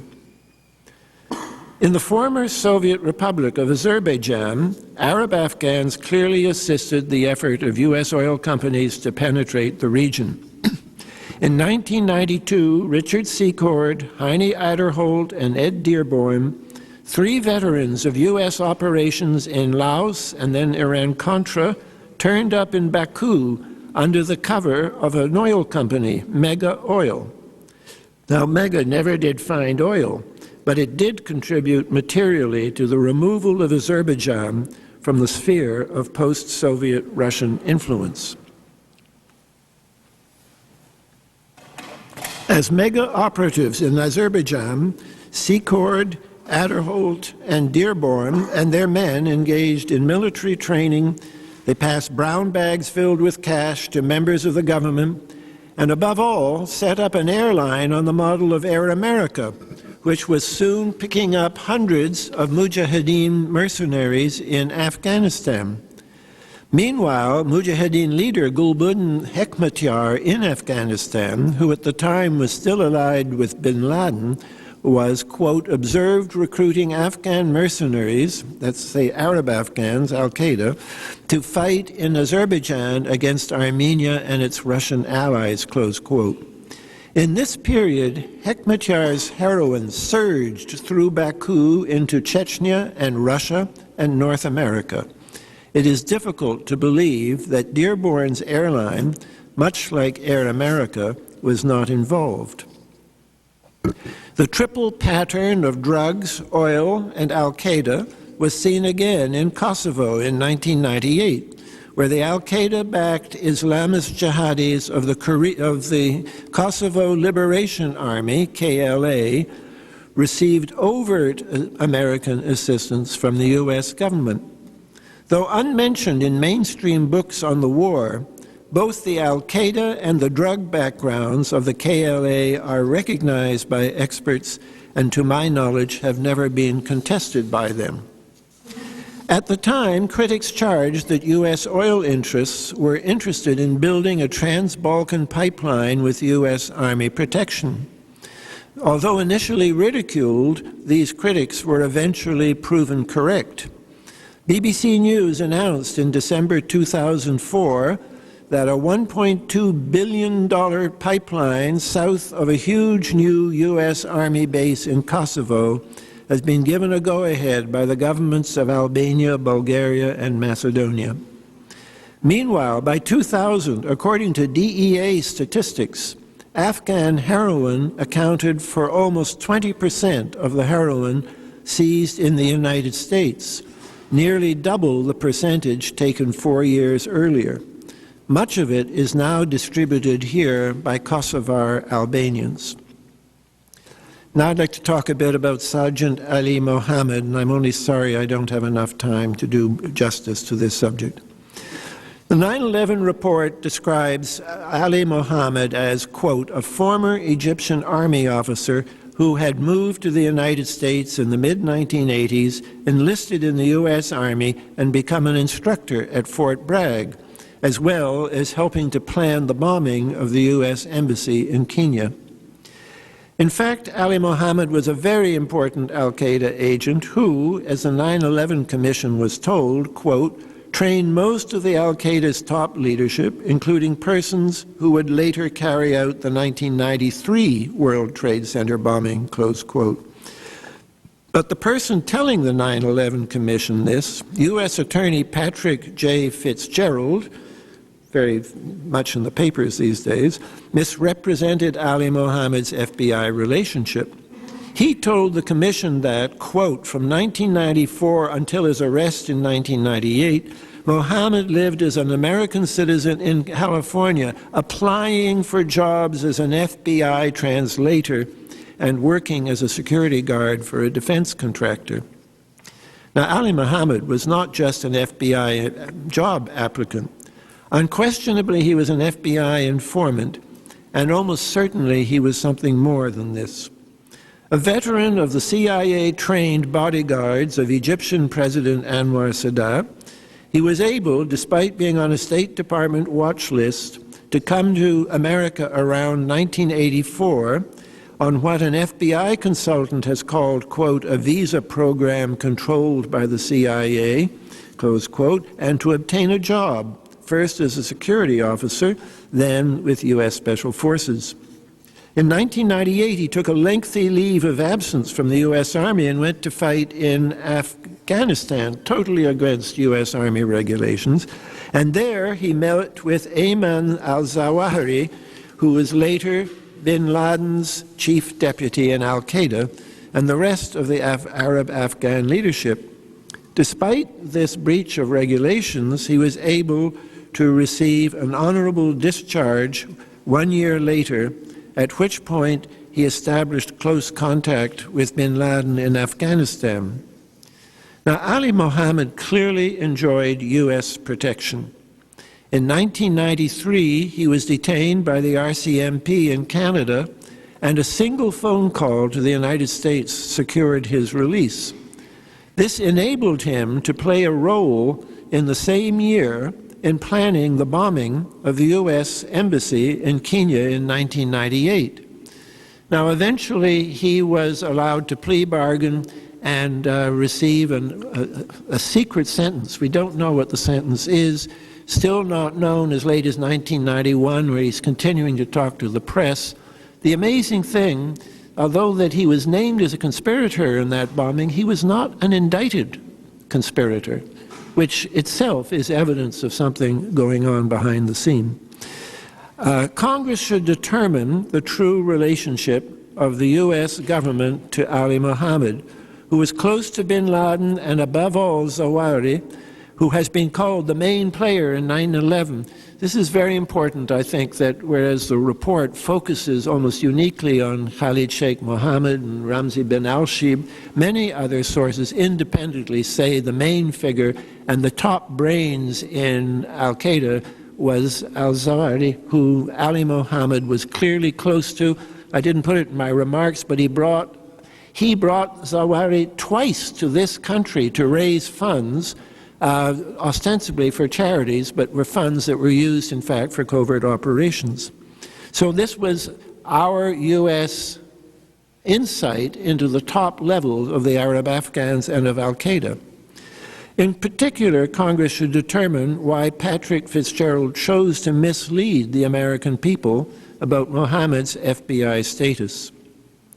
In short, the al-Qaeda terror network accused of the 9/11 attacks was supported and expanded by U.S. programs and covert operations, both during and, most importantly, after the Soviet-Afghan War. So Congress should rethink their decision to grant still greater powers and budget to the agencies responsible for fostering this enemy in the first place. Sane voices clamor from the Muslim world that the best answer to terrorism is not war, but justice. We should listen to them. By using its energies to reduce the injustices tormenting Islam, the United States will do more to diminish terrorism than by creating any number of new directorates in Washington. Thank you. This is absolutely riveting testimony. Absolutely riveting. Thank you. Nafis? Thank you. I'm very glad, actually, that, Peter, you brought up this kind of information, because this is kind of the core of my new research. And that's what I'll be discussing. I'll be discussing some of these issues of what's been happening in the post-Cold War period. An accurate understanding of the history of US relations with the Afghan Mujahideen is essential to understand international terrorism today. So what I'm going to try and do is attempt to condense this history very, very briefly to capture some of its most striking and significant features. And in doing so, I'm going to hope to demonstrate as fact a hypothesis that flies entirely in the face of the official narrative, that US relations with the Mujahideen selectively did not end with the Cold War, but on the contrary, have continued in many odd ways to this day in the post-Cold War era, and that this subtle hidden relationship contributes quite directly to the systematic undermining of national security through the inadvertent cultivation of the sources of international terrorism. So I won't talk about the formation of al-Qaeda as such. This is not going to be very interesting, since we all know about the history of al-Qaeda, its formation at the behest of the United States and other Western powers in Afghanistan. What about beyond Afghanistan? Well, it's very interesting, because after the departure of Soviet troops from Afghanistan and the collapse of the Soviet Union in about 1989, the anti-Soviet Afghan factions began competing for power. Although in 1991 the US and the USSR, they formally agreed to jointly cease aiding any faction in Afghanistan, in fact the Department of State remained anxious about who might emerge as the winner of this competition within Afghanistan amongst the different factions. According to a Swiss TV journalist by the name of Richard Lebevier, in his book Dollars for Terror, European intelligence sources that he cites revealed that the CIA and the Saudis, intent on securing a regime commensurate with their joint regional interests, agreed that they did not want to give up, quote, the assets of a profitable collaboration. Accordingly, in 1991, the CIA, Saudi intelligence, and bin Laden held a series of meetings.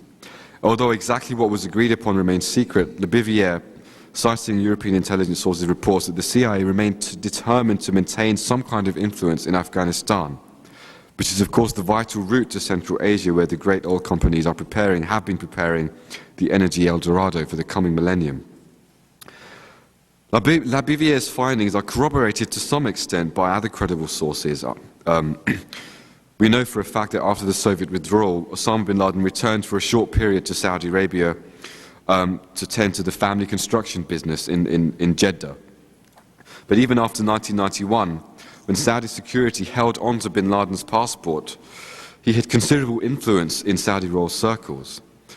He managed to lobby the Saudi royal family to organize civil defense in the kingdom and to raise a force from among the Afghan war veterans to fight Iraq. But the Saudi regime, they turned down his offer. Instead, they accepted the influx of 300,000 US soldiers. Now, according to the journalist Gerald Posner, as we know from NBC Today, this was the key point at which bin Laden decided to become an apparent enemy of the Saudi regime.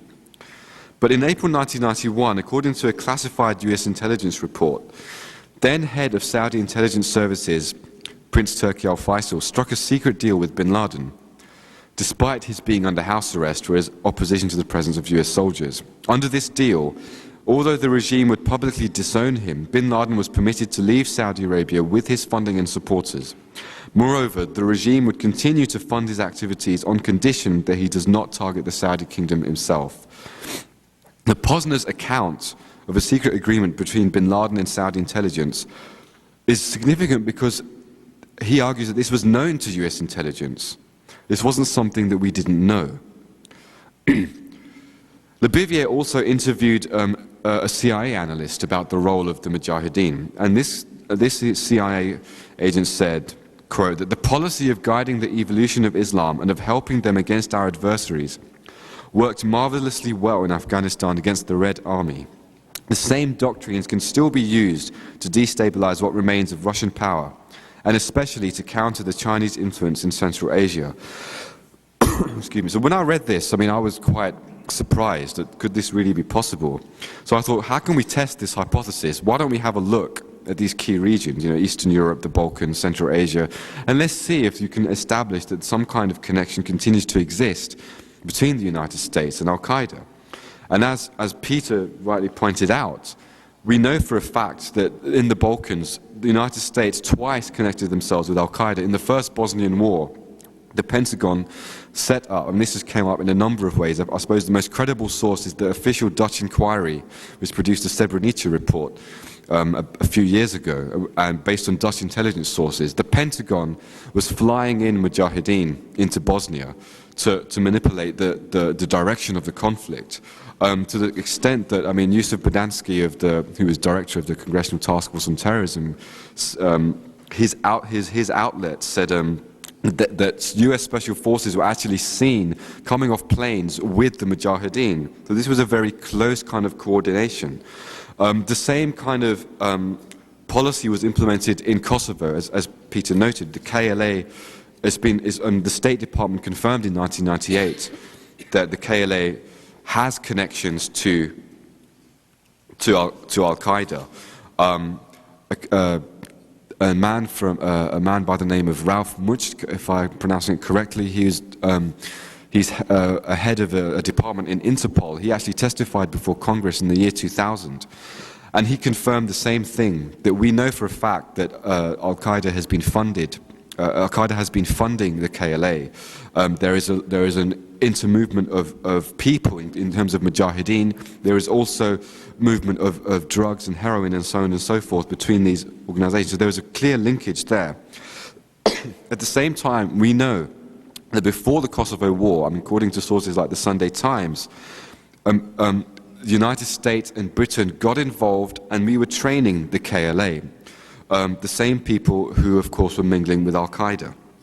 And this is very worrying, because to go back to Bodansky has pointed out that the Albanian mafia, which is tightly connected to the KLA, is laundering money, providing technology, safe houses, and other support to terrorists within this country, and of course within the UK.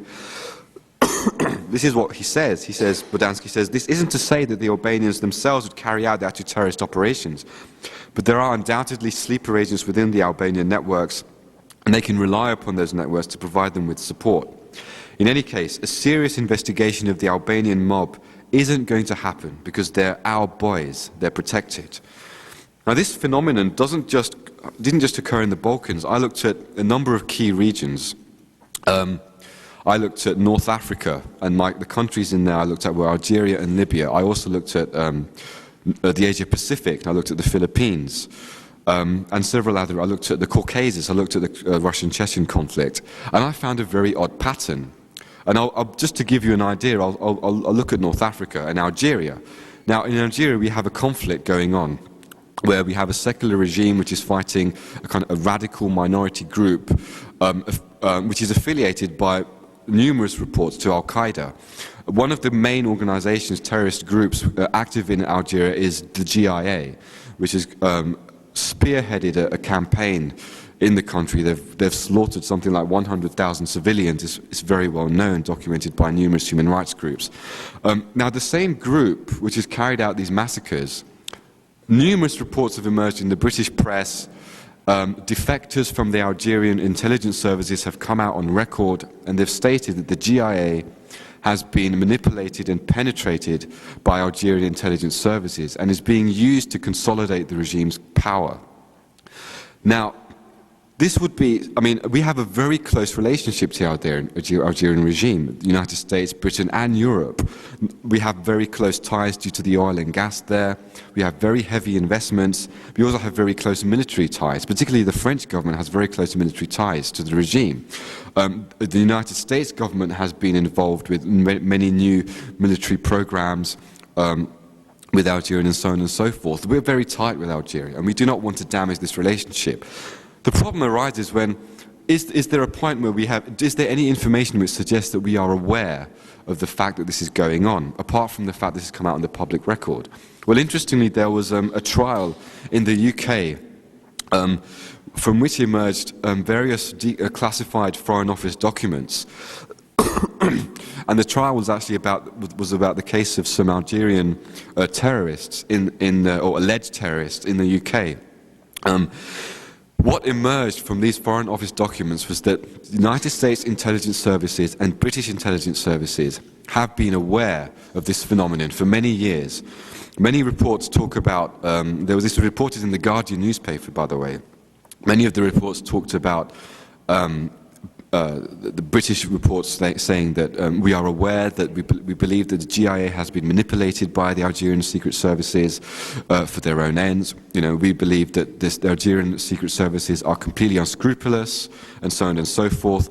The US intelligence report was there saying that the 1995 Paris bombings, which were blamed on Algerian militants, the GIA, we believe that probably at least one of the bombs was carried out when ordered by the Algerian secret services. And we do not have any evidence to suggest that the GIA actually carried this out, and so on and so forth. And I found that the same pattern was prevalent in the Philippines, very much similar. We had the Abu Sayyaf, a terrorist organization which we must emphasize was heavily tied to 9/11. Khalid Sheikh Mohammed, a mastermind of 9/11, was based in the Philippines, a member of Abu Sayyaf. It was in the Philippines that they hatched the Project Boyinka plan, which was the blueprint behind 9/11, as is now well known. It was hatched in 1995. It had two dimensions. One dimension was to blow up 11 airliners or so over the Pacific. Another was to hijack civilian planes and hurl them into key buildings in the United States. Now, the Abu Sayyaf, again, I looked at Philippine sources, Philippine newspapers, I went through the records, and I have a public address from a guy by the name of Senator Pimentel, who is a very prominent legislator in the Philippines. He gave a public address before the Philippine Senate, and he said, I have information that the Abu Sayyaf has been handled by Philippine military intelligence. He even named officials who were working in the Philippine military at that time and said, we need to investigate these people. He named one guy by the name of Edwin Angeles, who was supposedly a leader of of the Abu Sayyaf, and he said that this man is actually a double agent. He's been an informant for years, and this subsequently came out. It actually emerged. It was a whole scandal in the Philippine press. And again, we have a very close relationship to the Philippine regime. There was I have a quote from a U.S. major there who was saying that we work here as counterparts. We have co-generals, co-directors. We have one troop for every Philippine troop. We're working very closely on this counter-terrorist offensive against what's happening. So, I mean, I don't want to go into detail, but I discussed this because we don't have time. Yeah, we don't have time. But suffice to say, in conclusion, that this is a phenomenon I've discovered to be prevalent throughout many regions in the Middle East and Central Asia. It's a very worrying phenomenon. And it fundamentally challenges the whole paradigm of the war on terror. That if we are allying ourselves in some manner with Al-Qaeda in this rather direct way, how can we fight a war and win? It just doesn't make any sense. The first thing we need to do is go to the source of our policy and correct that before we want to fight a war. And I would suggest that we need to look exactly at what we're doing in this respect before we go around invading other countries and saying that we're going to go and solve terrorism through military invasion. Thank you very much. In the interest of time, I have dozens of questions, but I am going to forego my questions because I think they would pale in comparison to the questions that our experts can provide for this panel. However, I would just like to say that this testimony will be made available for the record, and I hope to have the opportunity through the good graces of C-SPAN to reveal my thoughts on this particular panel and any other panel on which I forego questions at the proper time. Right now, we will go to our panel of expert questioners, starting with Mr. Rupert. Thank you, Congresswoman. I really enjoyed listening to this, and we've heard these correlations between Iran-Contra and the present day keep occurring. And aside from the fact that so many members of the same administration that ran Iran-Contra are back in this administration, I'm left with one fundamental question. We know, and I know that Peter knows very well, that much of the funding for the so-called Contra effort, which was a U.S. ally, was provided by the illicit drug trade. However, we do also know that in the year prior to the attacks of 9/11, the Taliban destroyed 94% of the opium crop in Afghanistan, so that there was virtually no opium growing on September the 11th. And my question remains, of course, I have serious questions about the definition of this thing, Al-Qaeda, whether it's a noun, a verb, an adjective, I don't know what it is. It's an amorphous concept. But it is preposterous for me to assume that Al-Qaeda, whatever it is now being funded by drug money, since Afghanistan is now thoroughly under the control of the U.S. military, especially warlords, the opium warlords, many of whom were released by the CIA from prison. And Afghani opium production since 9/11, of course, has multiplied and multiplied again geometrically to the point where it's now, I think the last harvest was, what, Peter, close to 5,000 metric tons in Afghanistan, supplying now 78% of the world's opium supply, but we can't blame that on Al-Qaeda. So my question remains how is this amorphous thing called Al-Qaeda getting its money? And from whom? And from where? I'd like to comment about the Taliban suppression of the opium, which is absolutely confirmed, no question of it. It was also for only 1 year, so that, or actually a year and a half, but effectively for 1 year.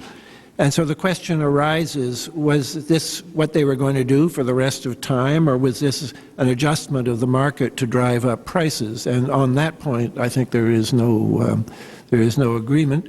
I think also there's been a lot of fudging in this country about the fact, because we could hardly proclaim a war on drugs in Afghanistan because we were going to war against the Taliban, which had just outlawed it, and whose effectiveness we had recognized, and we were going to use as our ally Massoud and the Northern Alliance, who did more than anyone else to pick up the slack, and they trebled their production in the same period. So we definitely went into Afghanistan as the allies of the drug traffickers rather than the opponents of them.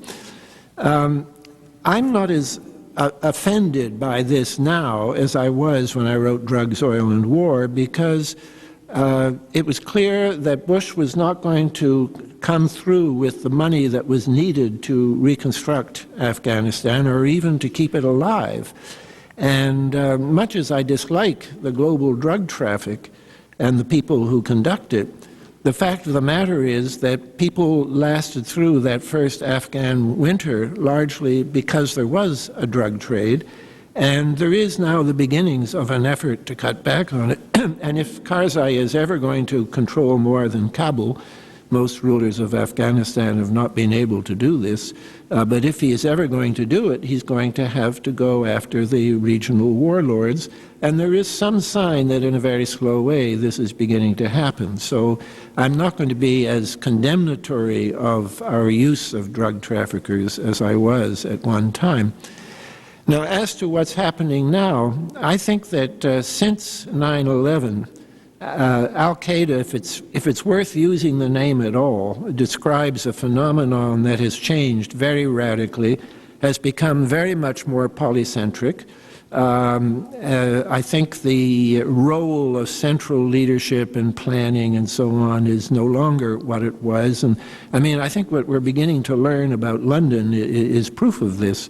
But the case of Madrid is very, very interesting, because here were people who had past al-Qaeda connections, no question, but their involvement with the drug, or some of them, the involvement of some of them with the local drug traffic was very, very marked and visible.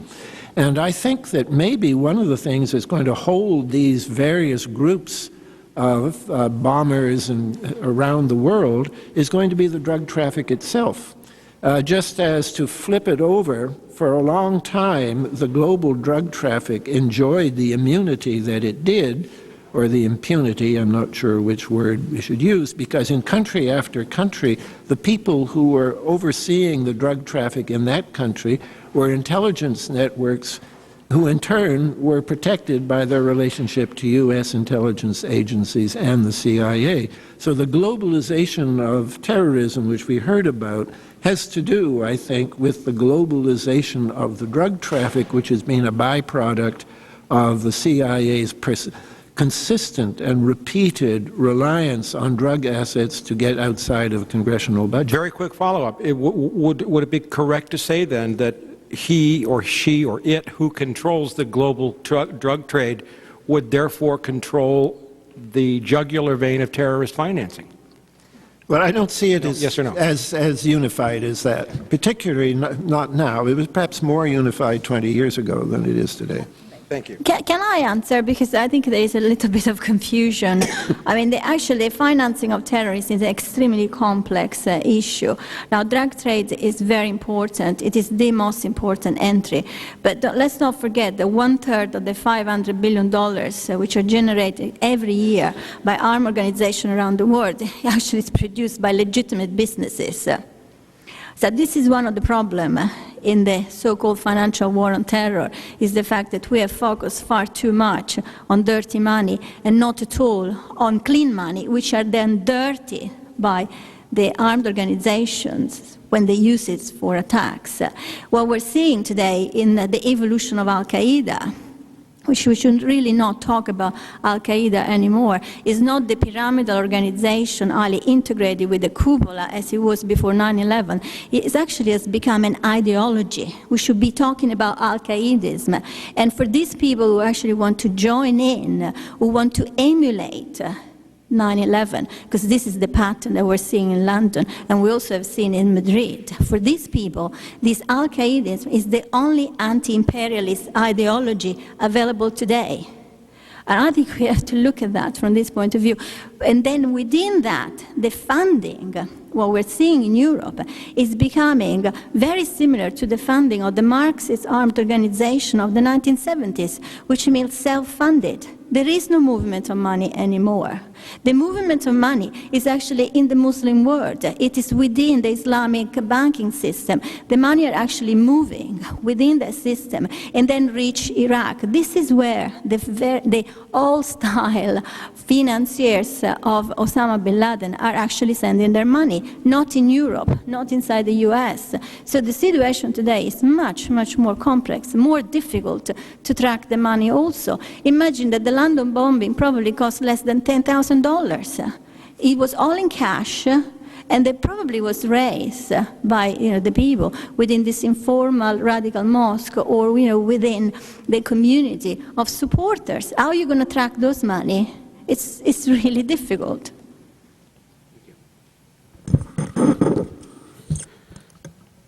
Well, I really enjoyed this panel. I have 1,000 questions, but it's one, and my question is, could you describe your feelings on what obviously is a nexus between past criminal conspirators involved in the Afghan war, BCCI, Iran-Contra, even going through Enron, which replaced BCCI as a Bush family cartel and slush fund. The nexus between these criminal conspirators, it's been described they're in this administration, and the neoconservatives, many of them embrace that particular political ideology, and these Christian dominionists who also embrace much of the neoconservative ideology, who all believe in the end times and things like that, and that people who are willing to out and expose a covert CIA network designed to find where weapons of mass destruction are being bought and sold. If people would do this, and they have a past criminal record, would these neoconservatives, these past criminal conspirators, in your opinion, have actively sought to suppress the intelligence prior to 9/11 to give them a reason to pass things like the Patriot Act, to do this projection of American power around the world through their manifesto, which was the Project for New American Century, because their ideological soulmates, who were the National Socialists in Germany, burned down their own parliament building to get the Enabling Act passed, which shredded the German Constitution. So my question is, how far do you think these neoconservatives, many of whom are past political conspirators, would go? Because we're talking about intelligence broke down. Nobody was held accountable. I think the only guy that lost his job on 9/11 was the head of security at Logan Airport. Everyone else got promoted or got presidential freedom medals and things like that. And John O'Neill, Mike mentioned, lost his job, also lost his life, but he was really after these al-Qaeda networks in Yemen, and he was thrown out by the U.S. ambassador. So we have hundreds and hundreds of examples like that. So how far do you think they would have gone, and do you think it would be possible for the neoconservatives, with their philosophy, to have purposely allowed 9/11 to happen by ignoring intelligence, even maybe facilitating some of these terrorist cells that came to the United States? Well, one can only speculate about this. I can't come up with neat facts or documents or anything that would prove it, and I like normally to stick to the level of documents. We heard this morning Mel Goodman in a speech, which generally I found very interesting. He said this wasn't an institutional failure, it was a personal failure. And then Mike Rupert came back and said this was A, deliberate, and B, systemic. And my own position is halfway in between. I do think that there was deliberate, whatever happened on 9/11, whether they let it happen, made it happen, whatever, it's an event which some people wished for. There's been too many. This, I think, was a cliche in the sort of high-tech, big-budget military thing that without another Pearl Harbor, we're not going to get the budgets we need. And I think at a minimum there were some people who said, we have our Pearl Harbor and proceeded to act accordingly. I don't see this as being the system, though. I think that this all goes back, in a sense, to the church reforms which Mel Goodman praised this morning, because they created a situation where the CIA and, in general, the intelligence community was no longer the unsupervised arena that it had been before. It became, even if only minimally, under some kind of congressional review and minimal accountability. The result was we saw the beginning of offshoring and offloading of covert operations. The best example, perhaps, being Casey, CIA Director Casey's use of BCCI, and also the elaborate arrangements for supporting the Contras. Congress has said, don't do it. So instead of not doing it, you just go elsewhere to find the assets to do it. And this has created a kind of global symbiosis between the agents who are supposed to be defending the United States and the people on the other side whom we're supposed to be defending ourselves against. There is a great deal, I think, of interaction. Double agents, triple agents, people like Saeed Sheikh and Ali Mohammed. There is a milieu growing up that's in between the two. And it's a time for cabals. I think PNAC should be called a cabal, and not the only cabal.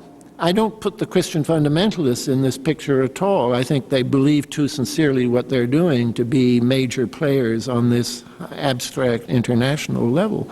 But when you have this kind of milieu, and you have this kind of 20, 30 years now of experience with offloaded intelligence operations, you can say that it's not just because Bush was elected. This was something that was going to happen, something like this, because of that degree of interpenetration between the so-called defenders and the so-called enemy, both of which need to be looked at much more acutely by the public and Congress than they are at present. Could I say a word in defense of the neoconservatives, not a position in which I usually find myself? I think it is a mistake to look for a kind of conspiracy gotcha moment here, and that for the following reason. First, because I'm completely convinced that the majority of neoconservatives, like as Mr. Scott said of the Christian fundamentalists, believe in what they're doing quite sincerely. What is dangerous in politics is not our vices, that is to say, nefarious activities in which people engage in mindfully, that sort of double agent, triple agent, spy versus spy, but rather our virtues, that the deeply held convictions of the neoconservatives, that it would be better for the few to lead the many, that it would be better for the Middle East to be reconfigured by the United States, that these very sincerely held beliefs are a problem, that it's not when they depart from their beliefs, but when they fulfill them, that the nation is maybe most endangered, and that looking at tiny events for that gotcha moment directs our gaze away from these broad movements in American politics, repeated in American foreign policy not only over the course of years, but over the course of decades. The expansion of executive power at home, on the domestic front, that all these things are so profound, so persistent, and so dangerous that any event pales in comparison to those, and that we need to keep our eye on the broad directions of American foreign policy and the broad directions of American domestic political change in order to appreciate what the true effects of this change has been. Could I just come in very briefly, to comment on your question? My position is really that rather than coming out and arguing a particular overarching conclusion or theory at this stage, it's of more value for the people who we want to kind of promote a kind of an independent investigation. We want to expose the anomalies in the previous investigation. It's of more value to point out the fact that, well, why did they fail given the abundance of information available? And to say, I would concur somewhat with what Peter said, in the sense that it seems pretty clear to me that at some level there were deliberate decisions made by various individuals to simply either obstruct investigations or ignore investigations and so on and so forth. That is absolutely clear. Now, the question is how far did that go? Now, I don't think we need to, at this stage, say, we don't need to discount anything and say, well, it's completely impossible that this could have been allowed or arranged or whatever. But at this stage, if we focus on absolutely fact, we can pinpoint these particular failures and these particular events which occurred where investigations were blocked, obstructed, information was there, available, and wasn't acted on. It doesn't make any sense.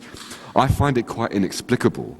But I won't come out and say, this is my explanation. I mean, it's very difficult. But I think the important thing is to point out the failures itself and to say this has not been explained at all by the Commission. And I think if we do that, we will be able to make headway with pushing for some kind of more public disclosure on this. I certainly agree with that last statement. I'm thinking what an idea and insight-rich panel. I thank you all, panelists, and those who invited you. I'd like to pick up on two comments, one by Peter Dale Scott and the other by Ann Norton, and try to combine them. What Peter Dale Scott said about the answer not being war, but justice. And what Ann said about the fact that of the 567 pages of this extraordinary report, there are only 3 or so that had to do with the political background and factors at work here, which, if my math is right, that's less than 0.5%. It drove me back here to my dog-eared copy of this, and what I'd like to do is read one sentence from each of those 3 pages, and then I would ask for your comment. First sentence, page 147, for those who have your Bibles with you. Khalid Sheikh Mohammed's animus toward the United States stemmed from his violent disagreement with U.S. foreign policy favoring Israel. Page 375. By 2003, this is right after, these are polls taken after 9/11, and after the invasion of Iraq. By 2003, polls showed that the, quote, the bottom had fallen out of support for America in most of the Muslim world. Again, this is after the invasion of Iraq, but before Abu Ghraib. Then comes the subhead, engage the struggle of ideas. Sounds promising. The government must define what our message is. This is a recommendation. American foreign policy is part of the message. America's policy choices have consequences. Right or wrong, it is simply a fact that American policy regarding the Israeli-Palestinian conflict and American actions in Iraq are, would either or both of you please finish that sentence? I'll read the first part again, put you on the spot here. Right or wrong, it is simply a fact that American policy regarding the Israeli-Palestinian conflict and American actions in Iraq are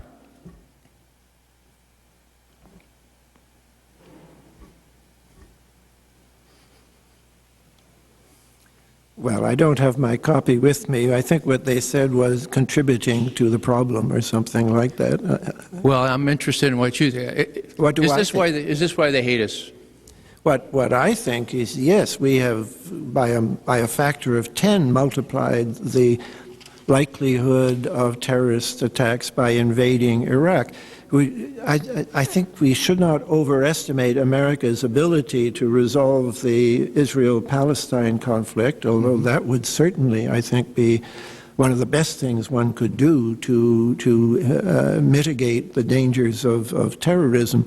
But we have and we've sort of lost control of our destiny in Iraq too now, but ultimately, I wrote this last November in Salon, we are going to have to withdraw. And if that's the case, the best time to do it is sooner rather than later. We're going to lose face if we withdraw now. We will lose more face if we withdraw later. And I'd like to make the analogy with Vietnam here, because I've just been living in Thailand. I know a bit now about Thai history. In the course of fighting the war in Vietnam, America was essentially creating a revolutionary movement in Thailand. And everyone was saying, well, of course, if America leaves, the dominoes will fall and the whole region will be communist. Well, you just have to look at the region now. It's where people go to lie on beaches and buy little Buddhas and things like that. America achieved its goals by withdrawing from Vietnam. That was the beginning where pro-American sentiment began to rise and anti-American sentiment began very drastically to fade away, not just in Vietnam, with whom we're now quite friendly, but in the whole of Southeast Asia, which really was being radicalized, revolutionized by the American presence, and those revolutionary movements, and with them the military dictatorships which we were responsible for installing, all of that melted away, and you have the makings now of not perfect societies, but definitely much better societies than we had before.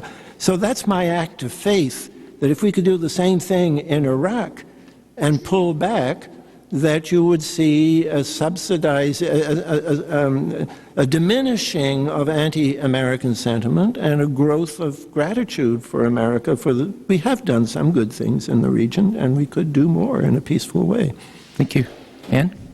I'm a partisan of do the right thing, whatever the consequences. But I have also noted, and particularly with regard to American policy in the Middle East, how very tragic good intentions can be. The American alliance with Israel, I think, is on the one hand one of the most honorable things about the United States. It's evidence of a desire to back democracies. It's a recognition that the democracies we back might be very different than our own place, a nation that puts gives a public place to religion, that has birthright citizenship based on descent rather than on residence or on commitment. It is, and a desire to outdo Europe, not only to avoid the genocides that Europe saw, but to shelter at home and abroad populations that have been the subject of genocide. But in this very honorable task, the United States has taken on a series of actions that betray both itself and the ideals that it advanced in the alliance with Israel. The movement away from democracy, which is often justified. Well, we need to learn from the Israelis how to discipline democracy. Torture is legitimate in a good cause. The forgetting of the requirement of democracy in Palestine.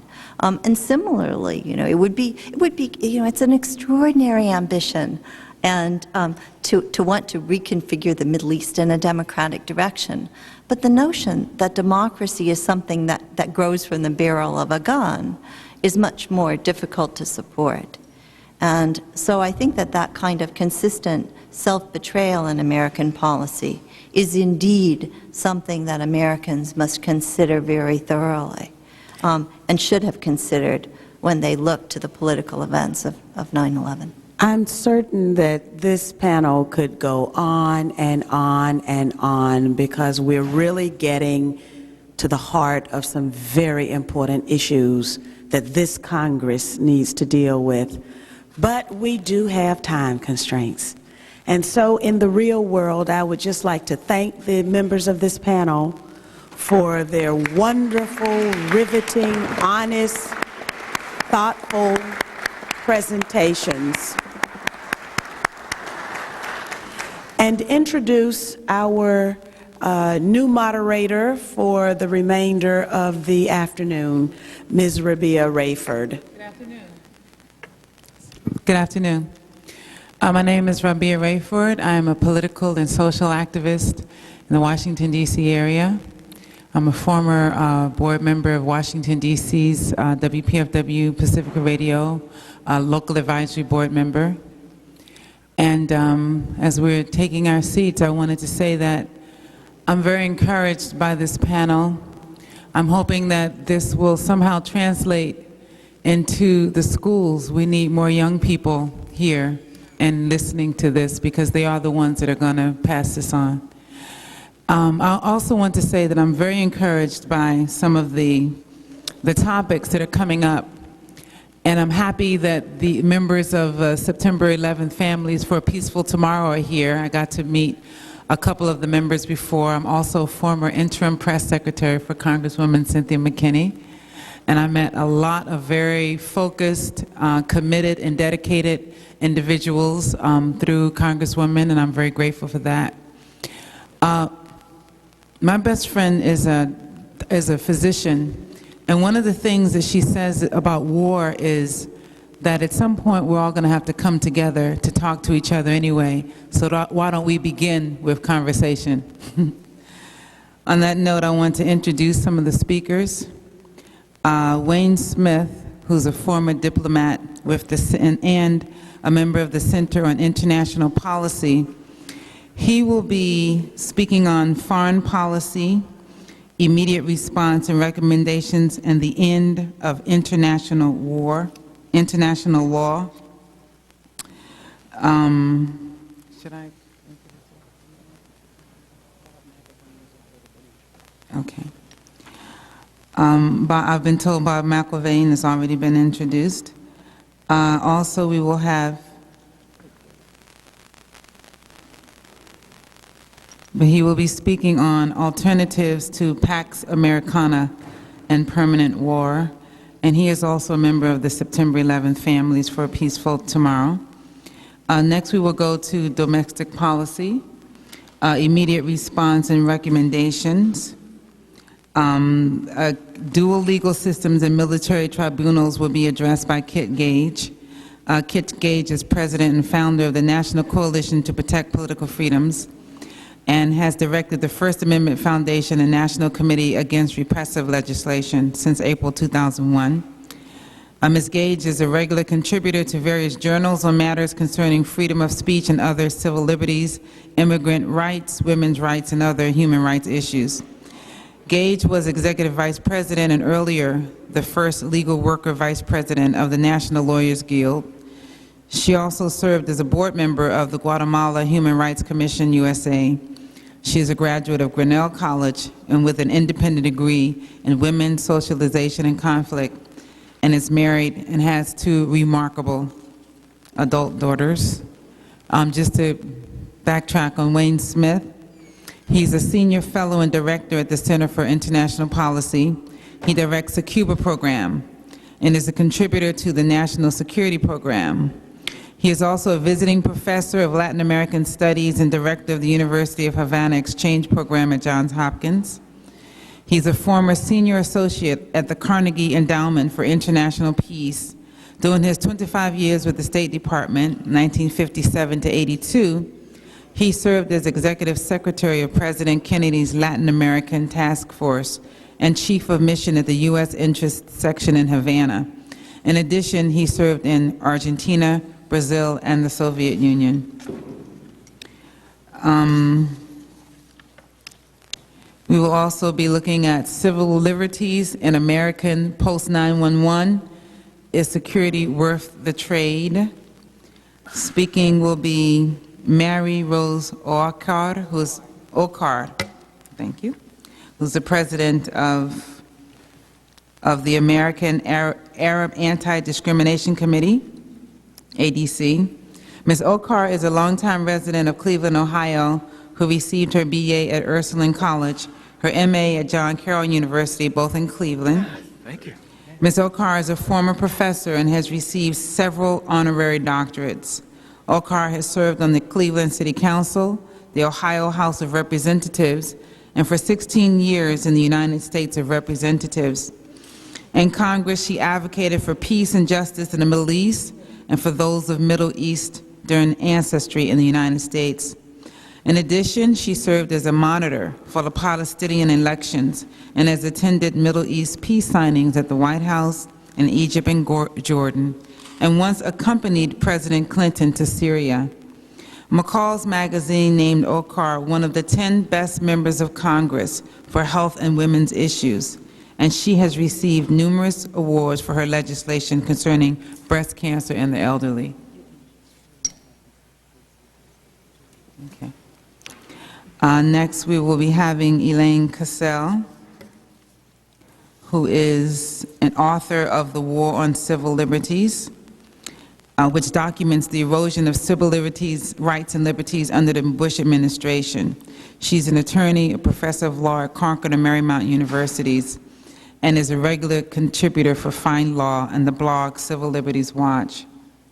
After that, we will be looking at the rise of secrecy after 9/11, and with us will be Rebecca Daughtry, who is from the Reporters Commission on Freedom of the Press. Then we will go on to the Patriot Act's Sunset on Freedom, and we'll be hearing from William Michaels, who is the author of No Greater Threat, and then we will have questions. Jumana Musa is also joining us, and she is with Amnesty International. All of the panel members on here? And could you please go in the order presented? Thank you. Yes? The first person should be Mr. Wayne Smith. Yes, now it is. The title, The End of International Law, I don't think is meant to suggest that the 9/11 Commission's report will mean the end of international law. If you read the statements of the Bush administration and analyze its attitudes and actions towards international law and international conventions and agreements, you might begin to reach that conclusion. Excuse me, I'm having difficulty hearing you. Could you please move the microphone closer to your mouth? I'm sorry, I can't hear you. What? Move the mic closer to your mouth. She's having trouble hearing. Like that? Yeah, Yes. There we much go. better. Okay, good. Now I can hear you too.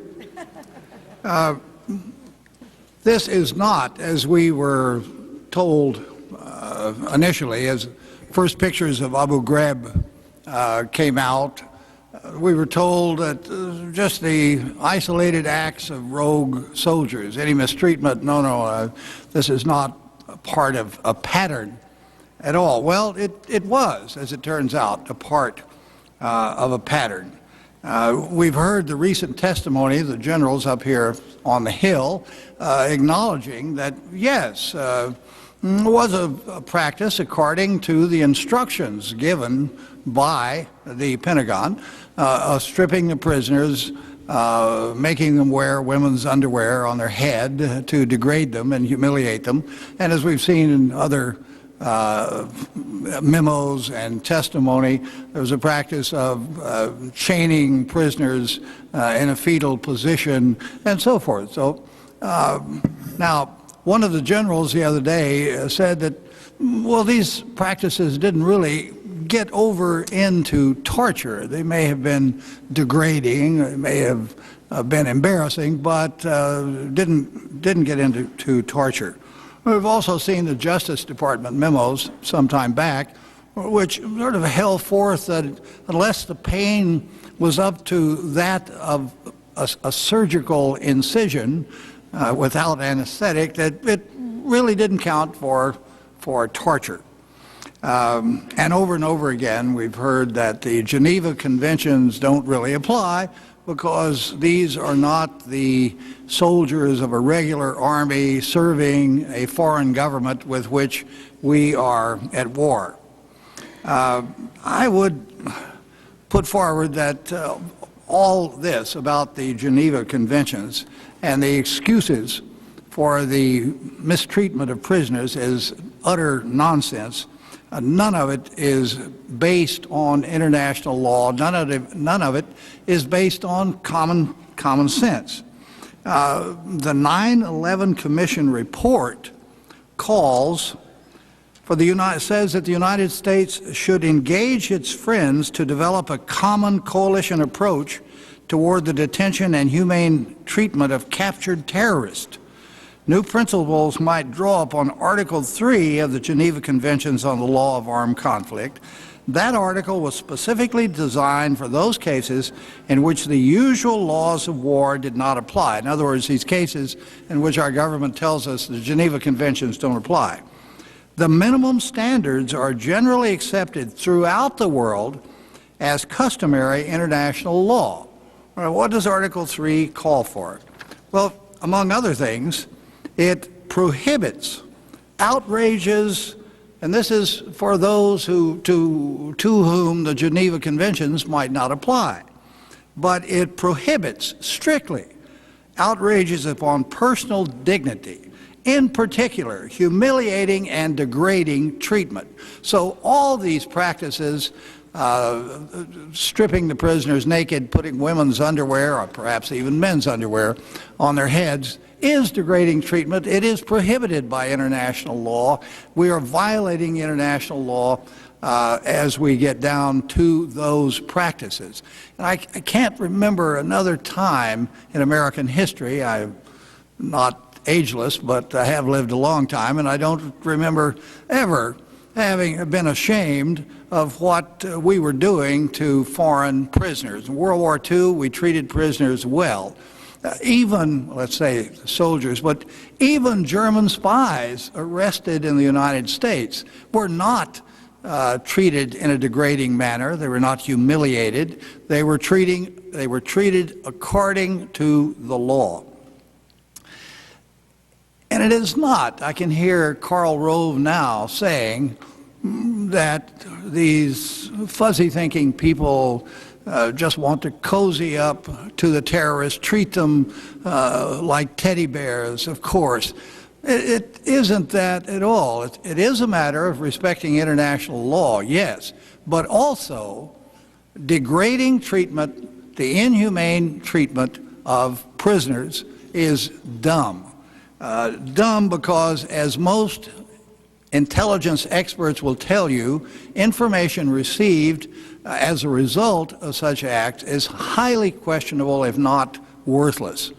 You start pushing someone around, and eventually they'll say what you want to hear, whether it's true or not, and you can't rely upon it. But beyond that, how do we think that this is going to go over in the Muslim world? As the pictures, as the testimony of the treatment of these prisoners comes out in the Muslim world, it is certain, has and will continue to fuel passions against us. Now, I'm not saying this is the cause of the problem. Of course, 9/11 happened before we had any terrorist prisoners. But this is not an intelligent way to proceed in our struggle against terrorism. We ought to get back to full respect for international law and fully humane treatment of all prisoners without any exception. Thank you.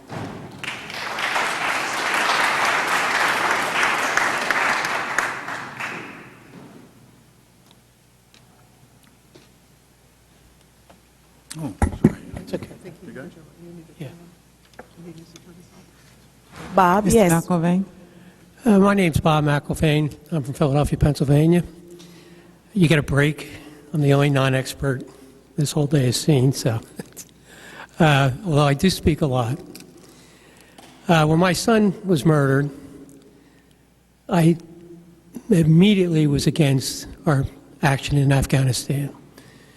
Primarily because it's my son's legacy, not that he was a pacifist. He just truly was such a great, great intellect.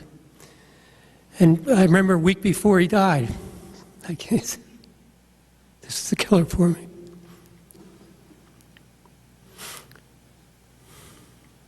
That's all right, Mr. McElvain. We are with you. The week before he died, we talked about the Taliban. And he says, you know, Dad, I really think they're going to go after the Taliban. And I said, why? And he said, well, if you've been reading things about the oil, you know, they want to put the pipeline through there. He knew that we wanted to run the pipeline through, that we had been negotiating with the Taliban. And of course, you know, because of him, I've always stayed up on current affairs, but nothing like I ever should have. And next week he dies. And I said, my goodness. You know, now we're going to go to war against Afghanistan and the Taliban. And that conversation I had with him really resonated. And I said, this is absurd. And I started thinking about what someone had said previously. It's about justice. You know, we can catch this man. This is the one opportunity, probably in the history of mankind, that the whole world would have united, saying this is absolutely insane. 3,000 people were slaughtered, innocent civilians. Not that it's never happened before, but here in America. And I really felt optimistic. I would have said to myself, you know, I could really live with my son's death if the world got together and found the murderers of my son. But of course, that never happened. So I just looked for an outlet. I didn't know who to talk to. I went on the web. I just wanted to find people that felt the way I did. My sister, my brother. Of course we should go in Afghanistan. We have to defend our freedoms. And I said, what do you mean our freedoms? My sister says, well, we have a right to drive SUVs. We have a right to do certain things, and this is what this is all about. They took our freedoms away. And God bless my sister. I said to her, I said, Sue, just make an effort to look for information. There's so much information out there, and I'm not going to sit here and lecture you. And damn it, she didn't do that. And now she's working with me with Peaceful Tomorrows. We're going to Japan Sunday, and we're going to walk with the survivors of the atomic bomb, the bombing of 45. And we're going to walk with a stone, like we did last year. This is some of the things that Peaceful Tomorrows does. It's a tombstone honoring the civilians killed in war. And that's what our whole group is about. And that's what I'm about. I get the opportunity, and it's difficult. It was extremely difficult to hear Lori's testimony and to hear her husband. Because I still don't know how my son died. I don't know if he jumped. I did get a body, but then we couldn't view it. So it is very difficult, and this is why so many people have a difficulty getting involved in all this. My wife can't. She screams at me if I come home and tell some of these things that I've heard. It's too disheartening to think that all these things are happening, and then our innocent people are murdered. Well, anyway, I know I don't have that much time, but I've spent my whole life trying to, in honor of my son, to understand why my son was murdered. And I work with Peaceful Tomorrows, and we have been nominated for 2 Nobel Peace Prizes. That gives me a good feeling to work with them. But on my own, I'm in constant search. And hearing from Michael and Ray and all these people, these experts, it's connecting the dots. I speak to a lot of high schools, a lot of colleges, and I try to urge them, connect the dots. Go back to World War I, this silly war of World War I, yet so many people had to die. And I try to run it through to 2001 and say, this is the reason my son is dead. It's a cause and effect type of thing. And I'll explain to him, I'm not a researcher, I'm not an expert, but please try to find it on your own. Well, I finally found Peaceful Tomorrows in about October of 2002, searching that website. And as a group, it was founded in February of 2002. And it was the name is based upon Martin Luther King's speech, "Wars are poor chisels for peaceful tomorrows." And we live by that. War, thank you, war is insane. So we'll do anything. Our biggest project coming up, we're having an international conference on terrorism at Princeton University in 2006. We're trying to get a coalition of civilians, victims, from all around the world as victims, and I hate to call myself a victim, please don't think of me as a victim, but we have to come together and make the solution that war is never, ever, ever, ever the answer. Justice is the answer. And we have to live by that. I had the unbelievable opportunity to go to Bogota. I haven't flown since 9/11. Not that I'm necessarily afraid, but I just wouldn't fly. I learned too much about the shoot bomber. I said, I'm just not going to leave the country. With Bogota, they had an international conference on violence and terrorism. They called me to speak down there. And I decided to do it. And it was truly a harrowing experience. I won't go into that. But there's probably about 2,000 people in the row, or in the auditorium. The first 2 rows are all victims just of Colombia, the violence. 13-year-olds with legs missing, the burn victims. Actually, I sat down with, I had dinner with one burn victim, 75% of her body, an African Colombian. She lost her 3 children and her husband. And I said, damn, you know, I feel sorry for myself sometimes. And that woman could sit there and laugh with me because you have that bond with people who have suffered. And that's the thing we all have to think about. It's the civilians, the 25,000 civilians in Iraq that have died. The 500,000 people in Iraq that have died through the 90s. What is this foreign policy that we have? We talk about Pax America. I think literally in Latin, does that not mean American peace? Are we perpetrating peace on this world? Have we since 1945? After the bombing of Hiroshima and Nagasaki? Well, I think not. So, as it gives me so much comfort to work with this 9/11 group because somehow, some way, we are going to find peace. And it's important to me to go out into the community. And I learned so much from the experts. And I've quoted you many times, Ray, since our last talk. If you're not angry at what's happening around the rest of the world, every day of your life you have to be angry. And if you're not, you're an unjust person. Almost this quote, right, from St. Thomas Aquinas. Ray talked about that the other day. So anger is, to me, very important. Anger keeps me focused because when I'm not angry, I get mellow. And then I drop away from all this. And it's truly a double-edged sword. The more I'm involved in it, it destroys me. But I get up from doing this. Then I'll go home and I'll get depressed. That's why family members find it very difficult to get involved in this. But the alternative I was supposed to speak of, the alternative is you just got to keep demanding peace. You got to talk the talk. And more importantly, because when you sit down with people and say, well, we should have peace, they look at you, yeah, how are we going to find it? Well, that's where you have to know your history. That's where you have to say, well, look what happened here. This is why we had this happen and that happening. They said, boy, you got a good point, because that's what happened to my sister. She finally went on the internet and researched everything. She just said, I always thought the United States is doing the right thing. And now she believes that, no, this isn't happening. And now she's working for peace. So that's so important, and especially in the educational system. We have to teach what is happening in Israeli-Palestine. An objective look at it. All these things. We must teach World War I differently. What happened after World War I?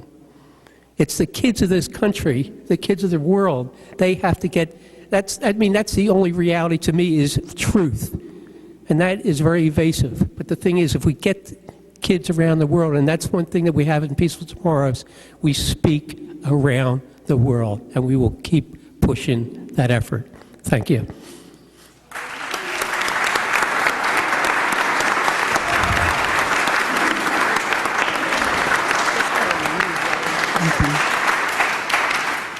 Thank you, Mr. McIlvaine. Next, we will go straight into domestic policy, immediate response and recommendations, and we will hear from Kit Gage and Jumana Musa on dual legal systems and military tribunals.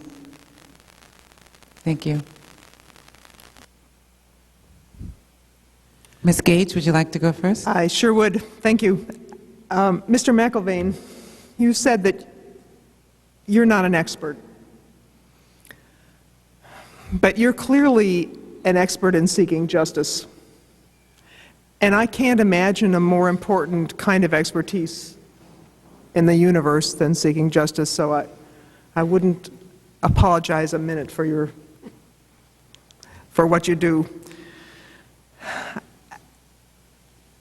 I want to get to some basics here. I know you've talked about a whole range of important things today, but I want to talk about how you try to find justice with dealing with those who commit terrorist acts. Start out. What is terrorism? Simple question. What's terrorism? There's definitions, but the most commonly understood definition is a simple one. It's a crime that's committed to intimidate a government or a people. Simple. It is a crime trying to intimidate. It can be a little crime, it can be a big crime, it can be a horrible crime. And the kind of terrorism we're talking about now, we, the U.S. government, have declared war on terrorism, a perpetual war on terrorism, an endless war on terrorism. That's a really big handful. It's a really big challenge because all of a sudden you're not talking about World War I or World War II. You're talking about an endless time frame because it's clear terrorism's been around since the year dot. It's not going away. People always have committed crimes to intimidate other people. Okay, so we have this war on terrorism. How do you possibly try to punish people who are accused of terrorism? It's another fair question. It's impossible to imagine how you could possibly punish someone who committed the horrible attacks on the World Trade Center and the Pentagon in Pennsylvania. You can't, it's kind of a disconnect. You can't imagine the kind of things you could do to people to kind of rectify that. You have to sort of throw that away. But okay, so how in a real world do we try to find people who commit terrorist acts? And what do we do with them? Do you try them like you consider normal criminals that the U.S. Constitution calls for? Do you treat them in an international system along the lines of the Geneva Conventions, which envisions in an international scheme what you do? Or do you throw that all away and just toss them in the clink forever? Or do you have some other variation on that theme that incorporates some pieces or another of all of those? I want to look at since 9/11, I'm going to be brief, but I want to look at since 9/11 what we've done, and even a little before.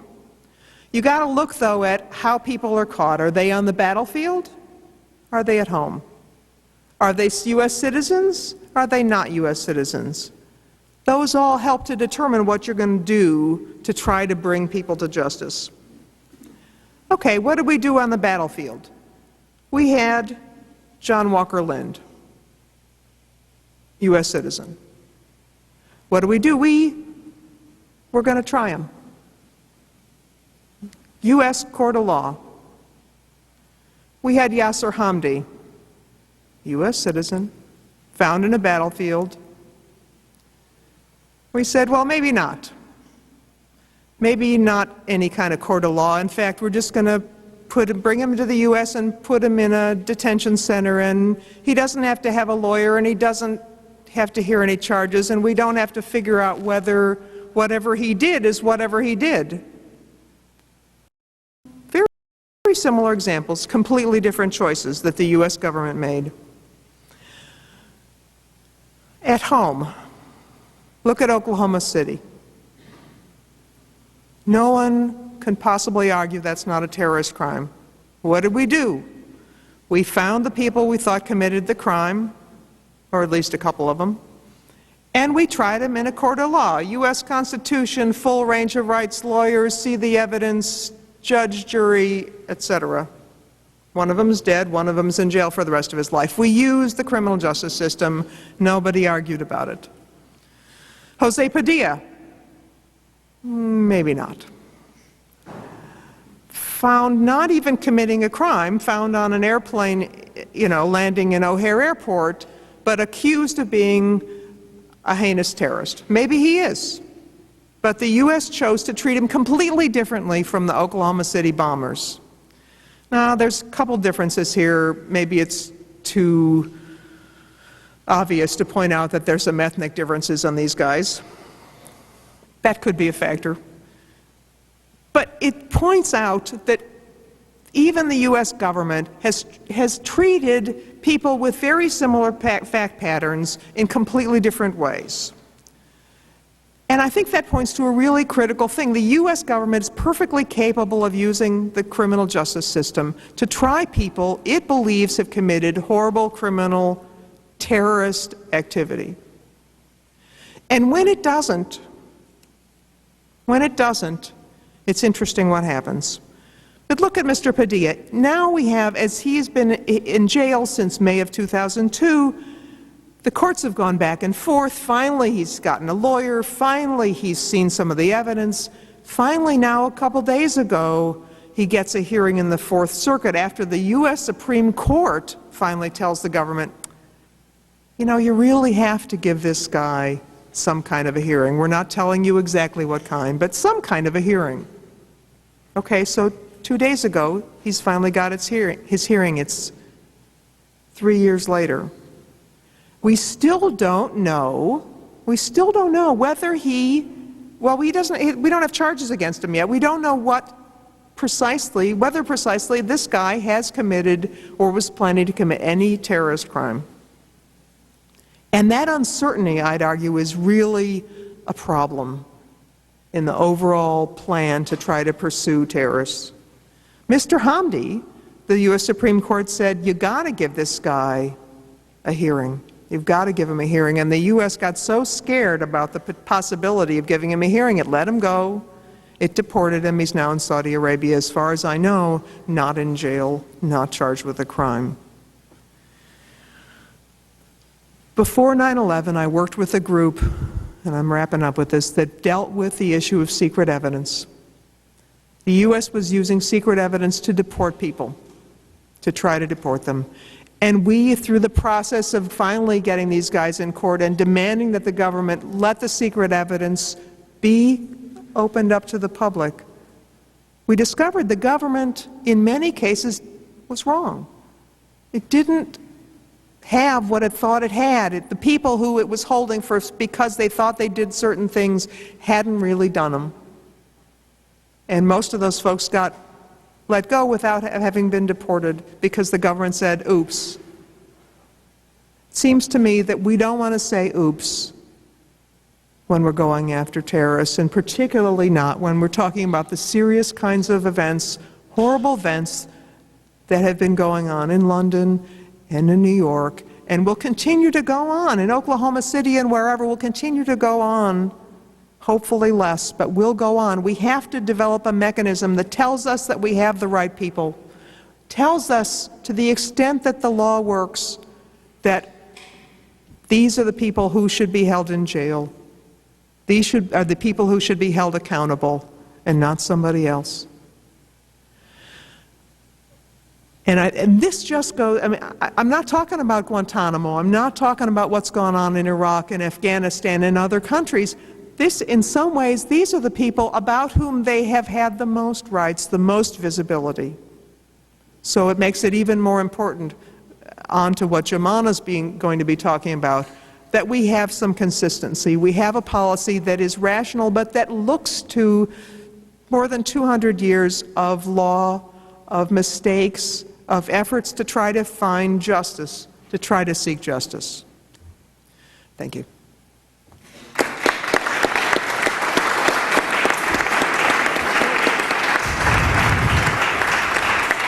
Thank you, Ms. Gage. Next, we'll hear from Jumana Musa, Amnesty International. Hi. I actually am going to talk about Guantanamo and the sort of lesser talked about detainees and legal processes. I do want to start, though, by thanking the families of 9/11 victims.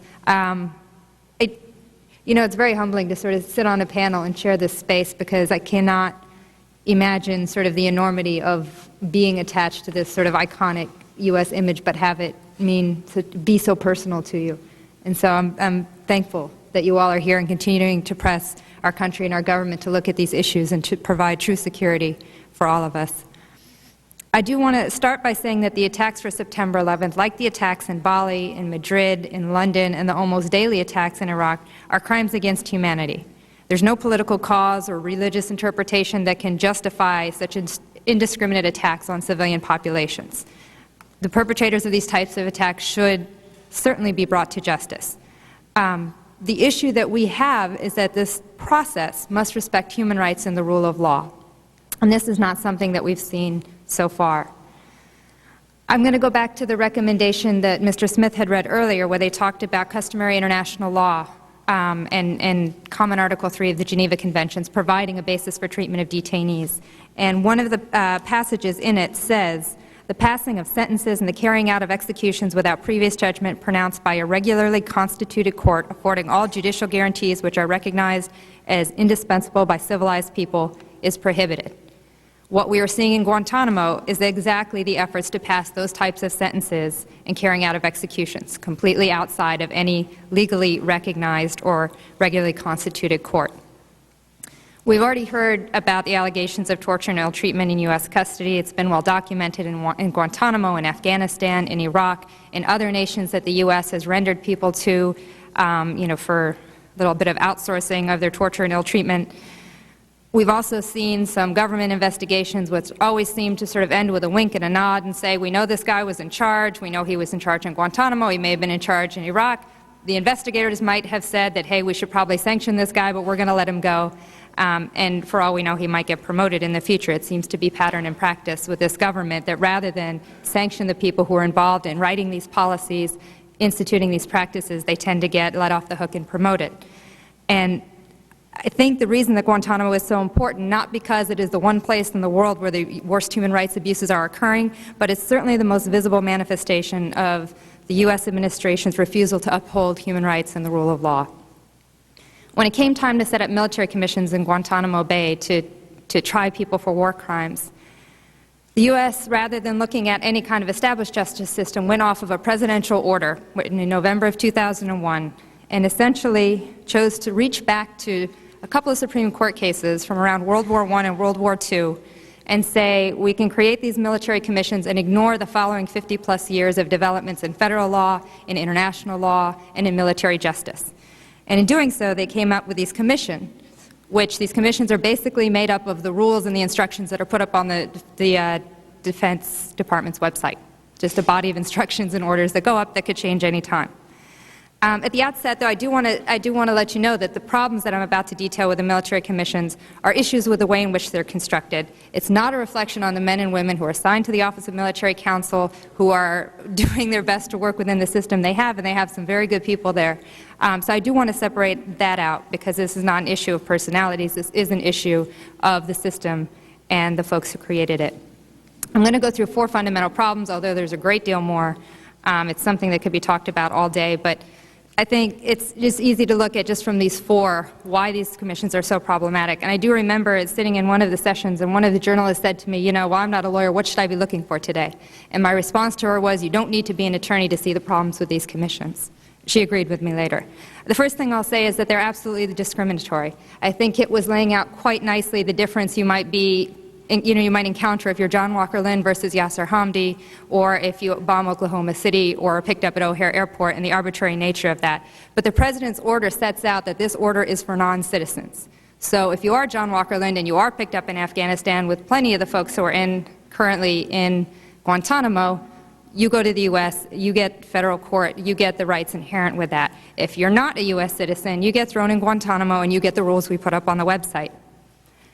In addition, we've also seen close allies of the U.S. negotiating on behalf of their citizens. So if you're an Australian like David Hicks, you're charged before the military commissions. Your government seems to think they're A-OK in terms of a system of justice, but they said, hey, if he's going to have to serve time, he should get to come home to Australia. If you're from Yemen or from Sudan and your government doesn't have that kind of relationship with the U.S., you're stuck in Guantanamo. If you're British and you're identified as eligible for trial before the military commission, and your government, who's close to the United States, raises its stink and says, absolutely no way, we won't allow our citizens to be tried before these military commissions unless they're brought in line with fair trial standards. Well, earlier this year, the U.S. quietly released those 2 detainees, sent them back to Britain without trying them or charging, which is all but an admission that they refused to bring these military commissions in line with fair trial standards. So the bottom line is if you're from a country that can't or won't negotiate with the U.S. government, you're out of luck. The second problem, the military commissions have exactly one rule of evidence, which is it can admit evidence that is, quote, probative to the reasonable person, which could be just about anything that's not completely unrelated, which means it can admit hearsay evidence, and more significantly, you can admit evidence that's obtained by torture. I think it's been well documented that evidence obtained by torture is extremely unreliable, but more importantly, it's illegal. It's illegal under Article 15 of the Convention Against Torture, which the U.S. has signed and ratified, which reads, each state party shall ensure that any statement which is established to have been made as a result of torture shall not be invoked as evidence in any proceedings, period. However, as we know, this administration has seemed to take a pick-and-choose approach to international law as well as domestic law, and I think they chose to ignore that one. I think that's also particularly troubling when you take it with my third point, which is that the accused can be excluded from their proceedings. And when I say excluded, some people have the notion just excluded from classified portions, which can be problematic, and there's been plenty of ways of dealing with classified information in the U.S. system and how to keep the accused abreast of what's happening. But within the military commission, the accused can be excluded, and although his detailed military defense counsel can stay there, he cannot share anything that he learns with the accused. And when they say protected information, like I said, much broader than confidential or classified information, which could include everything from classified or classifiable evidence, information protected by law or rule from unauthorized disclosure, the physical safety of participants in commission proceedings, including prospective witnesses, intelligence and law enforcement sources, methods or activities, and then the catch-all, and other national security interests. So they have a broad brush as to what they can actually exclude people from, and not just, again, exclude the accused, not give him a summary, and not allow his attorney to tell him what happened. So if you take that in conjunction with a rule that says they can admit hearsay, they can admit evidence obtained by torture, you can actually end up with a system whereby the accused will be excluded from proceedings where an anonymous witness is presenting hearsay evidence that may have been obtained by torture, where there's no record of the initial interrogation, or even the ability to check if it's translated properly, and that testimony can convict him and even sentence him to death. What's even more troubling after you get through all of this is once there's a decision made by these military commissions, there's absolutely no independent review whatsoever.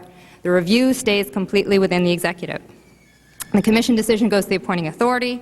There's this little review panel that was selected personally by Secretary of Defense Donald Rumsfeld, which can give an advisory opinion, but then the decision goes back to the President and the Secretary of Defense, who approved the charges in the first place.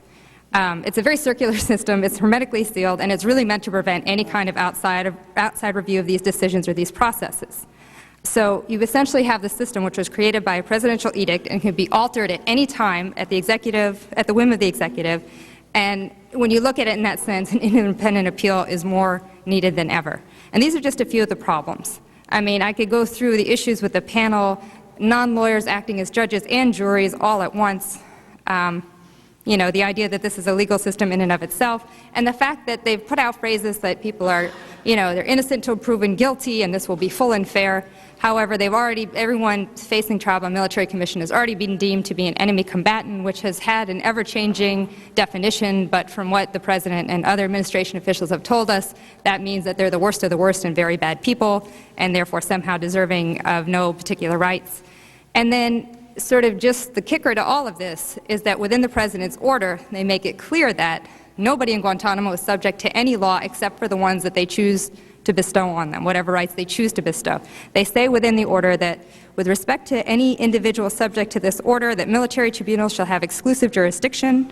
The individual shall not be privileged to seek any remedy or maintain any proceeding directly or indirectly, to have any such remedy or proceeding sought on the individual's behalf in any court of the United States or any state thereof, or any court of a foreign nation or any international tribunal.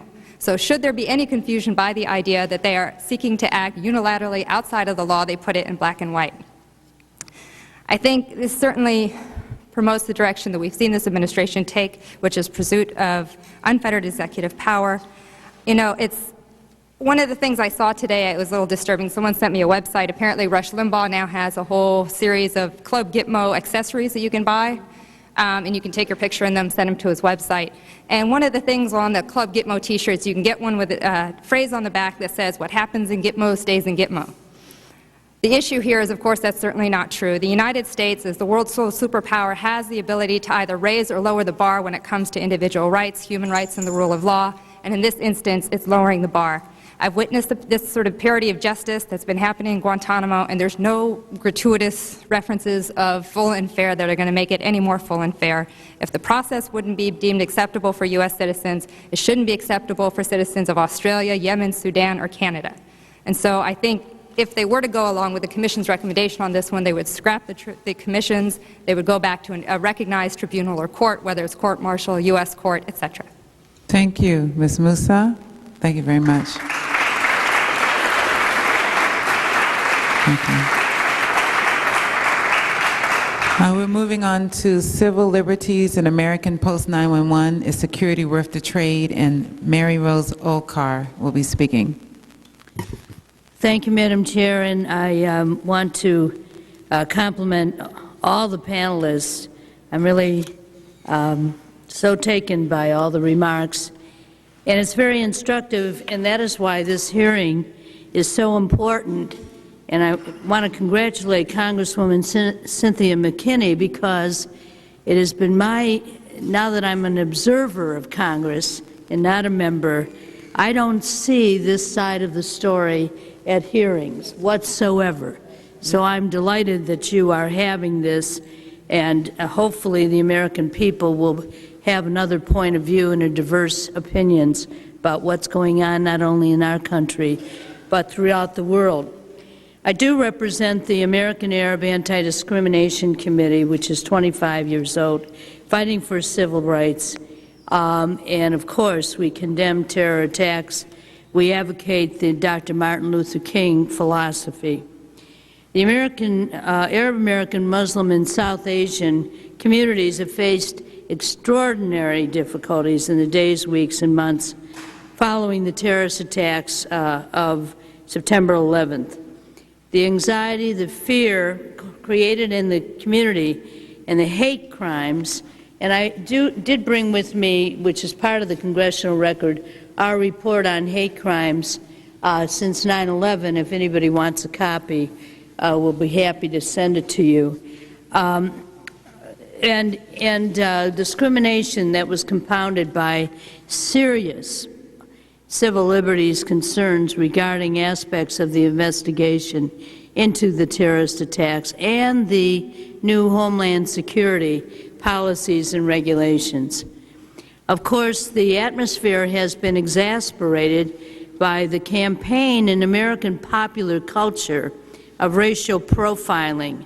Some members of the media, including who you just mentioned, and some elected officials for the vicious defamation and vilification against Arabs, Islam, and anybody who's perceived to be.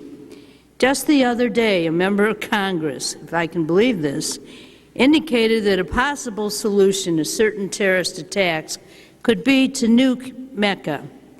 This type of inflammatory rhetoric only feeds fuel to the fire, because you can be sure that his words were broadcast throughout the more than 1.3 billion Muslims throughout the world.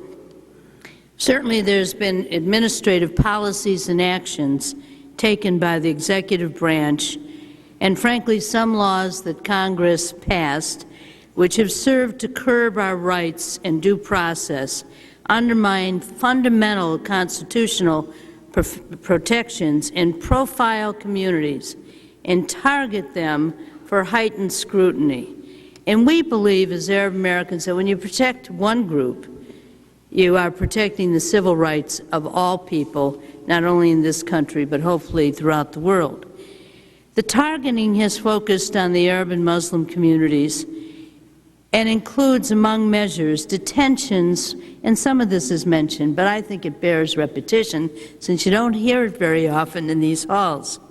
Detentions without charges, closed hearings, interviews of Arab and Muslim men by various members of law enforcement, a form of ethnic and racial profiling, especially in October, right before the election. It seemed to increase a little bit. Secrecy regarding immigration detainees, and the registration and monitoring of Arab males under a very controversial and discriminatory program called the National Security Entry Exit Registration System, NSERS, and also known as the Special Registration Program.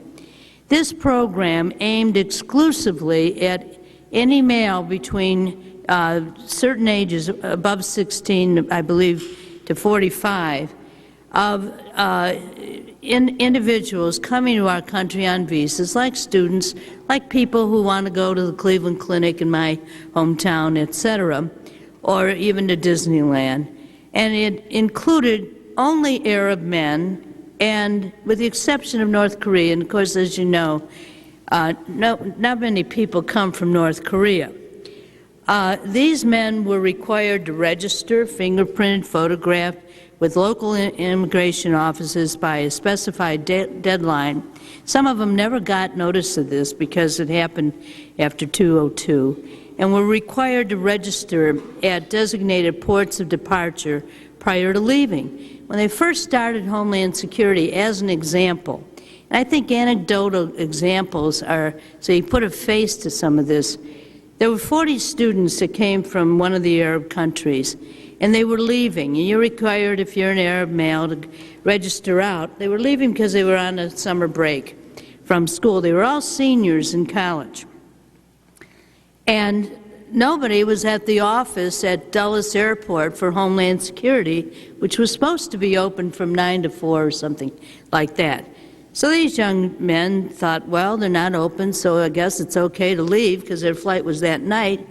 Well, they left, and now they can't come back to this country because they failed to register. And we are trying very hard to get them grandfathered, since it wasn't their fault that the office was not open, even though it was supposed to be open. Now, some of these registration requirements are eliminated, but we still have some of those registration requirements, again targeting one group of people. However, now we have the U.S., I can't understand why this program still exists, because now we have the U.S. Visit Program, which covers visa holders throughout the world. So why do you now have to target Arab men or people from North Korea? While the program was advertised as a national security tool, it proved to be an ineffective tool of law enforcement, a waste of valuable resources. No terrorists were apprehended, not one, as a result of this failed program called NSERS. Certainly there's no greater responsibility of government today than to work to prevent future terrorist attacks. But instead of focused and effective law enforcement investigation, the government turned to broad measures that threaten basic rights and indeed enhance the whole quality of our constitutional rights. Hundreds, I could give you all kinds of examples. We get 350 cases every week that people call us in our national office and other offices across the country. Hundreds have been jailed for months and years when it appears without the government openly giving evidence linking them to terrorism. Many of these detained have been held incommunicado, no right to an attorney. We're talking about some of whom happen to be Americans. I'll give you one example which might surprise you. There was a Catholic nun who went to the immigration office in my state of Ohio and was going to file and take the test, to become an American citizen, etc. And all of a sudden, she went alone, unfortunately, and English is her second language. And she went alone, and she was whisked away to jail. And she had no idea why they did this to her. Nobody told her anything. She was in jail for 3 weeks. Nobody knew where she was. And finally, she said, well, send me back to, she happened to be Lebanese, she said, send me back to Lebanon, and they wouldn't do anything. Can I call my family? No. Can I talk to an attorney? No. Finally, she threatened to commit suicide. And when she did that, they let her go back to the parish where she was working. That does happen in this great country of ours. Even when the government selectively targeted thousands of Arab and Muslim men for voluntary interviews, federal terrorism investigators continued to insist that none of the 8,000 men targeted were terrorist suspects. Investigators also publicly acknowledged that they had no reason to believe that those selected for interviews had any useful knowledge regarding terrorist activities. Thus, these interviews were driven by the interviewees' ethnicity, gender, and countries of origin, and sometimes religion. Many of these people were interviewed, by the way, at their jobs. Now, even if the law enforcement agencies said they did nothing wrong, they're free, we just wanted to question them, many of these people lost their jobs, and as a result, there is terrific employment discrimination. We have examples such as an airline pilot who happened to be Arab American and worked for the company for 19 years, had an impeccable record. They laid him off, gave no reason. We finally interceded, and the EEOC did a good job. He's back on the job, but everybody now has a wonder about this guy. So you can imagine what that is like, not only humiliating, but threatens their economic security. The country's experiences with terrorism demonstrate the ineffectiveness of using religious or racial markers or as keys to finding terrorist suspects, both potential and actual. Americans of non-Arab descent, such as John Walker Lynn and Jose Padilla, Richard Reed, British national of English and Jamaican heritage, are examples of how neither ethnicity nor national origin are consistent characteristics of al-Qaeda operatives. Then, of course, there's Timothy McVeigh, who committed the second worst terrorist act, and I don't believe we racially profiled blonde-haired, blue-eyed American men. We believe the 9/11 attacks on our nation require some reconsideration of the balance between security and liberty. We understand the need to have increased security. Arab Americans died in 9/11. Firefighters who happen to be Arab died in 9/11. I mean, we all feel it's abhorrent for anyone to lose their life or their security. Just one last thing. The bad law enforcement does not make us safer. We need to be mindful of what the 9/11 Commission stated, which is one thing I agreed with at least, regarding the protections of civil liberties. While protecting our homeland, Americans should be mindful of threats to vital personal and civil liberties. This balancing is no easy task, but we must strive to keep it right. And I certainly hope we do. And this hearing is going to be important. I'd like to submit some more material for your record, Madam Chair. Thank you so much. Yes, absolutely. Thank you, Ms. Okar. Next, we'll hear from Elaine Cassell. Yes, thank you, Madam Chair, and thank you for allowing me to be here. And I'm just so caught up in all these presentations and remarks. I keep making notes, and I want to talk about this and that, but I'm going to stick with what I prepared. And I appreciate the Representative McKinney's staff giving me the task of doing something very specific today, because I have ranted and raved for the past 4 years, and you can find many of my rantings and ravings online in articles that I've written about many of the so-called terrorist prosecutions. Many of the cases everyone has spoken about here, I have written about them in one way or the other.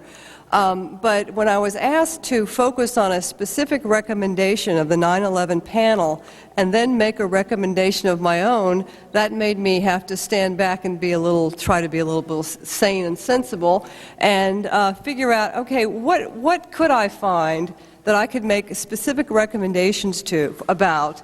And I found something, and so my remarks are mainly directed at the Congress, and I hope that as they find their way in the record and with Congresswoman McKinney and others that this might be taken to heart and you might find it useful. So following up on what Mary talked about, civil liberties post 9/11, is security worth the trade? My answer is, I don't know. It depends. Not based so far on the convictions and the detentions that I've written about and that you've heard about this afternoon, and the practices that I have witnessed daily and that we all witness daily. And I'm not convinced that there has to be a trade-off between the constitutionally based liberties of everyday law-abiding Americans and protecting us from the evils of terrorists and terrorism. For instance, to use an example that we've talked about in terms of Richard Reed, I don't think it has been proven or shown to be reasonable that having everyone boarding an airplane and taking off their shoes because Richard Reed tried to set his shoe on fire is keeping us safer. Now, that's a small thing. And of course, we've gotten used to it. It's not a terrible intrusion, but what's it all about? Does it make any sense? There was a specific recommendation of the 9/11 panel, recommendation number 41, page 428. The Department of Homeland Security, and I'm quoting, and its oversight committees should regularly assess the types of threats the country faces to determine, A, the adequacy of the government's plans and the progress against those plans to protect America's critical infrastructure, and B, the readiness of the government to respond to the threats that the United States might face. Now, and I have some specific recommendations, but first of all, you hear President Bush and former Attorney General Ashcroft and now Attorney General Gonzalez talk about how all these so-called terrorist prosecutions that they've been successful at locking people up, sometimes for life, are making us safer and making the world safer. But you read closer those cases and read some of the indictments, and you'll find that they weren't nearly about what you are led to think they are about. And it's highly questionable whether what the people were convicted of doing even constituted terrorism. As Kit mentioned, well, you can find hundreds of definitions of terrorism, but the one that most of us can accept as reasonable, that is using violence to target civilians for the purpose of political gain, is what we all should be interested in. I think that's what the 9/11 Commission was interested in addressing. So I recommend that the Congress put the emphasis on the assess and adequacy part of this recommendation and require that the Department of Homeland Security, the Department of Defense, the Department of Justice, the FBI, and the CIA, and every other agency that says it has to violate restrictions on government power required by the Bill of Rights, I ask the Congress to hold these agencies accountable by requiring the following: that the agencies show what they have done to appropriately assess terrorist threats from all manner of sources. Number two, that they be required to identify and quantify, insofar as possible, what these threats are.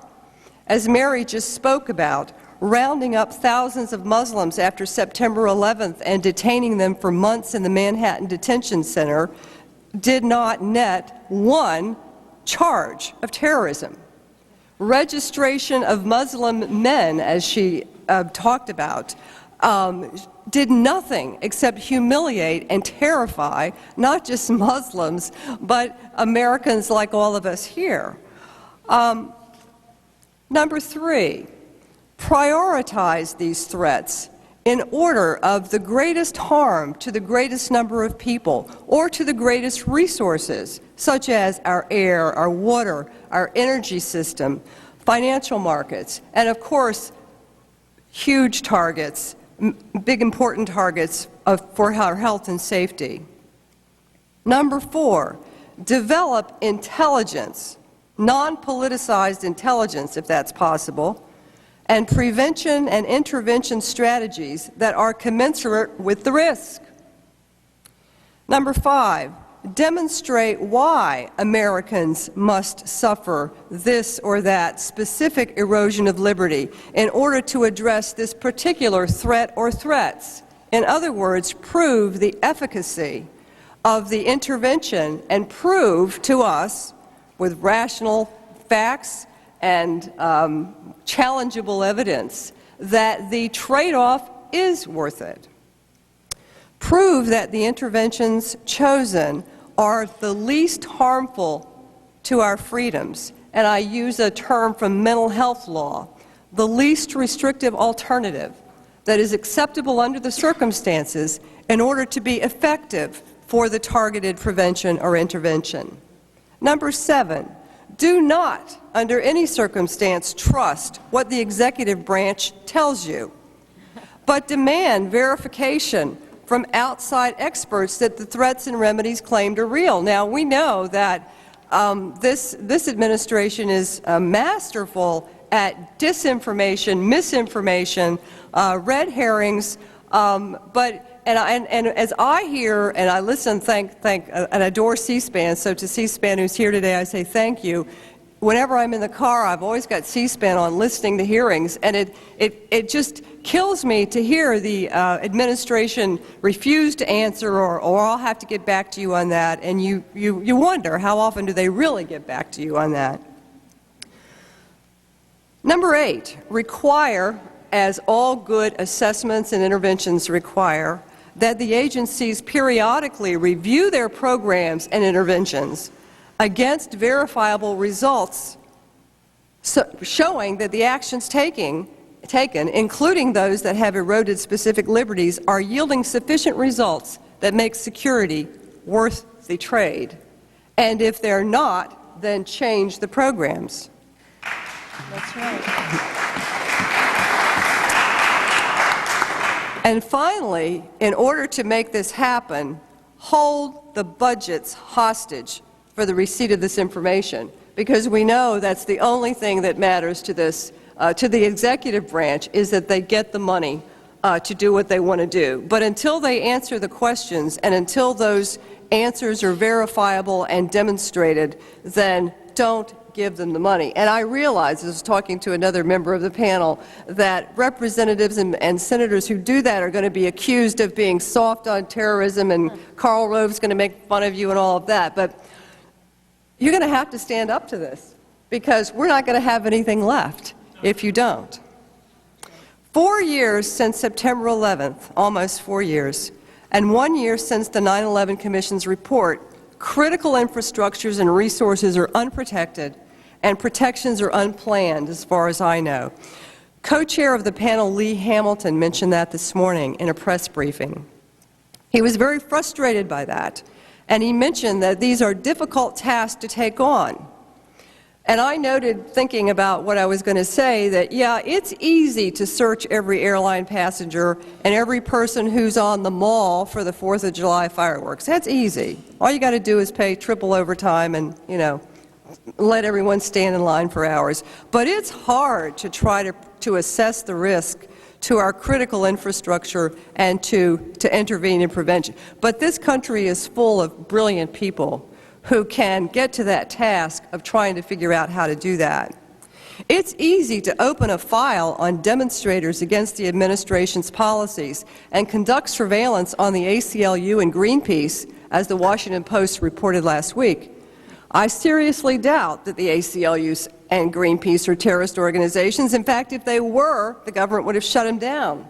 So why are we paying the FBI's counterterrorism unit to amass thousands of files on these organizations and individuals?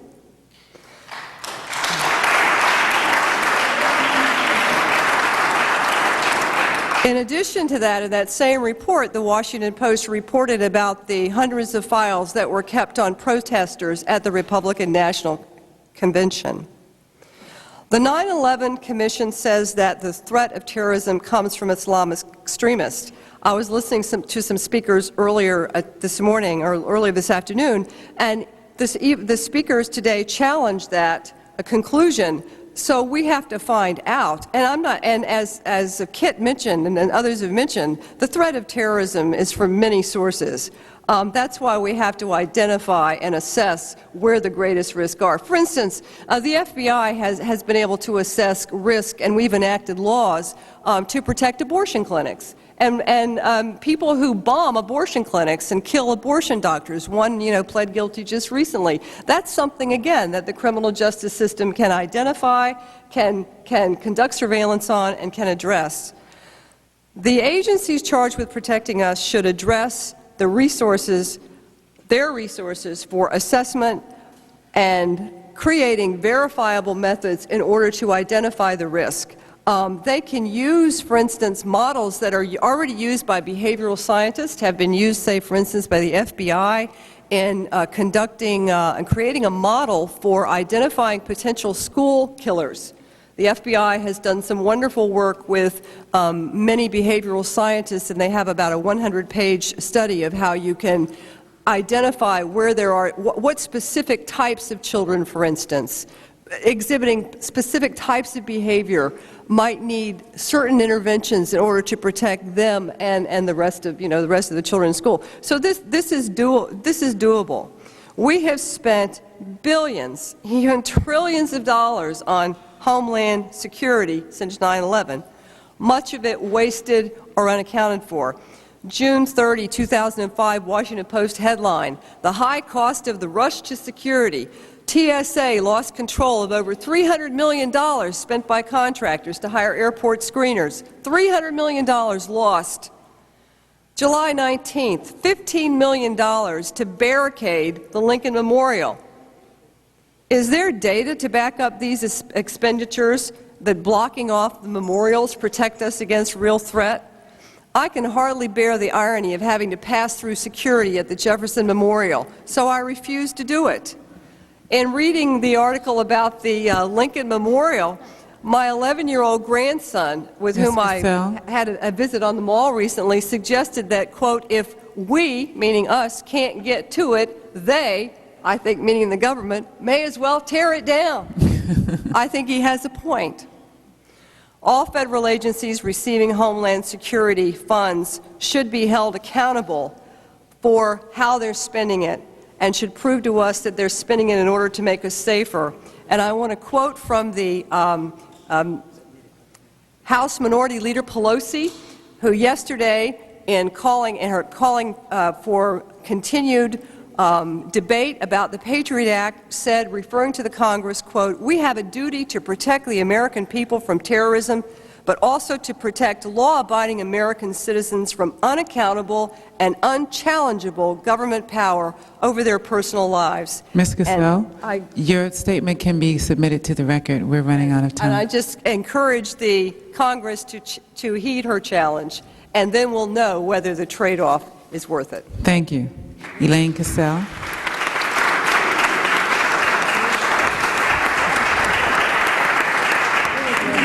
These proceedings are currently being streamed online at www.pacifica.com.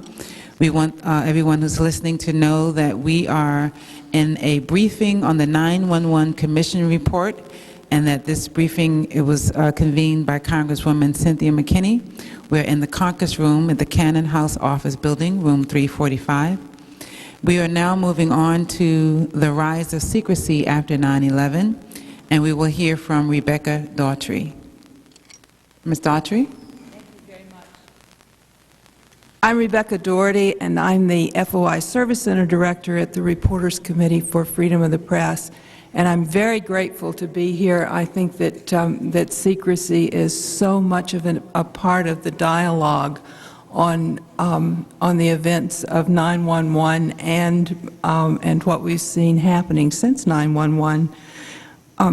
At the Reporters Committee for Freedom of the Press, we're concerned with increasing government secrecy every day.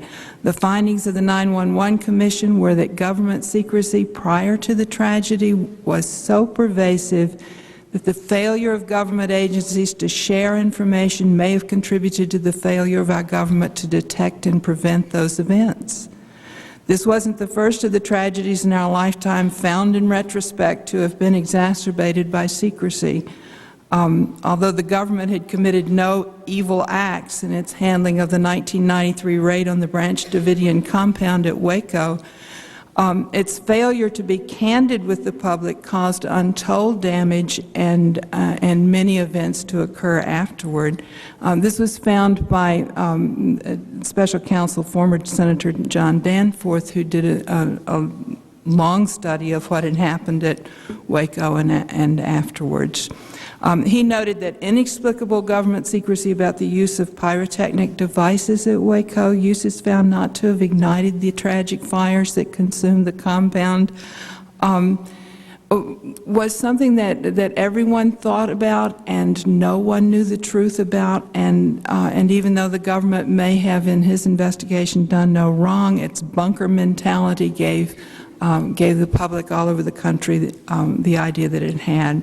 The 9/11 Commission wrote at some length about the failure of the government prior to 9/11 to share information between agencies, but it also acknowledged that the national news media had nothing to report.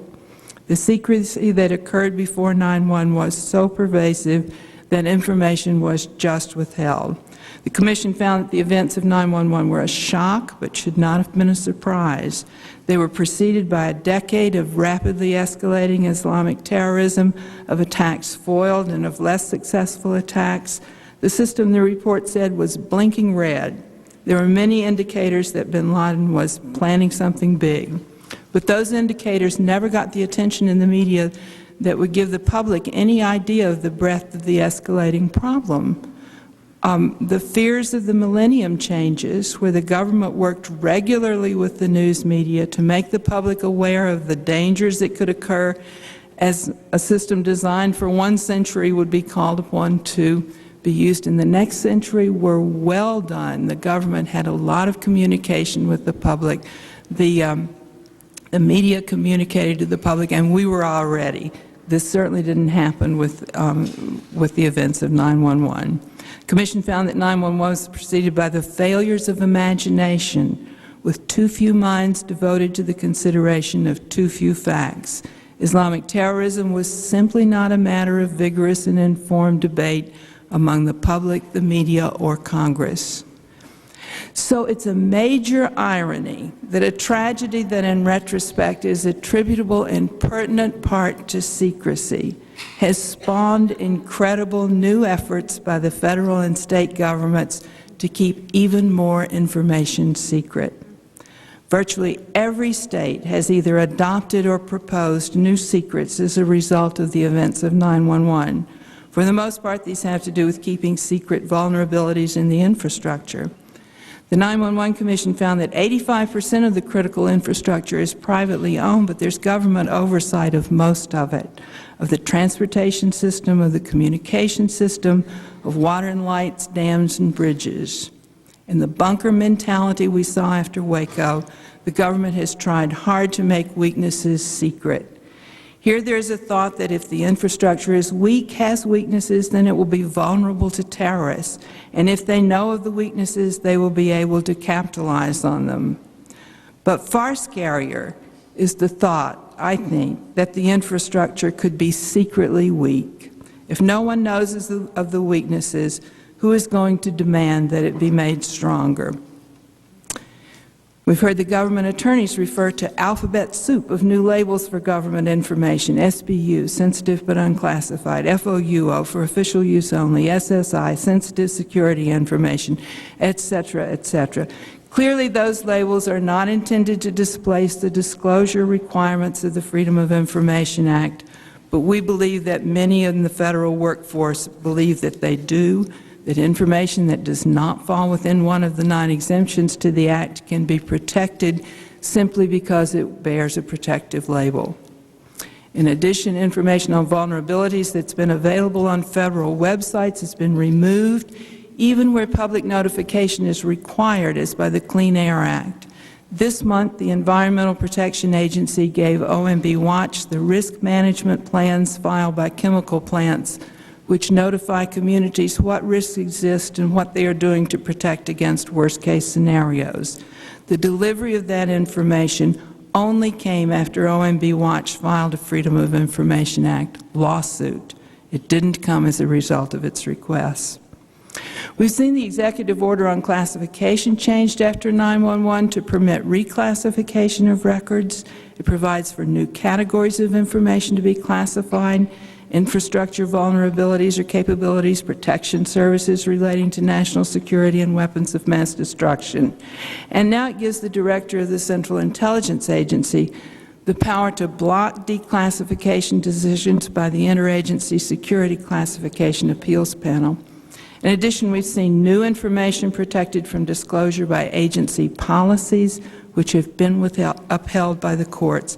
In Living Rivers, a 2003 case in a U.S. District Court in Salt Lake City, allowed the law enforcement maps of flood areas below Hoover and Glen Canyon dams to be withheld because it might be of use to terrorists to know where the floodwaters would go if the dam burst. That information would also be very useful to the people who lived in what was anticipated as the flow. And yet, because terrorists might use that information, it couldn't be made available to the public that lived in that area or anyplace else. The U.S. Court of Appeals D.C. Circuit and Center for National Security Studies versus Department of Justice allows the government to keep secret the names of all of the detainees domestically that were held for months and months and months. We can get a spreadsheet on those detainees. We can see what they were accused of, whether they were let go, and so forth, but we don't know who they are. I would tell you that we know very little about who was held if we don't know who they are. And no spreadsheet is going to give us any kind of a picture about what happens with detainees. In another case, the U.S. District Court in Los Angeles allowed the U.S. Customs Service to protect internal documents on the inspections of seaport operations. Where were you most likely to be able to get by customs? Because terrorists could learn how often inspections occurred and send their containers to vulnerable ports. Well, I would wager that we want to know also where those vulnerable ports are and to do something about them. The decision meant that the public could exercise no oversight over the way in which the government conducts these inspections, if it does conduct those inspections. The Reporters Committee certainly empathizes with the need to protect this country in different ways in the wake of 9/11. However, we believe that the greater protection comes from better and more widely dispersed knowledge, and that, certainly with exceptions where disclosures could clearly compromise national security, a public that is better informed is safer and better able to protect itself in the future, not only from terrorists, but from the dark underside of activity kept secret when sunshine could and should have illuminated it. We appreciate your interest in our views. Thank you. Thank you. Thank you, Ms. Daughtry. Next, we will go into the Patriot Act, Sunset on Freedom, and we'll have William Michaels, our last speaker. Good afternoon. Good afternoon. It's actually C. William Michaels. There's a typo in the program, but the nameplate is correct. Timekeeper, I think I was scheduled for 15 minutes, but I'll pretend to be less than that, but you'll let me know, I'm sure. Thank you.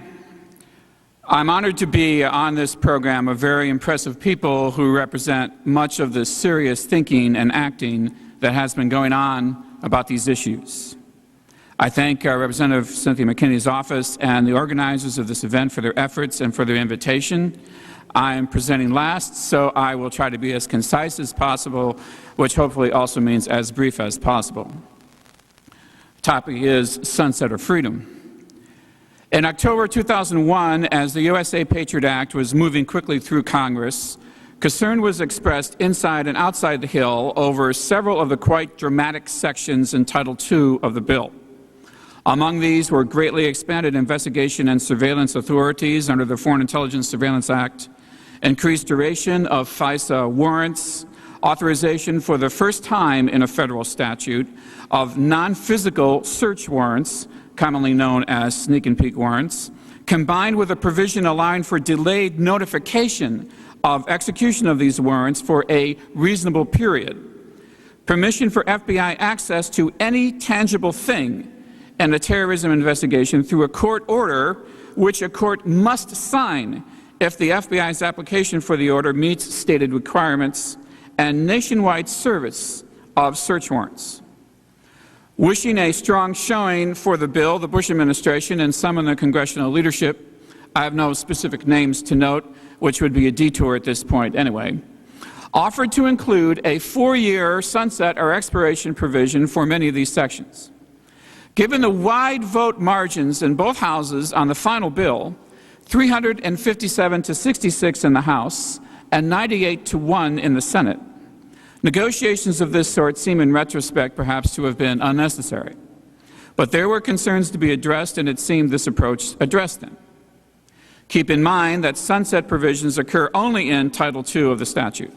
There are no sunset provisions in any other of the 10 titles of the Patriot Act.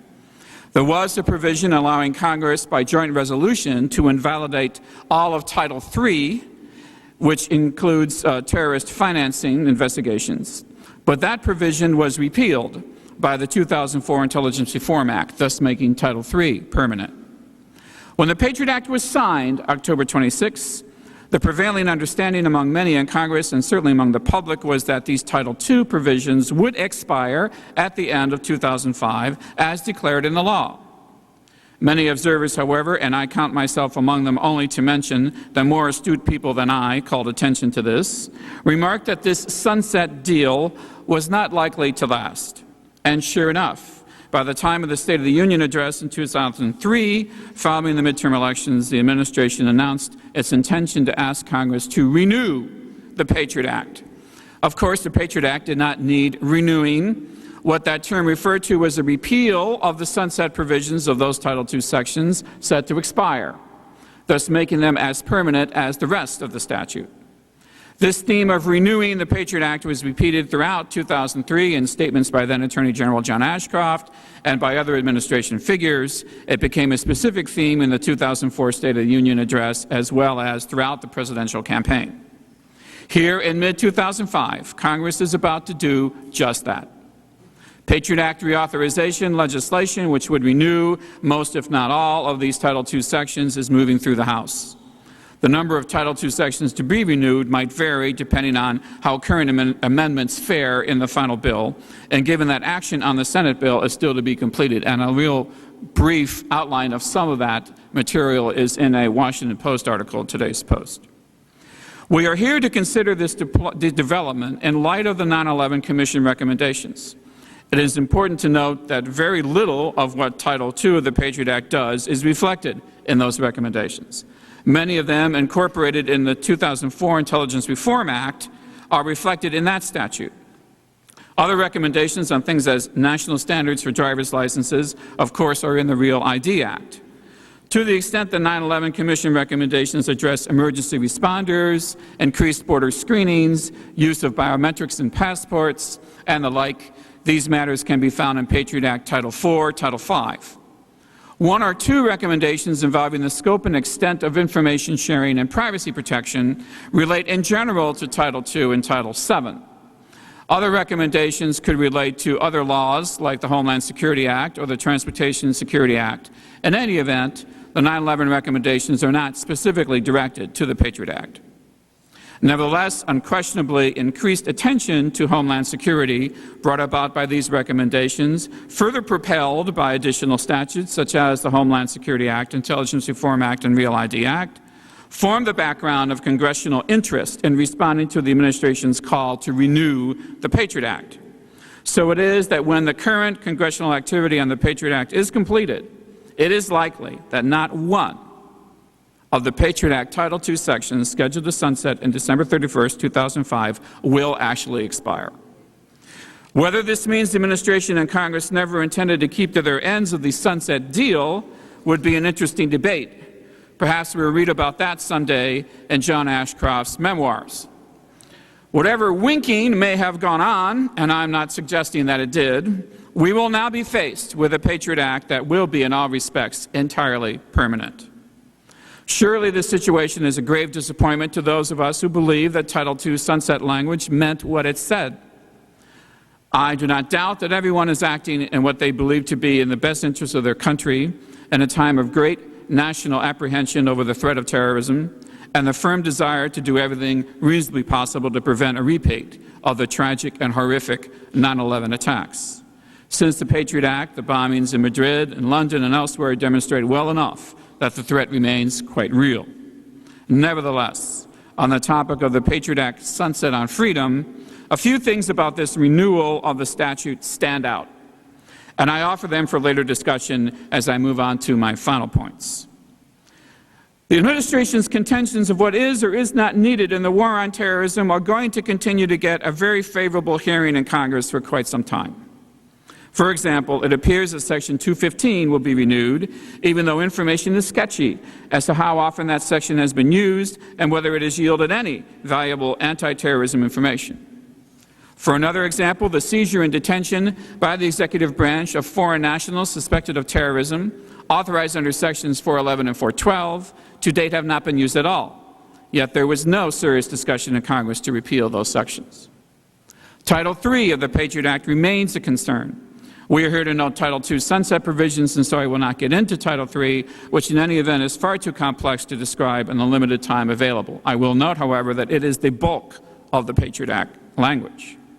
I will note only that Title III, which rewrites federal banking law in many respects, authorizes information gathering through a process which functions as an administrative subpoena and has been considerably expanded through the newly broadened definitions of domestic financial institution, poses at least the same set of privacy and investigative powers concerns as does Title II, involves information at least as sensitive to the American public as library and bookstore records, and has a broader scope.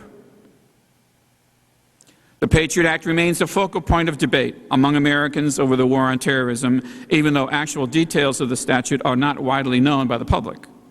Whether one is for or against the Patriot Act has become a political litmus test in our national lexicon and will remain so even after the reauthorization bill is passed and Congress moves on to other things. We need to continue that debate in the greater interest of coming to terms with implication of these national security issues. Concerns over being soft on terrorism have resulted in a woefully attenuated effect in Congress of the impressive list of state legislatures, towns, municipalities, and other jurisdictions across the country which have passed resolutions or ordinances critical of the Patriot Act in one form or another. That number, which continues to grow, is now reaching 400, an astounding and unprecedented figure when one considers that at no time in recent history, at least that I can remember, has there been a broad coast-to-coast movement of town councils representing a wide political spectrum and many walks of life, taking time out to criticize a standing federal law.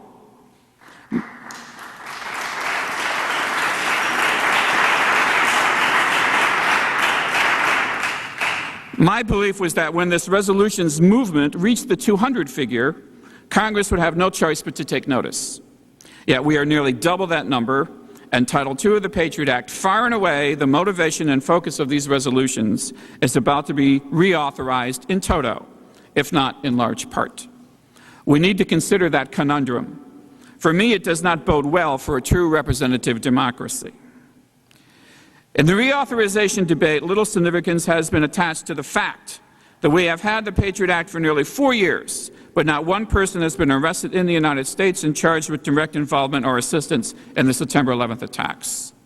No such person was identified, even from the roundups, it's already been mentioned, immediately after the September 11th attacks and before the Patriot Act was enacted, of more than 1,000 suspects, mostly foreign nationals, many of them held for extended periods in places like the Metropolitan Detention Center in New York. I refer you to the Department of Justice Office of Inspector General's 2 reports on that overall situation and on the conditions of those held. Many reasons can be offered for this fact, among them the obvious reasons that those who were involved in the attacks are either overseas or already dead. Still, stronger demands by Congress could have been made for explanations from the administration of why we continue to need this entire statute, when investigation of the 9/11 attacks clearly was a major reason for enacting it. The same can be said, in fact, for the anthrax scare, which was gripping Washington and New York at the very time that the Patriot Act was being considered. With the reauthorized Patriot Act, we have a statute that emphasizes themes of surveillance, investigation, information sharing, cyber terrorism, and infrastructure, and which brings to bear approaches of expansion of executive power, reduced court involvement, increased secrecy, advent of new technologies, and a more direct merging of federal, state, and local law enforcement activity in terrorism investigations. These are themes that continue in other statutes and to the expense of a more comprehensive view of the terrorism threat. The Commission, to its credit, consistently noted the observation that terrorism is a tactic, not necessarily an end in itself. Finally, in the now quite familiar debate over whether we must trade security for civil liberties, as Elaine has suggested, I suggest that this is a good time once again to examine that assumption. There are unfortunate examples in our history, to be sure, but in no recent time has an administration so directly required the American public to trade civil liberties to this extent, to investigate criminal conspiracies of other types. I have heard the rationales. I still do not think the case has been made that civil liberties of any sort must be compromised so we can get to the bottom of what terrorist conspiracies may or may not be operating within the United States. All of this, plus the scope and approach of the 9/11 Commission recommendations, which deal with everything from the FBI, passports, driver's license, airline passengers, brings me to the final points. And that is the effect we may be seeing as these varied parallel developments, including, of course, the conflicts in Iraq and Afghanistan, the situation of military commissions in Camp Delta at Guantanamo Bay, which continue to unfold as we dispense with the legal preliminaries, and U.S. citizens held as enemy combatants, come to a single point. What should be considered as we continue with this national debate is what might be on the horizon at that point. And there's time for this conspiracy if you have it. Those wider considerations can be summed up in my 12 common characteristics of what can be called a national security state. And I appreciate their effort to try to get that up there. We do what we can. By that term, I do not necessarily invoke any particular historic example, but suggest in general a national government preoccupied by and defining itself through concepts of national security. I will close then by listing those 12 characteristics without comment in the hopes that they may serve to generate national discussion on the road down which we may be headed as we enact or reauthorize statute after statute and as we give further consideration to the 9/11 Commission's recommendation. And so here they are. 12 common characteristics of national security state. They're also available as handouts on the table. Number 1, visible increase in uniformed security personnel. Number 2, lack of civil accountability for the actions of law enforcement and security personnel. Number 3, reduced role of the judiciary and executive treatment of suspects. Number 4, secrecy of the ruling authority and momentum of the threat. Number 5, media in the service of the state. Number 6, public and national resources called to service against the security threat. Number 7, patriotism moving to nationalism. Number 8, lack of critical response by religious denominations. Number 9, wartime mentality and permanent war economy. Number 10, targeted individuals or groups. Number 11, direct attack against dissent. And number 12, increased surveillance of the citizenry. Thank you.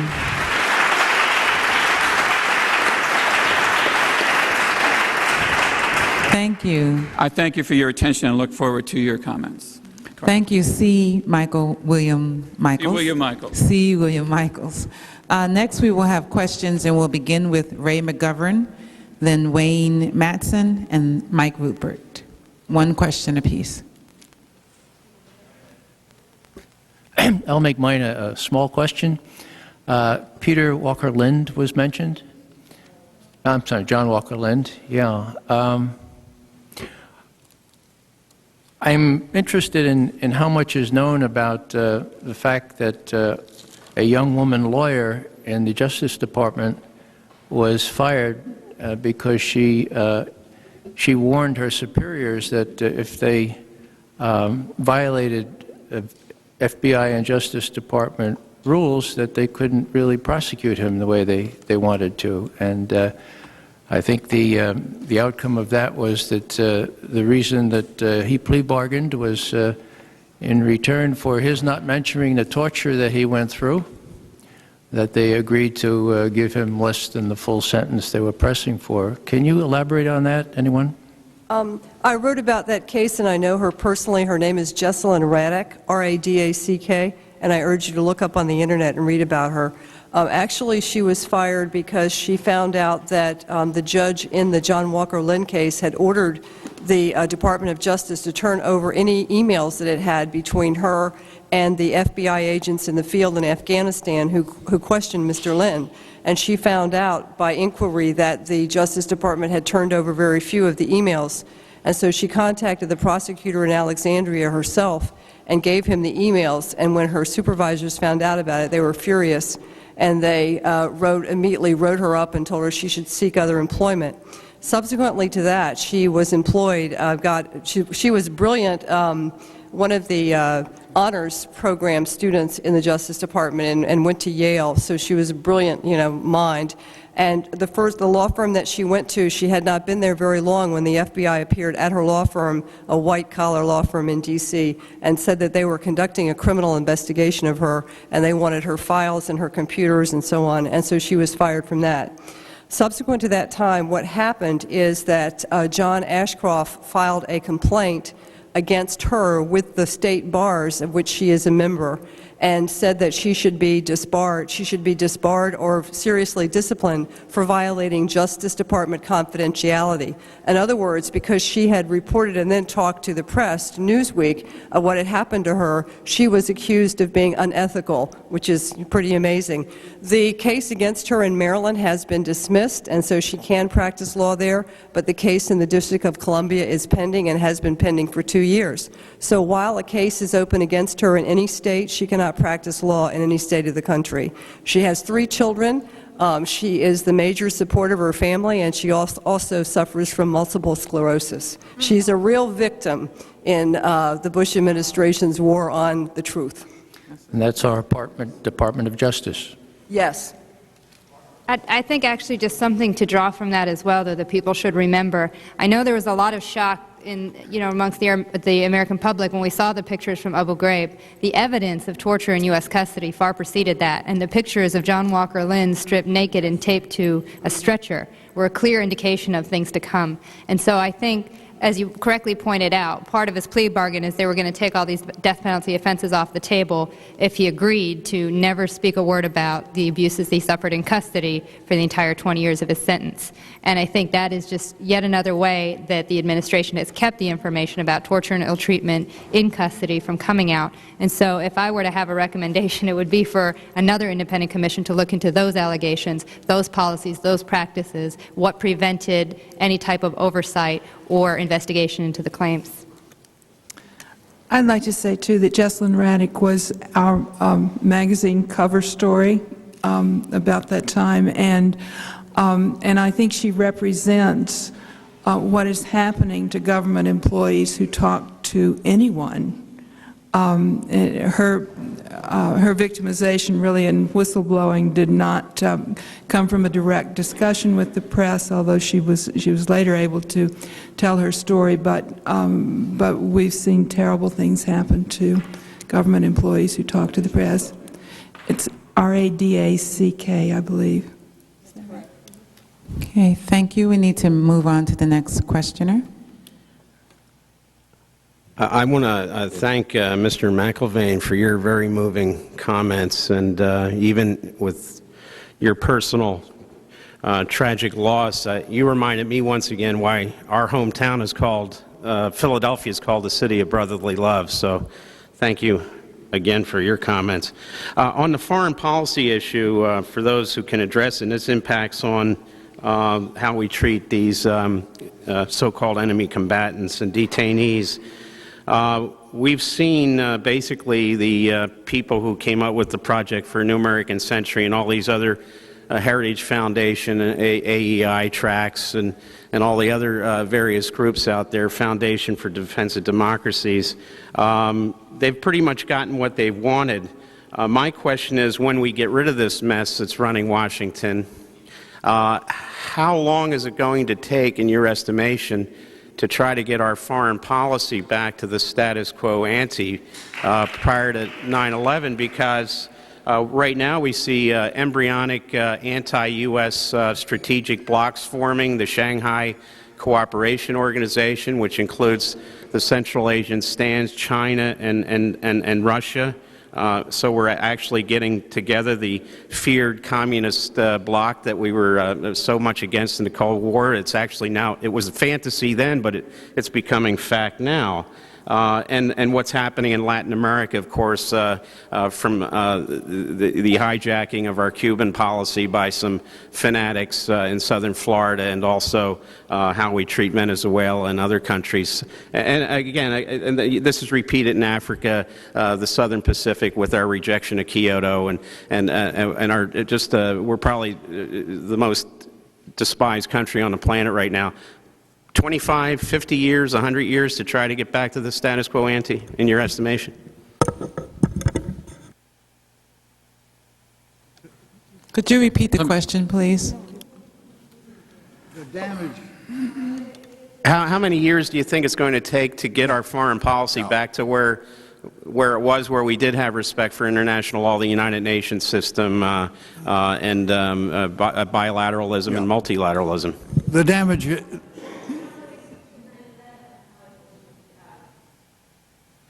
I was going to say, I think the damage is indeed great. The stature of the United States in many parts of the world has never been lower, never had less respect. Latin America is using this, as you suggest, to declare its independence of us. It might, however, not take so long. I think that this administration's foreign policy is such a disaster.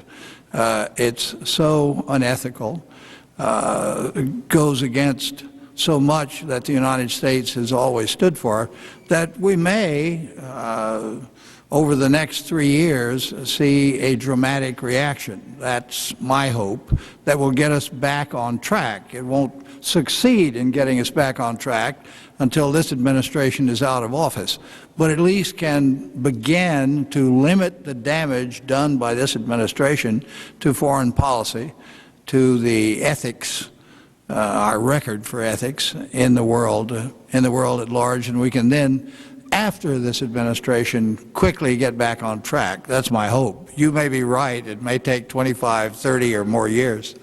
I'd like to add really also a footnote, something that struck me about an article I came across the other day on this enemy combatants business. We can get maybe, if time allows, some of the technicalities of how a person gets to be called an enemy combatant under the Geneva Convention and so on.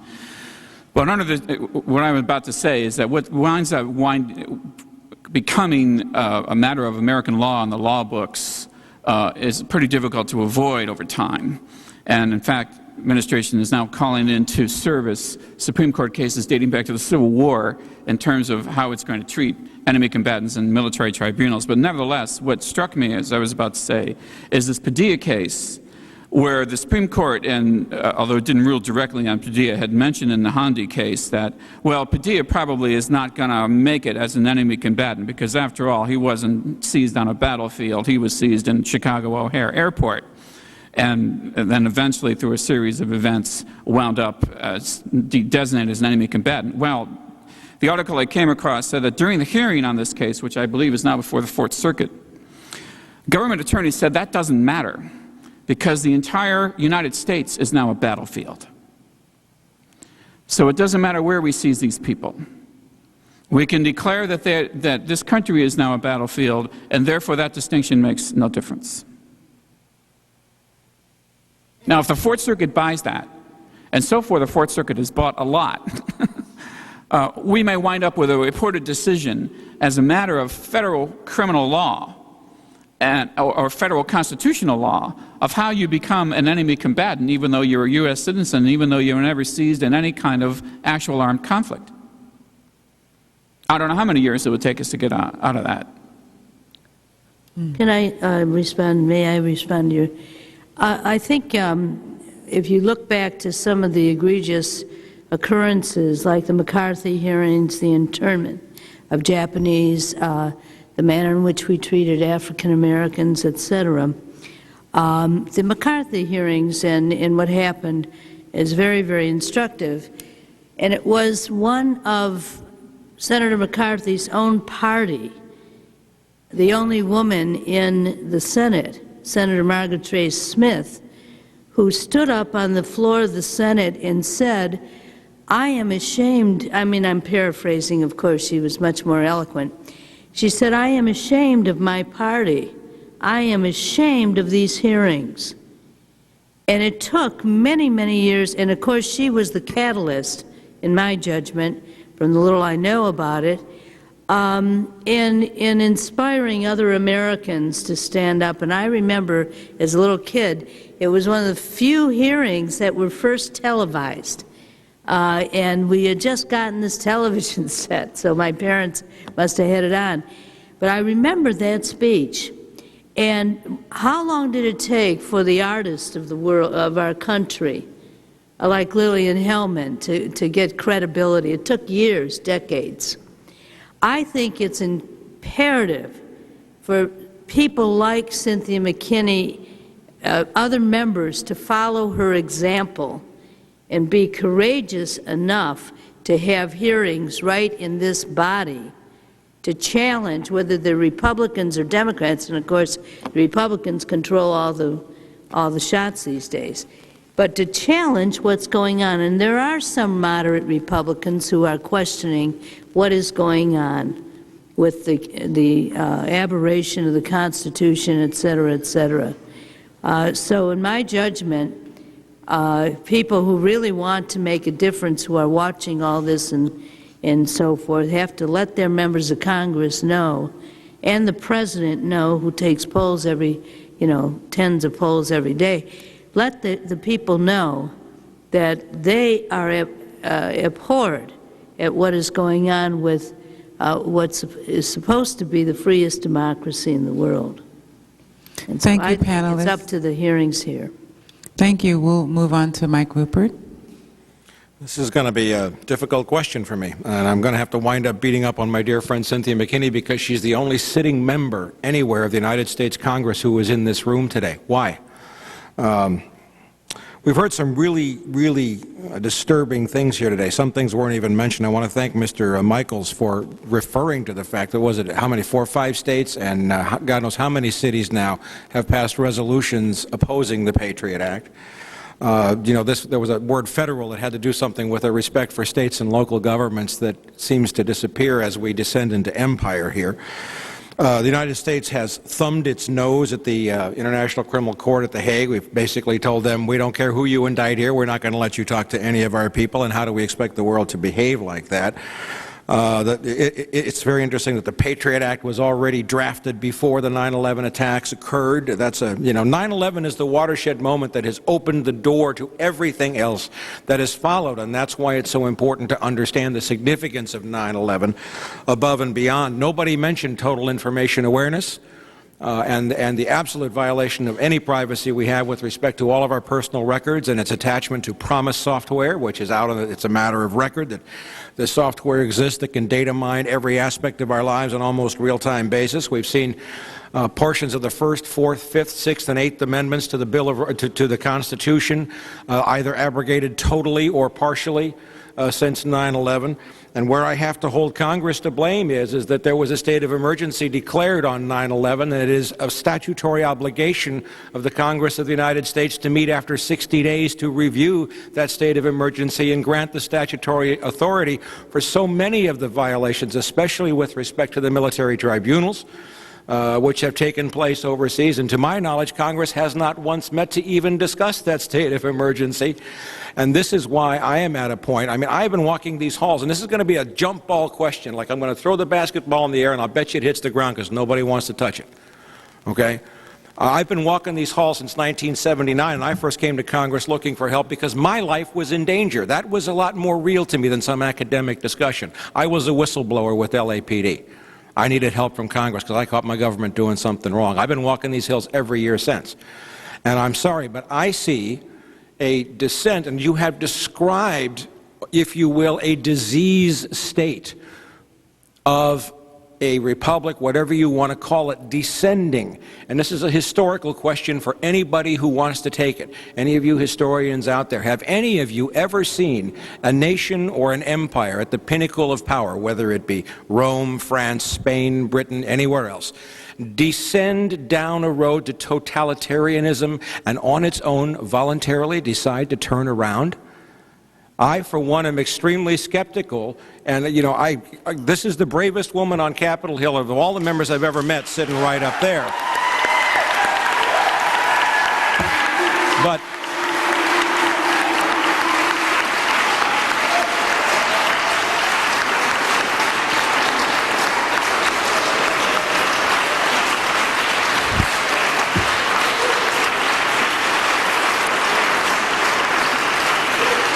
I have to ask, there's a lot of Americans who are scared. There's a lot of Americans who don't buy what's going on. There's a lot of Americans who are worried their sons and daughters are going to be drafted. There's a lot of Americans who are going to be worried about we are waking up in a totalitarian state. And we're trying to throw them a bone here, which I don't see much meat on the bone we're throwing them today. So, historically, what hope do you have that we are going to be able to turn any of this around? And please do not give me or any of the American people a platitude response about we can write letters and have hearings and all this stuff. This is the only woman who's put her career, she had a 2-year vacation and had to come back, okay, thanks to a lot of people in this room, okay. We want some action. How optimistic are you that we are going to do any of this? Ms. Musa, could you begin to answer that? In my book, I give ratings to these 12 characteristics of a national security state, and I'm working on a second edition that's going to be coming out soon, and where I revise those ratings, and the trend is not good. I do think we are at a watershed moment, and I don't say that to be dramatic, because cameras are on. I think this country has to really examine itself as to where it's going with all of this and roll all of this up into a ball. We focus a lot on the Patriot Act because it seems to be an iconic sort of statute nowadays. But there's so much that has been going on aside from it and a lot of parallel developments that continue. If you roll all of that into a ball and roll it somewhere, where is it going? And I don't think it's going anywhere good. There are moments, and obviously September 11th was what I would call a galvanizing moment, but there are other instances in which we came very, very close and have dropped back. I think the McCarthyism of the 50s was one example. The internment of Japanese Americans in the 40s was one example, even though that was ruled constitutional by the Supreme Court in a case called Karamatsu versus United States. Is not there anymore. I mean, we don't do that anymore, and I don't think you could find an instance where that sort of situation would happen again, although enemy combatants is a very interesting development. I do think that there was, I forget which administration this was, and I'm saying Madison, but I may be wrong. Any historians around there might want to correct me. The original Alien Sedition Acts, based on the XYZ affair, for those who know your history, the Palmer raids. I mean, we can go on for those. Now, some people think that this is a march to a certain point. I think it may also be seen as kind of like an ebb and flow, maybe a pendulum or a sine wave. Certainly, we are at the bottom of that trough. We need to get back up. The question is, what will do that? And I think that there has to be an assemblage of political will in this country to do that. There has to be a very, very clear understanding by the American people what is happening. You know, Jefferson said we are granted unalienable rights. And legally what that means, unalienable, is it cannot be transferred or destroyed. Our rights are ours. The government does not give us our rights. Jefferson tells us that our rights belong to us from the time that we're born. The government's job is to recognize and guarantee those rights. And then when the government's not doing its job, it's the government that's on the defensive, not the public. Those rights, therefore, cannot be taken away. They can only be surrendered. And we have to be very careful about what rights we're surrendering, because I do agree with you that there is a point at which we will not get back what we have surrendered. The American people need to be very, very clear about that. Could you answer some of that question as well? Jumana Musa, could you answer some of that question? Well, that's hard to follow up. I would tend to agree, and with the ebb and flow. I think the one thing I would say, and just coming from the perspective of Amnesty International and our recent experience with the administration, and they had a lot to say about us, we've seen what we frequently see, which is as soon as a strong criticism comes out about administration policy, they attack the voice and they ignore the criticism. I think what we were quite heartened by, and what I think will move it in having this, screened and put out there, was the fact that what we experienced as an organization was certainly some calls, and if you didn't follow it, the administration attacked us for calling Guantanamo the gulag of our times, saying that, and then we saw all the congressmen with food and lemon chicken or whatever they brought out to show that everyone's being fed well and treated really nicely down in Guantanamo. What we saw as an organization, there were, the few calls, the few crazies, a few, you guys are supporting al-Qaeda, the typical. But the hits to our website went through the roof. More online actions taken on the issue of torture than we had seen in months. The one action we had online that you could take to call for an independent commission got more hits than usually all of our online actions get in 1 month. We had incredible sign-ups for our Denounce Torture campaign, which is meant to educate, which is meant to have public forums to educate and mobilize people on this issue. And so I think, just as in the past, what's critical here is the dissemination of information to the public. And we've heard how in so many ways that's been blocked and that's been difficult. But, of course, speaking from the perspective of not just a human rights attorney, but from a grassroots organization, I think that that's the one area that can't be ignored. And I think sometimes it is the difficulty of taking some of these technical things that might be described, whether it's about the Patriot Act, whether it's about classifying and reclassifying information, whether it's about what the heck does NSEERS mean, or all these other things that can, easily get looped up into government jargon so they sound very benign, and just making those accessible and real to people. And I think you will see a political will to turn this around. Could I just say very briefly, and I'll make it really brief, the thing that scares me the most, and I think that Americans need to be most aware of, is this allegation of that the President of the United States has absolutely unbridled power at a time of war. It was said by the Fourth Circuit in the Hamdi case. The Supreme Court pulled back on that in its decision, but it was reiterated last week in the decision of the Hamdan case, with Judge Roberts of the Supreme Court nominee being one of three of a unanimous opinion. If you read that opinion, it's a brief opinion, you can easily find it online. If you follow the arguments in the Fourth Circuit, the conservative viewpoint is that the President's hands cannot be tied at a time of war. And when you go back and read your history and read about the wartime powers of a president, if you accept that premise, if the American people are going to accept that premise, that we are at war and that the war is fought on every street in this country, as Judge Ludig offered to the government in the Fourth Circuit this week, then we are in real trouble, because I wonder if the next president, be it Democrat, Republican, or whatever, is going to give up those powers. Doesn't the Constitution of the United States require that only the Congress can declare war? Well, but what the courts say is that that was given in the war on terror. Whether that's true or not, the court says that there were congressional authorizations, and that's what they say. Congress has the sole authority to declare war. Thank you, Ms. Cassell. We are attending a congressional briefing on the 911 Commission report 1 year later. The full title, A Citizen's Response, Did the Commission Get It Right? Convened by Congresswoman Cynthia McKinney. I wanted to acknowledge some other reporters. Barry Zwicker is here. He's a Canadian journalist. Could you stand, Mr. Stand up, Barry. So we can see you.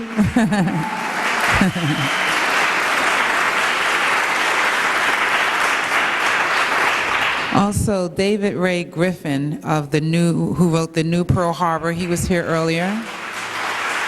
David Ray Griffin, he's here earlier. As mentioned before, Pacifica is currently streaming live to all its affiliates. And you can also go to www.pacifica.org. This briefing is also streaming on www.indiemedia.org worldwide. C-SPAN is covering the full day and will air this Saturday night, July the 23rd. Free Speech TV will also make this briefing available. DVDs of today's hearing will also be made available, and this briefing will be posted online at www.house.gov/McKinney. That's McKinney, and various other 9/11 Truth websites such as Amnesty International and others. We're going to move forward with our next panel. We want to thank the panelists who are here. A round of applause. We're there in Cite. Thank you.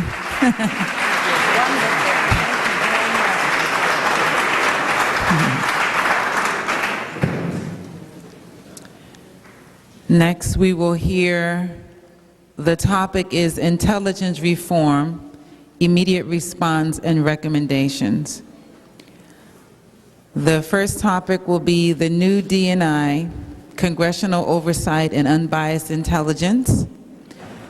Speaking will be Mel Goodman, who is a former CIA agent analyst and currently works with the Center for International Policy and is a professor of international security at the National War College and a senior fellow at the Center for International Policy. Mr. Mel Goodman will be seated for the first panel. Also, Mr. Ray McGovern, who we've heard, will be also here. He's a veteran analysis directorate of the CIA. The both of them will be discussing congressional oversight and unbiased intelligence.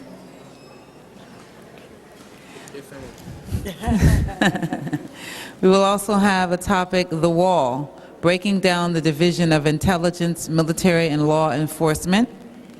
Speaking will be David McMichaels, who is former CIA. Mr. McMichaels is an historian and former U.S. Marine officer who served as a CIA Senior Estimates Officer at the National Intelligence Center, specializing in Western Hemisphere.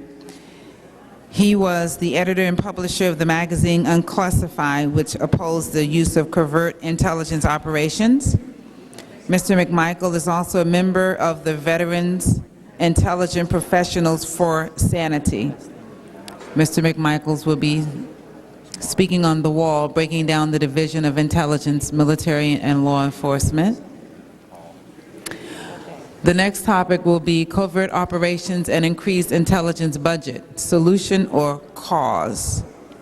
Speaking will be John Nutter, Dr. John Nutter, who is a political scientist and the author of the CIA's Black Ops, Covert Action, Foreign Policy, and Democracy. He served as a faculty member at Michigan State University and Texas A&M University. He has taught courses on covert action, terrorism, guerrilla warfare, and international politics.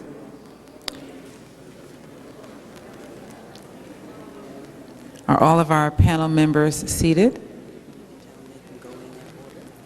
And And can you please go in the order that you were mentioned? That's Mr. Goodman, Mr. McGovern, McMichaels, and Nutter. Mr. Goodman, would you like to begin? Could you turn on your mic, please? Will be brief. This morning I argued that the 9/11 Commission was constructed basically for failures, so it should be no surprise that I also believe that the intelligence reforms were not only failures, but extremely counterproductive in any attempt to try to reform the intelligence community. And I think basically, if you look at the approach that the 9/11 Commission took to look at organizations and structures and budget and oversight, they were destined to miss the real failures, which were personal failings. Mr. Goodman, would you suspend your talks for one moment? We need the people in the audience to please settle down. This is being aired live.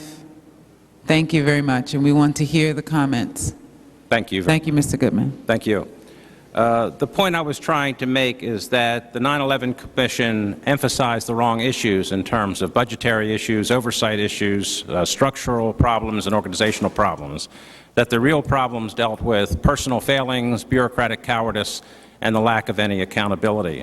So all I really want to do is march through the 6 or 7 reforms that the Commission agreed on, try to describe what was wrong with those reforms, and then get into the 6 or 7 points that I think need to be considered as genuine intelligence reform if we're ever going to get the problem of intelligence, which now costs this country over $40 billion a year. We spend more than the entire world on intelligence matters.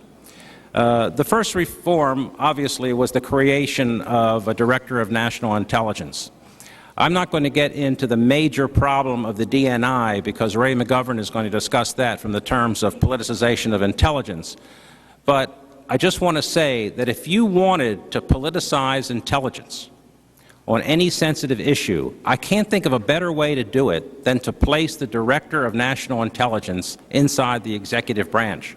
And I don't want to talk a lot about John Negroponte, but given his history in Nicaragua and Honduras, and the cover-ups of the rapes and the murders that took place, and we know about the cover-ups, this was certainly a poor man to turn to if you were going to try to really tell truth to power, which is the job of the Director of National Intelligence. So you've taken a step that is going to be vastly expensive and vastly disruptive, and we've already seen the kinds of problems it's created in the intelligence community. This problem is further worsened by the fact that John Negroponte is on record as saying that he believes that intelligence is a service function and that the job of intelligence is to, quote, meet consumer demands. Well, anyone who believes that is halfway on the road to politicization. The second reform was to weaken the role of the CIA and the Director of Central Intelligence. Now, granted, the CIA has been a major problem in American national security policy for the past 30 or 40 years, and it clearly needs change.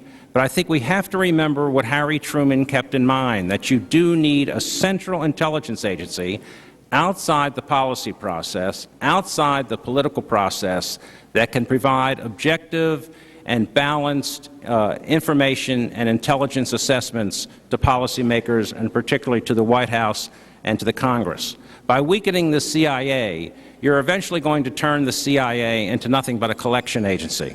That would be human intelligence, the so-called human issue, because step by step what we have done is gradually taken away the CIA's capabilities in signals intelligence, in order of battle and military intelligence, in satellite imagery. And the important thing about that, and I'll address this later, is that all of these issues and all of these areas have been given over lock, stock, and barrel to the Pentagon. So what you really have is the military's control of the intelligence community. If there is one institution in town that controls this $40 billion institution, it is the Pentagon. And something has to be done about that, and the 9/11 Commission didn't even touch that problem. The third reform that was addressed by the 9/11 Commission was the incentive for sharing intelligence. If the President of the United States wanted intelligence shared, all he had to do was bring in the major actors, the principals of all of these agencies, and lay it out on how intelligence should be shared, and if that isn't done, then heads should roll. This is not a hard thing to accomplish, but this has never been done because there's never been any real interest in sharing intelligence. Secret intelligence is power to the intelligence community, and the FBI has not shared its sensitive sources, NSA has not shared its sensitive intercepts. During the whole build-up to 9/11, one of the problems was they shared summaries of their communications that were intercepted, but never full-text assessments of what they intercepted. So, of course, intelligence has to be shared. All of the agencies of the intelligence community must see this intelligence, but this is something that the President could do very quickly. The next reform I want to discuss is the creation of a National Counterterrorism Center, which a lot of people feel is a useful reform. Frankly, that's a reform that worries me, because going back to what Mr. Michaels was saying earlier, and I think he's raised in looking at the characteristics of a national security state, I would add a 13th characteristic. The politicization of intelligence and using intelligence to go to war is certainly a characteristic of a national security state, and that's the 13th characteristic that we've seen. But if you take his formula and you look at the role of the Director of National Intelligence and the power he has now over FBI domestic intelligence collection, and look at the role of the National Counterterrorism Center, which has joint operational planning in the security area, we really have the kind of joint operational structure that is not far from MI5, the very intelligence institution in Britain that I think most members of Congress do not want to create in the United States. So I think one of the things that needs to be debated in this country, are we introducing an MI5 type organization into the political process and the intelligence process through the reforms of the 9/11 Commission. The fourth reform dealt with funding and public accountability. Now, this is an important reform. The Church Committee and the Pike Committee over 30 years ago called for an openly declassified figure for intelligence. In fact, to have a secret figure for intelligence violates the Constitution, in which you have to make a public accounting of funds. But this had nothing really to do with the 9/11 disaster. The important issue about funding is the amount of money being spent by the intelligence community and by the various homeland security initiatives. We have a Pentagon that is now spending over $420 billion a year. Homeland Security is spending nearly $40 billion a year. Intelligence is spending over $40 billion a year. George Bush alone has doubled the CIA budget during his time in office, and the public has no way of offering any assessment on any of these issues because a lot of these numbers are secret numbers. So it had nothing to do with 9/11, but this is a very important area, but there's no sign whatsoever that this is a reform that's being observed any other way but in the breach. Finally, another problem that the 9/11 Commission talked about that had nothing to do with 9/11 but would be important is we need to get back to a genuine oversight process. This is where the Congress has let down the people of the United States. The only way we have to get a handle on intelligence activities is through the Senate and the House Intelligence Committees. Now, the 9/11 Commission called for a joint Senate and House, a blue ribbon commission that would clearly be nonpartisan, which is what we need. The Senate would probably not allow that, and I'm not even sure the House favors it. But until we get back to a rigorous oversight process, there is no way for citizens to have a knowledgeable, informed way of offering opinions about the intelligence community.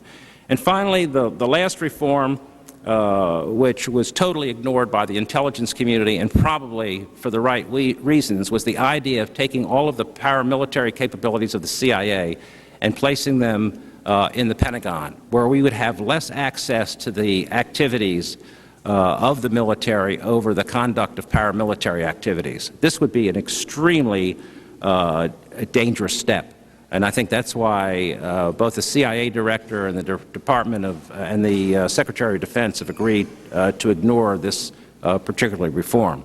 Now, what kind of reform do we need? And here I'll be extremely brief. One, the 9/11 Commission centralized intelligence. That is very dangerous. We need to decentralize intelligence. You need redundancy intelligence. No one institution, no one agency, no one bureaucracy, no single analyst or individual is going to have the final answer on any of these serious intelligence problems.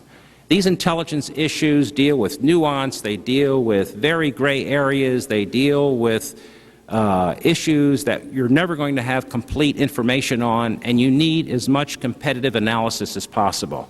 What this reform has done is place most intelligence analysis in the hands of the Director of National Intelligence inside the executive branch, and I said earlier, this is just a recipe for politicization of intelligence. So somehow we have to get back to decentralization of intelligence. We need to demilitarize intelligence. The Pentagon controls about 85 to 90% of the intelligence budget and nearly 90% of the intelligence personnel. If you look at the major collection agencies that spend most of the $40 billion, these are all Pentagon agencies. It's in their charter. They're called, quote, combat support agencies. They're controlled by Donald Rumsfeld. And even before the 9/11 Commission had done its work, Rumsfeld did a very clever thing. He created something that's never existed before, an Undersecretary of Defense for Intelligence. Now, that should have been vetted by the Senate Intelligence Committee, but Rumsfeld didn't go there. He went to his buddy in the Senate, John Warner from Virginia, and John Warner chopped off on that immediately. And now with that, Rumsfeld has a tool to manipulate any reform that takes place in the intelligence community. And the battle that Negroponte is going to have, if he's going to be successful, is dealing with the Pentagon and dealing with an Undersecretary of Defense for Intelligence who has far more power than Negroponte, far more control over the personnel and the budget of the intelligence community. Finally, we have to get away from this idea that the only way to arrive at acceptable conclusions on intelligence and operational matters is fusion centers. The National Counterterrorism Center is a so-called fusion center. What a fusion center is to take people from the Directorate of Operations, people who work undercover, who are operationally oriented, and to mix them with analytical people, analysts, intelligence analysts from the Directorate of Intelligence. Whenever we've had a fusion center at the CIA or in any other part of the government, you've had failure because the operations people have manipulated the analysts. One thing to keep in mind, operations is all about policy. Covert action is policy. Clandestine operations is about policy. Even the clandestine collection of intelligence is oriented towards supporting policy. It's a service unit for policymakers. It's become that way over the last 10 or 15 years. If you're going to do analysis fairly and have some kind of objective voice, you can't contaminate that process with the operational ethic and operational personnel. So if a fusion center failed at the CIA, which led to 9/11, that was the Counterterrorism Center. The immediate reform, TTIC, the Terrorist Threat Integration Center, was a failure. And now we even have a larger fusion center called the National Counterterrorism Center. These are formulas, I think, for disaster and also for politicization. Finally, I would say, even though we don't like to use any word that deals with elite or elitism in this country, we do need some kind of elite analytical cadre in this country. We need people who can think strategically. We need to be able to bring people in from the academic community or from the think tank community to write national intelligence estimates, to do strategic analysis. The CIA has gotten away from strategic analysis. They do very little of it. They're essentially a wire service service for current intelligence. That's what they do primarily. They don't do deep think pieces. And if you look at the major problems that we have around the world, our North Korean policy is a disaster. It's strategically so conceptually flawed. That is one that's going to be hard to put back on the tracks in response to a question that came up earlier. If you look at proliferation problems, these are serious strategic issues that require deep thinking and not the kind of constant seat-of-the-pants assessments they get from the various intelligence agencies and the intelligence community. All of this could have been done without creating a Director of National Intelligence. All you had to do was rewrite some of the executive orders because, frankly, a Director of Central Intelligence has the power to move money around, to move personnel around, to move programs around, to mandate collection priorities. President Carter did this for Admiral Stansfield Turner when Turner became Director of Central Intelligence and looked around as a good military man and wanted to know what his authority was. He felt it was insufficient. President Carter took care of that problem for him. The problem with people like George Tenet, who was a political hack, he wanted to serve a master. That was the slam dunk thing. Sure, Mr. President, that's a slam dunk. I can get that for you. He didn't want to do the real grueling work of the intelligence business. Now, my final word is we're not going to get the problem of terrorism right. And forget about a war on terrorism. As someone said earlier, terrorism is a tactic, and you can't conduct war against a tactic. President Roosevelt didn't declare war on the Blitzkrieg. He declared war on Germany. I don't know what this war is all about. I don't know how it could be won. It's continuous. It's global. It's now at home. It's going to be very hard to reverse. But you're not going to get any of the terrorism struggle right unless you get the intelligence right. And you're not going to get the intelligence right unless you have more foreign liaison. And I say that because the 9/11 Commission says there's too much dependence at the CIA on foreign liaison. Well, if you go back and look at all of the captives, the al-Qaeda captives and the various terrorist captives that we've had, virtually every one has been arranged with foreign liaison. Without the help of Pakistan and Saudi Arabia and Egypt and Jordan and even Syria, which the White House doesn't like to talk about, we would have done nothing in the world of trying to stop terrorism and to capture al-Qaeda captives. Landing 160,000 troops in Iraq is just not going to do it. We've created a safe haven and a sanctuary for terrorism. We've created terrorism where it didn't exist before. So until we start to address these problems and start to really confront the damage that the 9/11 Commission has done to us, it's going to be very hard to get this policy back on the tracks. Thank you. Thank you, Mr. Goodman.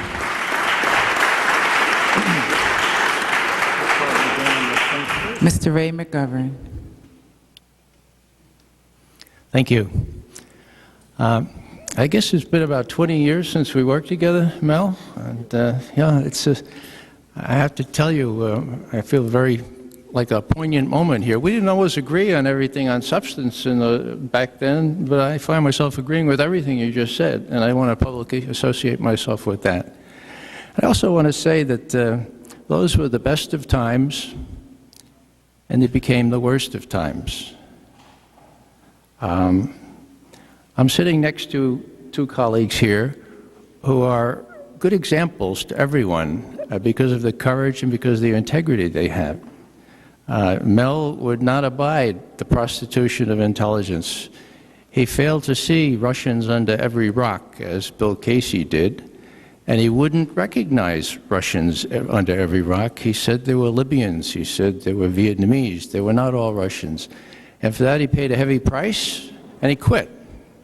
Not only that, but he testified very manfully, very courageously against Robert Gates, the archdeacon of institutional politicization, to try to prevent him from becoming the director of Central Intelligence. And 31 senators voted against Gates, which was unprecedented in this town. And Dave McMichael, well, he came on to work on Latin America the same day Bill Casey came on to be the director. And when he saw the charade that was happening with respect to Central America, he went down there to see what the situation was himself. And when he found out the real case, he quit and went public, including at The Hague. So I'm sitting next to two very, very courageous folks, and I feel honored to be here because I think we're all in the same business. We're all trying to spread a little truth around the way we used to do, I hate to say it, in the old days. Thanks. Let me say a word about congressional oversight, just to add to what Mel's already said. Streamlining the committees, nice idea. Given the power structures around here, probably not possible, but you have to realize what the implications of this are. Witness the John Bolton affair. Because the Senate Intelligence Committee is the conduit through which things like NSA intercepts would have to go, Roberts, supreme regime loyalist, was able to sandbag that whole process. And so however much Lugar, however much Joe Biden would beg their colleague Pat Roberts, he'd say, no, you're not cleared for this, I'm not going to show you those interceptions, so they don't know who it was that John Bolton wanted to snoop on among his colleagues. Or think about Representative Hoekstra. Now, you know, it was his predecessor who asked for the IG report from the CIA that Mel mentioned this morning, the one which talked about CIA performance on 9/11. It was finished in June of last year, so over a year ago, and it was ready. And to his credit, Hoekstra wrote a letter and said, may we pretty please have a copy of that now? You know, the one we asked for, we understand it's finished. And they thumbed their nose at him. The White House said, no, don't give it to them. And so to this day, even though people have been named in there, even though it would be incredibly helpful to this kind of session, it's not available. So what we have is the fox in charge of the chicken coop here. What we have is a oversight in the other sense of the word. Now, why is this important? Well, think about this. Senator Roberts, Pat Roberts, Republican from Kansas, has admitted publicly that if the senators and representatives knew in October of 2002 that the intelligence was bogus, that there were no weapons of mass destruction, that no ties between Iraq and al-Qaeda, I think it would be very doubtful that they would have voted for this war, okay? Then he finds out particulars about the forgery. The forgery, my friends, has to do with the charade or the fable that Iran was seeking uranium in the African country of Niger. We knew that was a forgery before the war started. Representative Waxman wrote a very bitter letter to the president on the 17th of March, 2003, saying, look, we've been briefed on this intelligence. Turns out it's based on a forgery. I voted for this war based on that tale about uranium from Niger. How can this happen? Okay? Well, now we have the whole affair with Valerie Plame and Joe Wilson. We have an incredible example of White House neuralgia. What kind of a response this has been when Joe Wilson told the truth? Why was that? Well, with all this who shot John type of reportage, we forget. This had to do with the biggest lie justifying the war. What was that lie based on? It was based, my friends, on a forgery. Now, who did the forgery? Well, Jay Rockefeller, ranking member of the Democrats there on the Senate Select Committee on Intelligence, says, let's ask the FBI to look into that. What did Pat Roberts say? No, I don't think that would be appropriate. So the FBI is not looking into it. Now, why do you suppose everybody's so exercised about this? Because they're afraid that if you peel the layers down, if you go a little deeper, and you ask yourself, well, who did the forgery? You might find out that that forgery was made in the United States of America, folks. You might find out that that forgery was concocted or fabricated by the same folks that gave us Iran-Contra. There are a lot of our fellow alumni running around out there, not from the intelligence directorate, mind you, that are just pleased as punch to hire themselves on to do these kinds of things. And I think we're getting closer and closer to finding out who that is. About the new DNI, well, what can I say? Mel has said it. I would also emphasize what Mel said this morning. It's not the way you draw the lines and the diagrams. It's the people, all right? Character counts. Integrity counts. Doing your job counts. Being promoted on the basis of doing your job and telling the truth counts. Accountability? It's dropped out of the dictionaries in this town. You can't find it. Now, I served under 9 DCIs and 4 at very close remove. And I can tell you that what Mel said about Admiral Turner is exactly right. He said to the president, look, I'm supposed to be head of this whole community, and I don't have the authority. I'm a military man, and I am very reluctant to accept responsibility without having the necessary authority. And Jimmy Carter said, no problem, I'll do an executive order for you. He did. Stan Turner was not loath to knock noses around, so if the FBI was not sharing information with him, he'd go to the Oval Office and say, Mr. President, would you please call the director of the FBI and have him share what I need, or else I can't be your principal intelligence advisor. So I've seen the system work. And more relevant to today's proceedings, I had the good fortune to be with Stan Turner, almost a year ago. Well, yeah, it was about 11 months ago, because it was about the 9/11 Commission report on the Lehrer report. And as we were waiting to go on, I said to Stan, why didn't you tell the Commission that you made the system work? And he said, oh, Ray, no, I didn't tell him. I said, well, Stan, you're no shrinking violet. Why didn't you? He said, no, Ray, you don't understand. They didn't want to talk to me.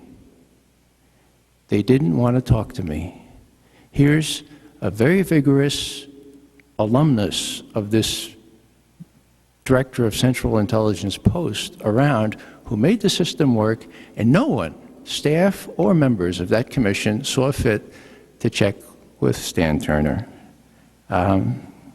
It's just quite remarkable. So when I hear yesterday on the radio as I'm driving around this new head of the National Terrorist Information Center, what's it called? The NCTC? Yeah. He's going through his confirmation proceedings, and Barbara Mikulski says, well, you know, it seems to me you all create a center. Whenever there's a problem, there's a new center. It's a center-centered environment you all live in. And he didn't handle that really well, because her following question was, well, how does this relate to the National Terrorist Center in the CIA, and how does it relate to the FBI? And he said, well, we're going to work that out. We're going to work that out. Let me come to an end. Well, what I would point out is that there are people around who have the experience to comment on these things. And sometimes they do it beside themselves. I mean, sometimes they just instinctively react. And Tom Ridge was such a person. Of all people, Tom Ridge. When he heard about this plan to have a national intelligence director sit on top of all this 15-agency bureaucracy and on top of the director of central intelligence, he said very quickly, you know, I don't think you need a czar. He told Fox News Channel, we already have one level of bureaucracy that we don't need. Now, who better to comment on that than Tom Ridge, who has given 180,000 people from 32 separate government agencies to sit on top of as a czar, okay? So he spoke truth despite himself. So did Slade Gordon. Now, someone mentioned him before. He was a member of the 9/11 Commission. And exactly a year ago, after the issuance of their report, I had been asked by BBC to go to their studios and talk on their TV. As I'm coming out, who's coming in but Slade Gordon and Jamie Gorelick? And I said hi, and Jamie went right in right into the studio. But I had a chance to talk with former Senator Gordon, and I took him aside and I said, Senator Gordon, you know that the DCI, the Director of Central Intelligence, already has all the authorities that he needs under the National Security Act 1947. All he has to do is have the president back him up, and he can do the job. You know what? He put his arm around me, he said, yeah, I know, but this one won't use them, won't use those authorities. And I was just about to say, oh, and then Slade Gordon got invited into the BBC thing. I mean, what? So they're going to create a whole new superstructure because one fellow wouldn't use the authorities that were easily available to him given the necessary presidential backing. Perhaps the best comment came from Bill Odom. Now, some of you know Bill. He was about as high as you can go in the Army intelligence. He headed up Army intelligence, and then he headed up the National Security Agency. He's a PhD, Soviet specialist, or Russian specialist now, I guess, very well respected around town. And he wrote a little op-ed in the Washington Post on August 1 of last year, just, 10 days after the release of the 9/11 report. And what he said was, no organizational design can hope to compensate for incompetent incumbents. Well, yeah, you can add sycophantic incumbents to incompetent, and that's a sad story to tell. Let me just very briefly mention that on June 23rd, 1972, Bob Haldeman and Richard Nixon are talking on tape. And what they're doing is they're talking about getting the CIA to obstruct the FBI's investigation of Watergate, okay? June 23rd, did I say it was June 23rd? Okay, that's what, 6 days after Watergate, okay? They're already at it. Now, as some of you will remember, they got Dick Walters, the deputy director for CIA down there, and they told him that, we can make believe McCord really still works for the CIA. We can, you got to help us out here. We could finesse this thing. And so Dick Walters went back and talked to Richard Helms. Long story short, Helms says, "No, I don't think I'm going to do that." Now, Helms was motivated mostly by his all-consuming determination to protect the agency. And sometimes that worked not so well for the country. But in this time, it did work well for the country. And the reason I mention this is, what would happen now? What would happen now? Where would the president go? He'd go to Negroponte. What's different about Negroponte? Well, he's got no institution to protect or defend. Negroponte's whole record is one of being an obedient bureaucrat who will carry out any policy that he's told to do, even if he decides, or even if he must realize that it's not only illegal, Iran-Contra, I mean, but immoral, death squads, I mean.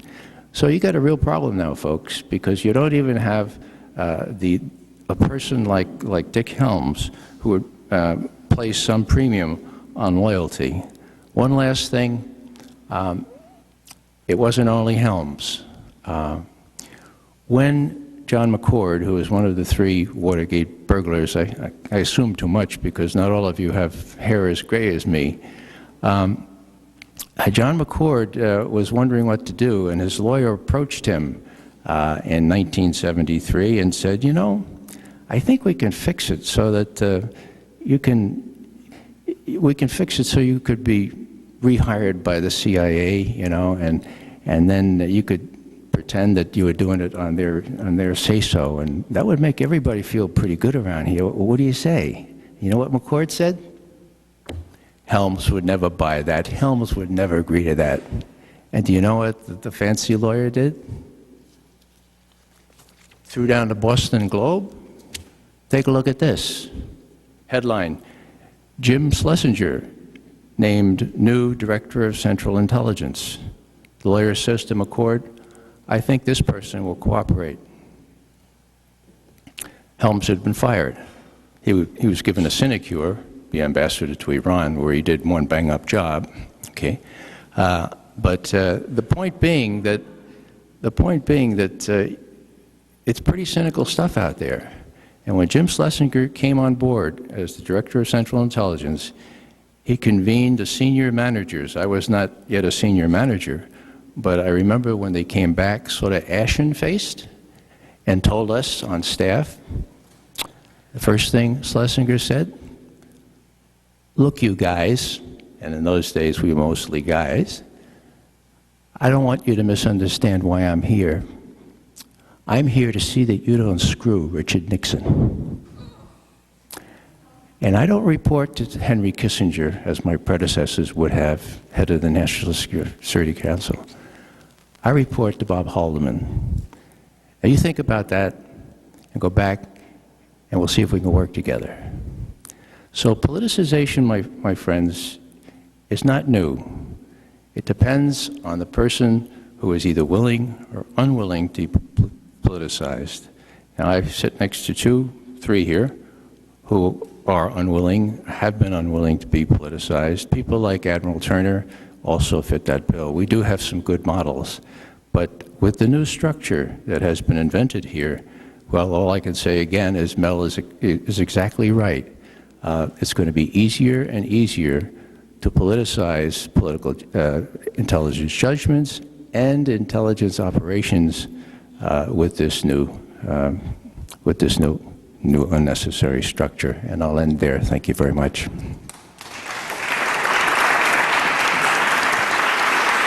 Thank you, Mr. McGovern. Our next topic is the wall, breaking down the division of intelligence, military, and law enforcement. And we have Mr. David McMichaels who will be speaking. Mr. McMichaels? Oh, thank you. And my mic is working, I take it? Mm-hmm. Good. This business about breaking down the divisions between intelligence, the military, and law enforcement occupied a significant portion of the debate that went on after 9/11. And I would say that the 9/11 Commission report, in common with almost every other official or unofficial assessment of the attacks on the World Trade Center and the Pentagon, emphasized failures in communication among those U.S. agencies responsible for warning of threats and responding to them. Indeed, the report acknowledges serious communication deficiencies within the individual agencies themselves. Information not passed through established channels, the prime example of that being the refusal of a Washington FBI office to forward the Minneapolis field office's request for a FISA search warrant on one of the 9/11 bombers out of fear the request might be denied, making the office in Washington look bad. That's bureaucracy in action, or inaction. CIA information on travel by al-Qaeda suspects was not passed on or shared with FBI or Immigration Service officials. North American Air Defense Command procedures on commercial flight path deviations simply were not followed. And questions about information exchange between the FAA and controllers in NORAD. Not surprisingly, the final section of the report, which is titled How to Do It, stresses the necessity, in order to defeat or forestall any future terrorist attacks, of reorganizing the country's national security apparatus, placing it under a central command, giving it more power to surveil and to react preventively against real or suspected threats. No nail files on commercial flights, please. And very significantly, to eliminate the alleged legal or policy regulations that had supposedly prohibited communications between the intelligence agencies, read there CIA, law enforcement, read FBI, and the military forces. Now, the immediate government reaction, long before the filing of any reports, such as that of the 9/11 Commission, which we are discussing today, or that of the Senate Select Committee on Intelligence of July 9th of 2004, or this year's Presidential Commission headed by former Senator Robb and Judge Silberman, was to present to an eager Congress, I would say, the so-called Patriot Act, which seemingly erased all legal barriers to investigation and prosecution of all possible threats to national security. I'll say here, having said national security, that is that still legally undefined term introduced into the American vocabulary back in 1947, when the determination to forestall any new Pearl Harbors unified, sort of, the armed services and created our first national foreign intelligence agency, the CIA. Now, it's instructive, I think, to revisit the debate that went on over the 1947 Act, both in Congress and nationally. The questions faced were very similar to those we're discussing today. Why had Pearl Harbor happened? Why had the information held, because we had broken the Japanese codes, by the Chief of Naval Operations not been passed to the fleet commanders in Hawaii? Why had those commanders not acted appropriately on the information they did get? And the debate on all this still goes on. In any event, it was largely accepted that the failure had been systemic, and so the answer was systemic change. Moreover, even though we had won the war, the menace of the Axis was replaced almost immediately by that of the Soviet communists, and the Cold War era that would define our lives for the next half-century had begun. Now when, as I say, we revisit that debate, many of us here would be surprised, I think, to find that the major congressional opposition to the proposed changes was from traditional conservative Republicans, many from the Midwest, who remained basically isolationist and looked askance at the creation of the national security state and had particular concerns about something so un-American as a national foreign intelligence service. Indeed, one of the most formidable opponents of the CIA was J. Edgar Hoover, who feared that the new intelligence agency would take over his turf, as indeed it did in Latin America. It should be noted, though, that the new law specifically prohibited the CIA from carrying out any domestic intelligence activities nor having any law enforcement powers. Nevertheless, the opposition was overcome, largely because the then dominant East Coast Republican establishment, symbolized by John Foster Dulles and his brother Alan, who were to become respectively Secretary of State and CIA Director in the Eisenhower administration, was as internationalist and actively anti-Soviet as the Democratic Party, symbolized by Harry Truman's Secretary of State, Dean Acheson. I will do an aside here to say one of the to be interesting historical notes here, that Dean Acheson, as he described and elaborated the new Soviet menace, used the analogy with the rise of Islam in the 8th and 9th century, which had threatened Europe. So as we see the Red Menace morph into the Islamic menace again, we see a foreshadowing of it even there. Well, domestically, federal law enforcement under J. Edgar Hoover, FBI led the battle against the internal Red Menace, subversion and espionage, with ample support from Congress. The Smith Act, the House Un-American Activities Committee, and the rise of McCarthyism help us recall the atmosphere of those times. I remind you of this history to make the point that 9/11, tragic as it was, is not the first time in relatively recent years that the United States has been gripped by fear of surprise attack or of subversion by some alien ideology whose unscrupulous followers would employ the most unthinkable means against us and our way of life, which, for unfathomable reasons, they hated and hoped to destroy. Our response to this, a response embodied in the term national security, always has included a belief that we have inadequate information, intelligence that is, about the enemy and where, when, and how he intends to strike us. Likewise, it has always included a belief that the enemy has planted his agents among us, and therefore domestic law enforcement needs increased powers and resources to surveil and monitor suspect citizens and to prosecute them for actions interpreted as threatening that national security, even at the expense of traditional liberties. To a somewhat lesser degree, but not unimportantly, the response usually includes an enhanced role for the military, either in the often clandestine conduct of domestic intelligence activities or in direct activities that many observers argue violate the posse comitatus laws prohibiting use of the military for domestic law enforcement. The line between police and military grows increasingly blurred, as all one has to do is look at police SWAT teams dressed in military field gear and toting heavy weaponry supplied by the Pentagon, routinely employing military tactics.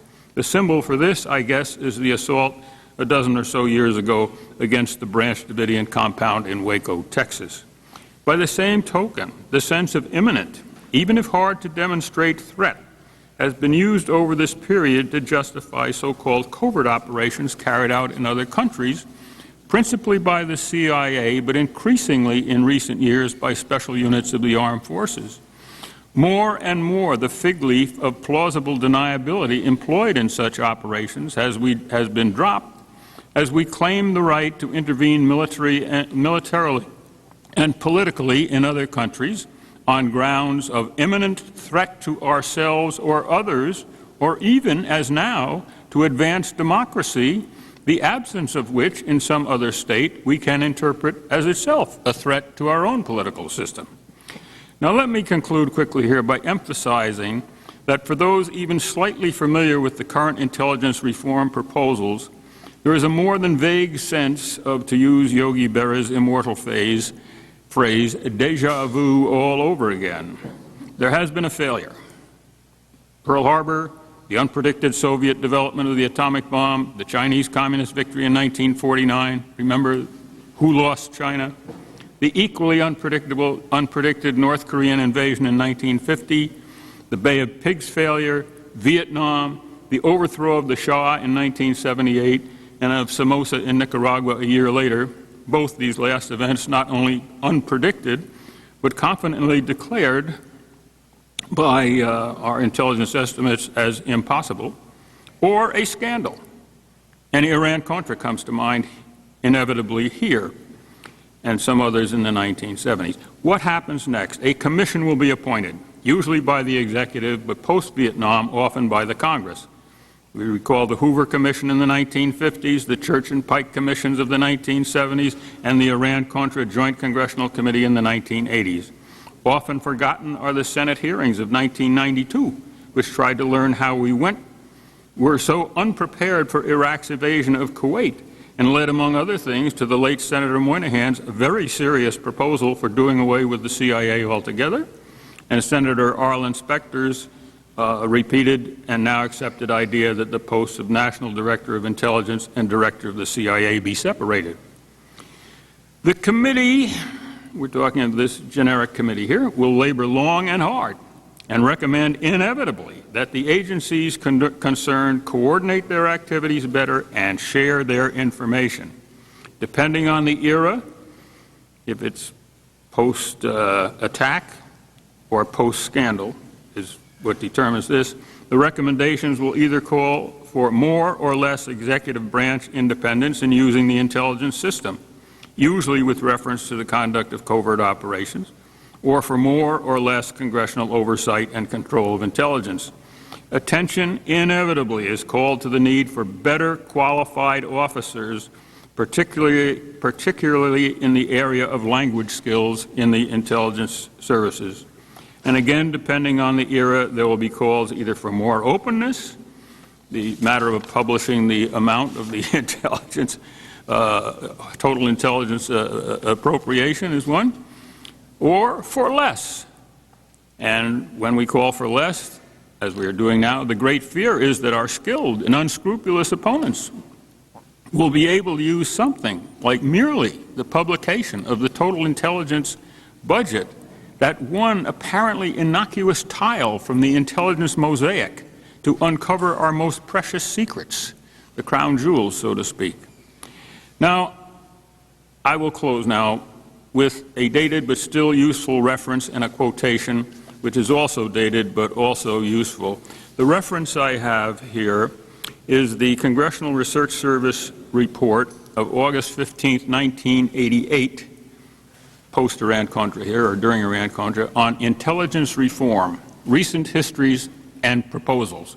I think it's very worth reading this relatively brief report to see how frequently these issues are revisited and what the results are. Now, the quote I want to give you is from a book written by a very interesting man, now deceased, Arthur Macy Cox, who was George Kennan's principal assistant when George Kennan, post-World War II, was the headed the State Department's planning office. Arthur Macy Cox went on to have a very distinguished career in government, including service in the CIA, and I had several lengthy discussions with him back in the early 1990s. His book is called The Myths of National Security, The Peril of Secret Government. It was published by Beacon Press in 1975. I will not be lengthy in these quotes, I hope. He wrote then, in the midst of Watergate, the political demise of Richard Nixon was devastating evidence of a national illness that has pervaded our society for years. But the first presidential resignation in our history did not arrest the disease. It merely focused attention on the need for a cure. The corruption of Watergate was a symptom of a larger malaise resulting from the use of the big lie technique to deceive the American people, countless lies perpetrated under cover of a vast system of executive secrecy justified on grounds of protecting our national security. Unless we understand how this happened, we will not be able to restore our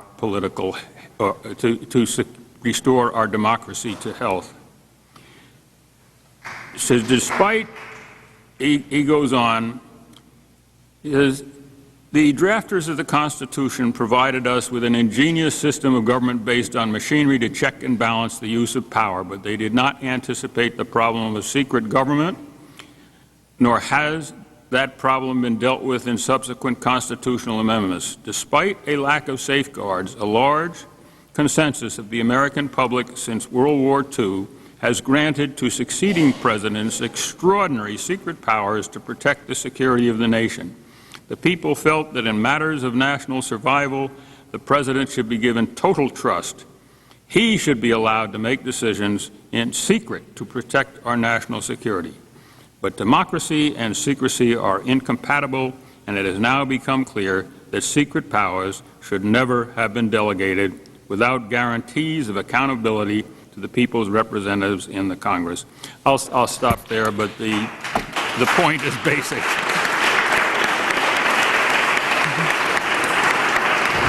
Thank you. Thank you, Mr. McMichaels. Our next topic is Covert Operations and Increased Intelligence Budget, Solution or Cause, with John Nutter. Mr. Nutter? Thank you. I applaud all of you for lasting out this event. I know it's been some time, and I trust that if I'm brief, you'll applaud me too.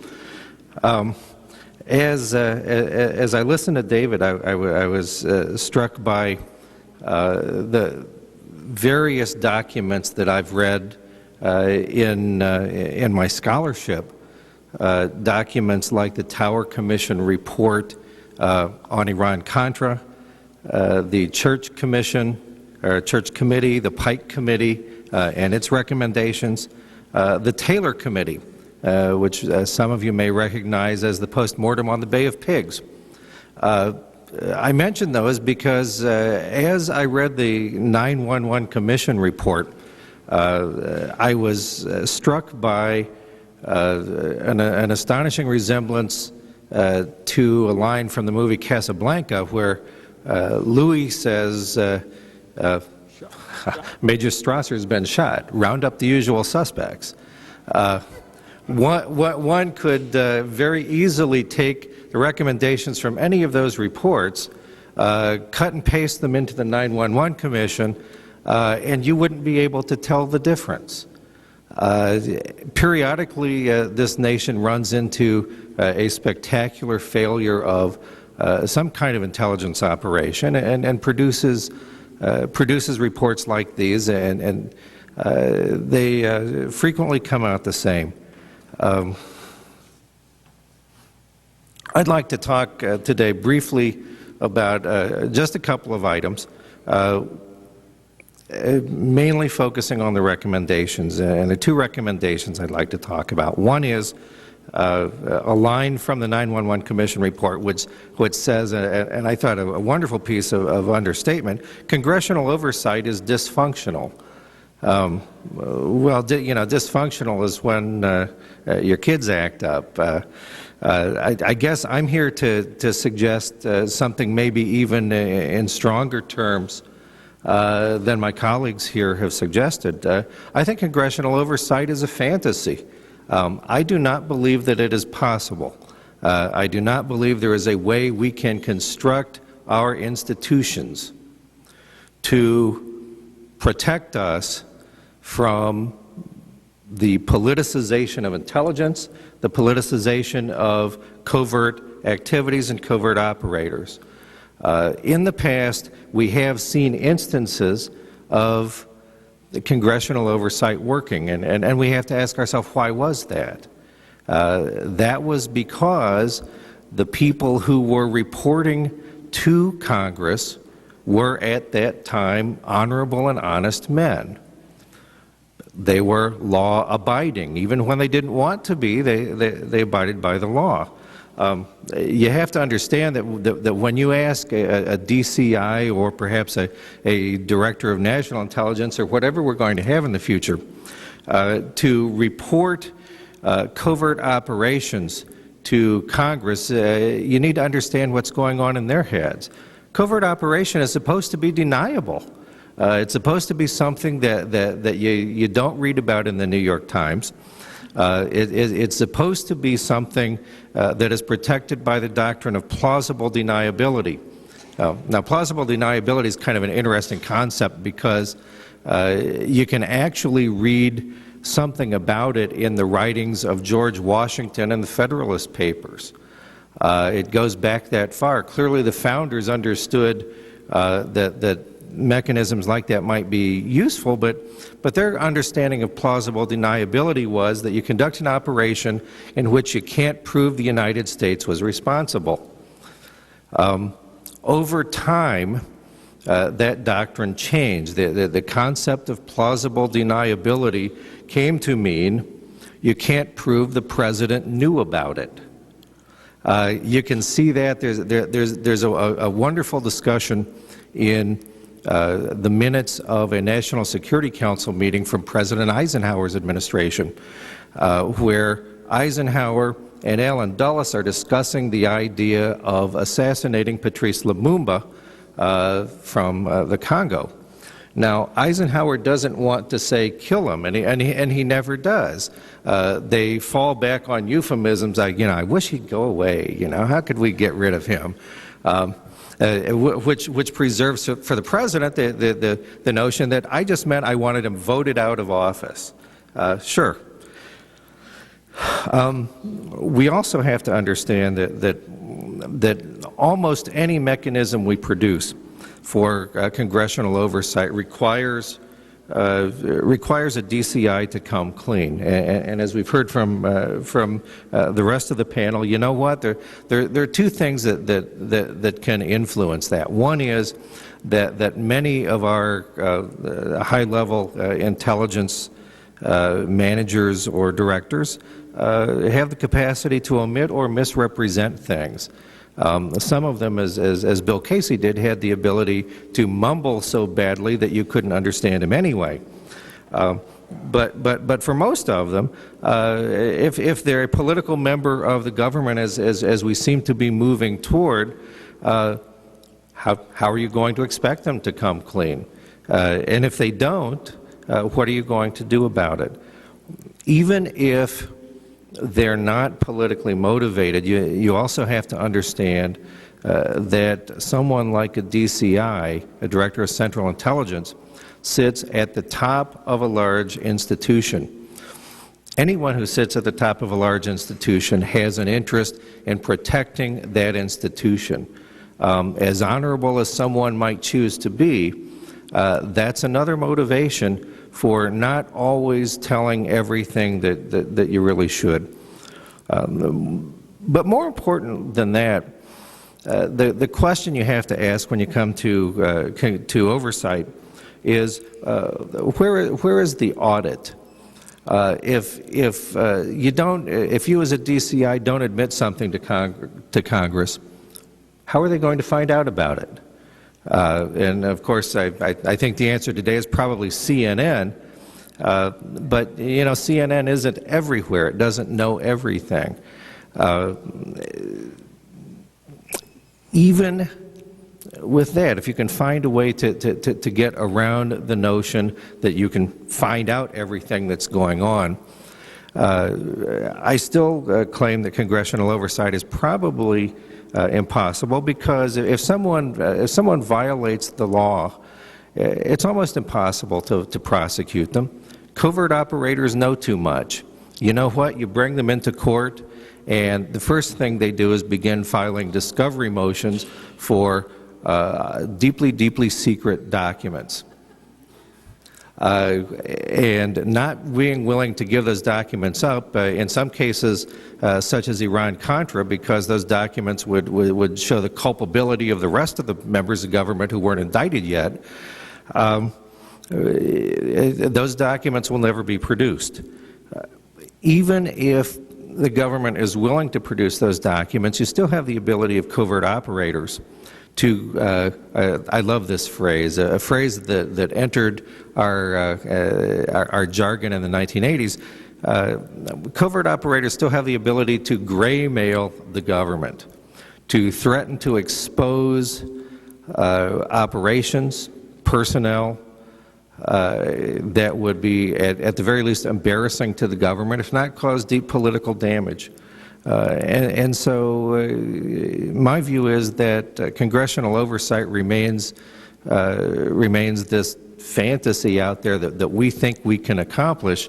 But, you know, we've heard congressional oversight. We had it in the National Security Act of 1947. We've had it in the Church Commission. We've had it in the Tower Commission. Now we've got it in the 911 Commission. You know what? The answer in all of these commission reports always seems to be, let's do more of what we did. You know, it didn't work, but let's do more of it. Okay.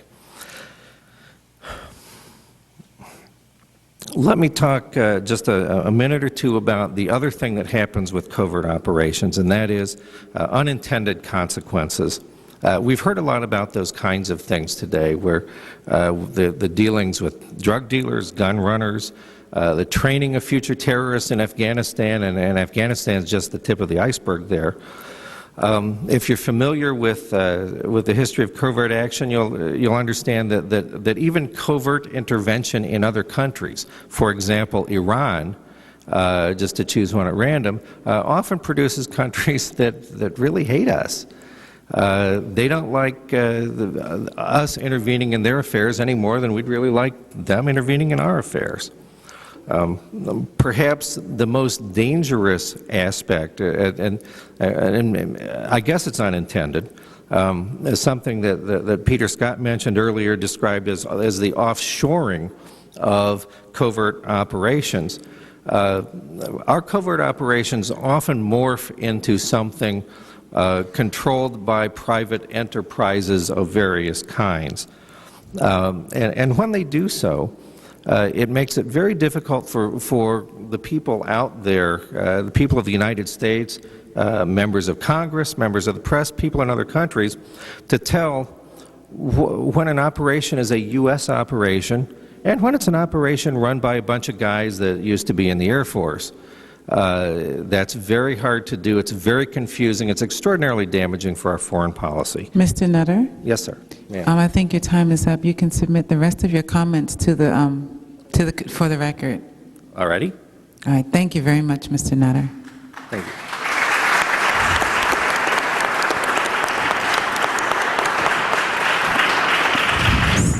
A few announcements. There will be a rally at Lafayette Park tomorrow at 11 a.m.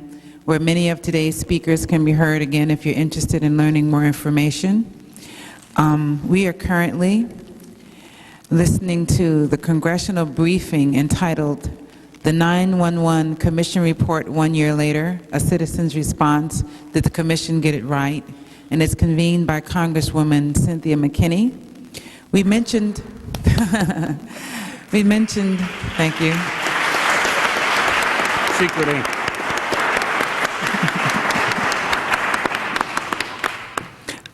This briefing is being webcast live on dc.indiemedia.org. That's www.dc.indiemedia.org by the DC Radio National Co-op. Also, we would ask those speakers who can, if they would submit their comments online to www.dc.indiemedia.org, and then people can read them there. Some of the other websites, Kit Gage is associated with www.ncppf.org, ncppf.org, also ncarl.org. Paul Thompson's www.cooperativeresearch.org has the complete 911 timeline. Also, C. William Michaels is at www.nogreaterthreat.com. He has the 12 characteristics of national security state. And as mentioned before, this entire proceedings will be available on Congresswoman McKinney's site, which is www.house.gov/McKinney. At this time, I would ask our expert panel, for those who have questions, we have 2 expert panelists, and we'll start with Mike Rupert. Thank you. You covered a lot of ground. I thought that there was another guy who, at the agency, who didn't quite go along with things. I think he was your boss, maybe John McMahon was. Wasn't he a guy who objected to what was going on with Casey and the politicization of intelligence at the time? Or that's just a... well, the person you're referring to, Mike Rupert, is in fact the man who was my boss at the time, head of the analytic group at the National Intelligence Council. His name was Harold Ford. Ford, okay. A very widely respected individual who now lives in retirement here in Potomac, Maryland. Okay, thanks. Let me get on to my question. That just popped into my mind. Many years ago, I was a Los Angeles policeman. I worked in patrol. I worked narcotics investigations. I worked detectives. But before that, when I was an undergrad at UCLA, I interned for the chief of police, Ed Davis, in Los Angeles. And he was part then of the President Richard Nixon's Commission on Criminal Justice Standards and Goals. And it was a hot debate then. At the drafting of this report, he even called in a guy from the Rand Corporation, which I thought was kind of funny, about buying into other law enforcement agencies' context, either in a lateral direction or in a vertical direction. The debate was with the state of California as to whether LAPD should have shared radio frequencies with the state of California. As I've read the Patriot Act, especially Title III of the Patriot Act, there is an enormous mandate for the uniformization, to make up a term, of communications and data sharing from the highest level of federal law enforcement, which I would assume now is the National Director of Intelligence, all the way down to local law enforcement, including uniform radio frequencies, uniform access to databases, uniform response to chemical, biological weapons threats, uniform ammunition, uniform firearms, uniform everything else. And as I was looking at Title III of the Patriot Act and as the reinforcing positions in the Homeland Security Bill, I thought, gee, this is a great way to backdoor co-opt every police department, local police department, from Toledo to Poughkeepsie to Los Angeles, to make them a de facto federal law enforcement agency just because they have to operate by the same, quote, emergency standards and guidelines. What are the dangers of that? What do you think? A short answer, Michael, is what is technically possible will be done. At the time you were dealing with this question 30-plus years ago, there was no technical means really for doing this. But those means are now available, and as the French philosopher Jacques Ellul said back in the late 1940s, what is technically possible will be done, whether it's beneficial or not.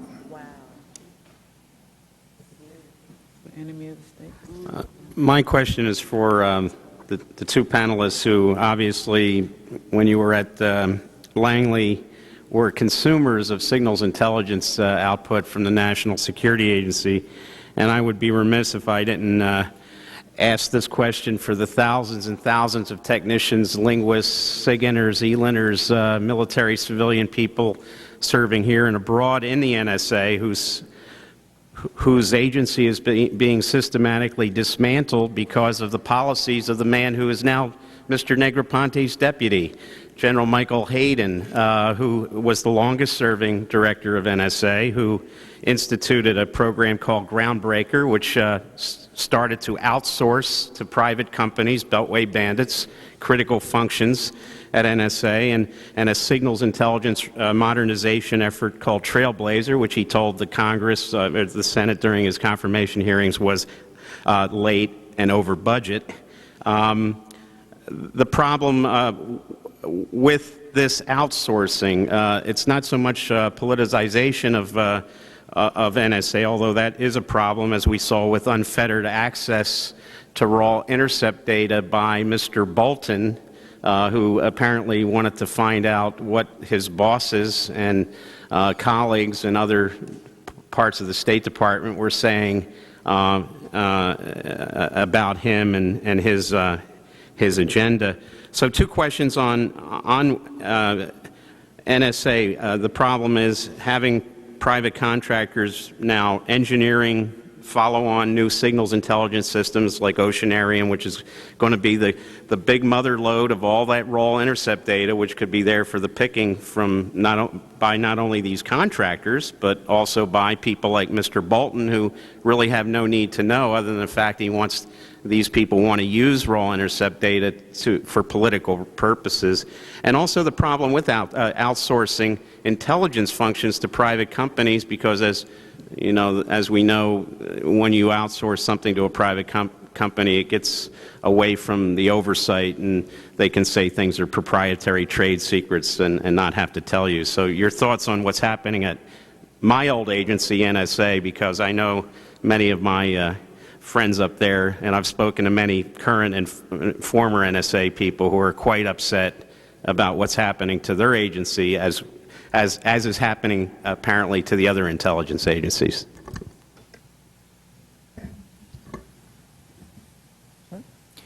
Wayne, I would start out by saying how valuable the information that you all served up to us has been over the years.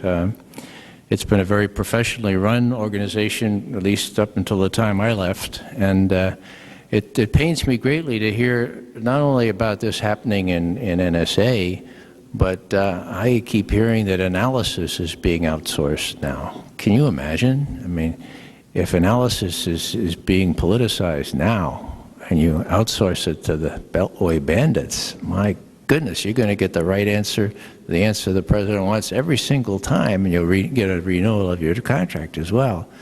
So yeah, it's a real problem, and the trends are not very hopeful. And what my friend Dave said about what's possible will be, that's driving a lot of this. And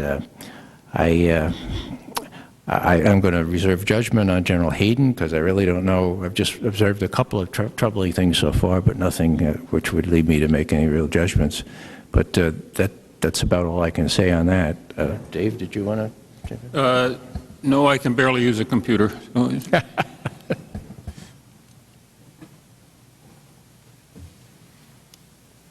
Thank you.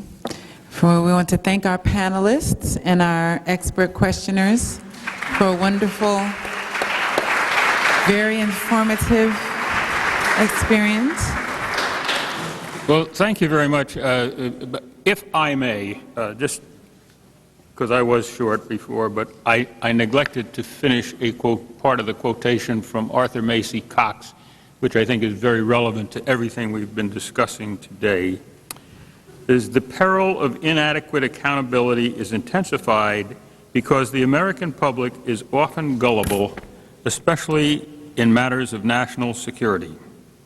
And that, we could go on with many examples, but that's crucial to the argument that we hear so frequently.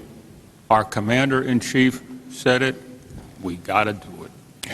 They can't be gullible if we get the word out. Yes. The big sea change in my experience has been that it used to be we had a free press in this country, and over the last 40 years that has really changed markedly, and so we have to be smart enough to use this technology, and it's available to us, just have to be bright enough to get the word out despite the non-cooperation of the mainstream domesticated press. Thank you very much. I would just like to say, after we have heard all of the testimony that has been presented to us today, there is one thing that is very clear, and that is that we must know what our government is doing in our name. The American people have to inform themselves, despite the failure of the corporate press to investigate the information in the public domain that provides answers to our questions. But today is a very special day because we have brought truth to Capitol Hill today. We have brought information to Capitol Hill. No longer can the Congress say we don't know. Today's hearing consisted of the best and brightest minds who are experts in their fields, whistleblowers, academics, scholars, family members, all here today to let Congress and the American people know the truth. I am thankful for all of this array of cameras that are here today because you will get the word out to the American people and let them know the truth. Today, the Cannon Caucus room was a no-spin zone, but it is clear that we must now add another question, and that is, who are we and what are we becoming? I want to thank the millions of truth seekers, the panelists, the questioners, my staff, alternative media, C-SPAN, and most importantly, the voters of the 4th Congressional District of Georgia who made this day possible.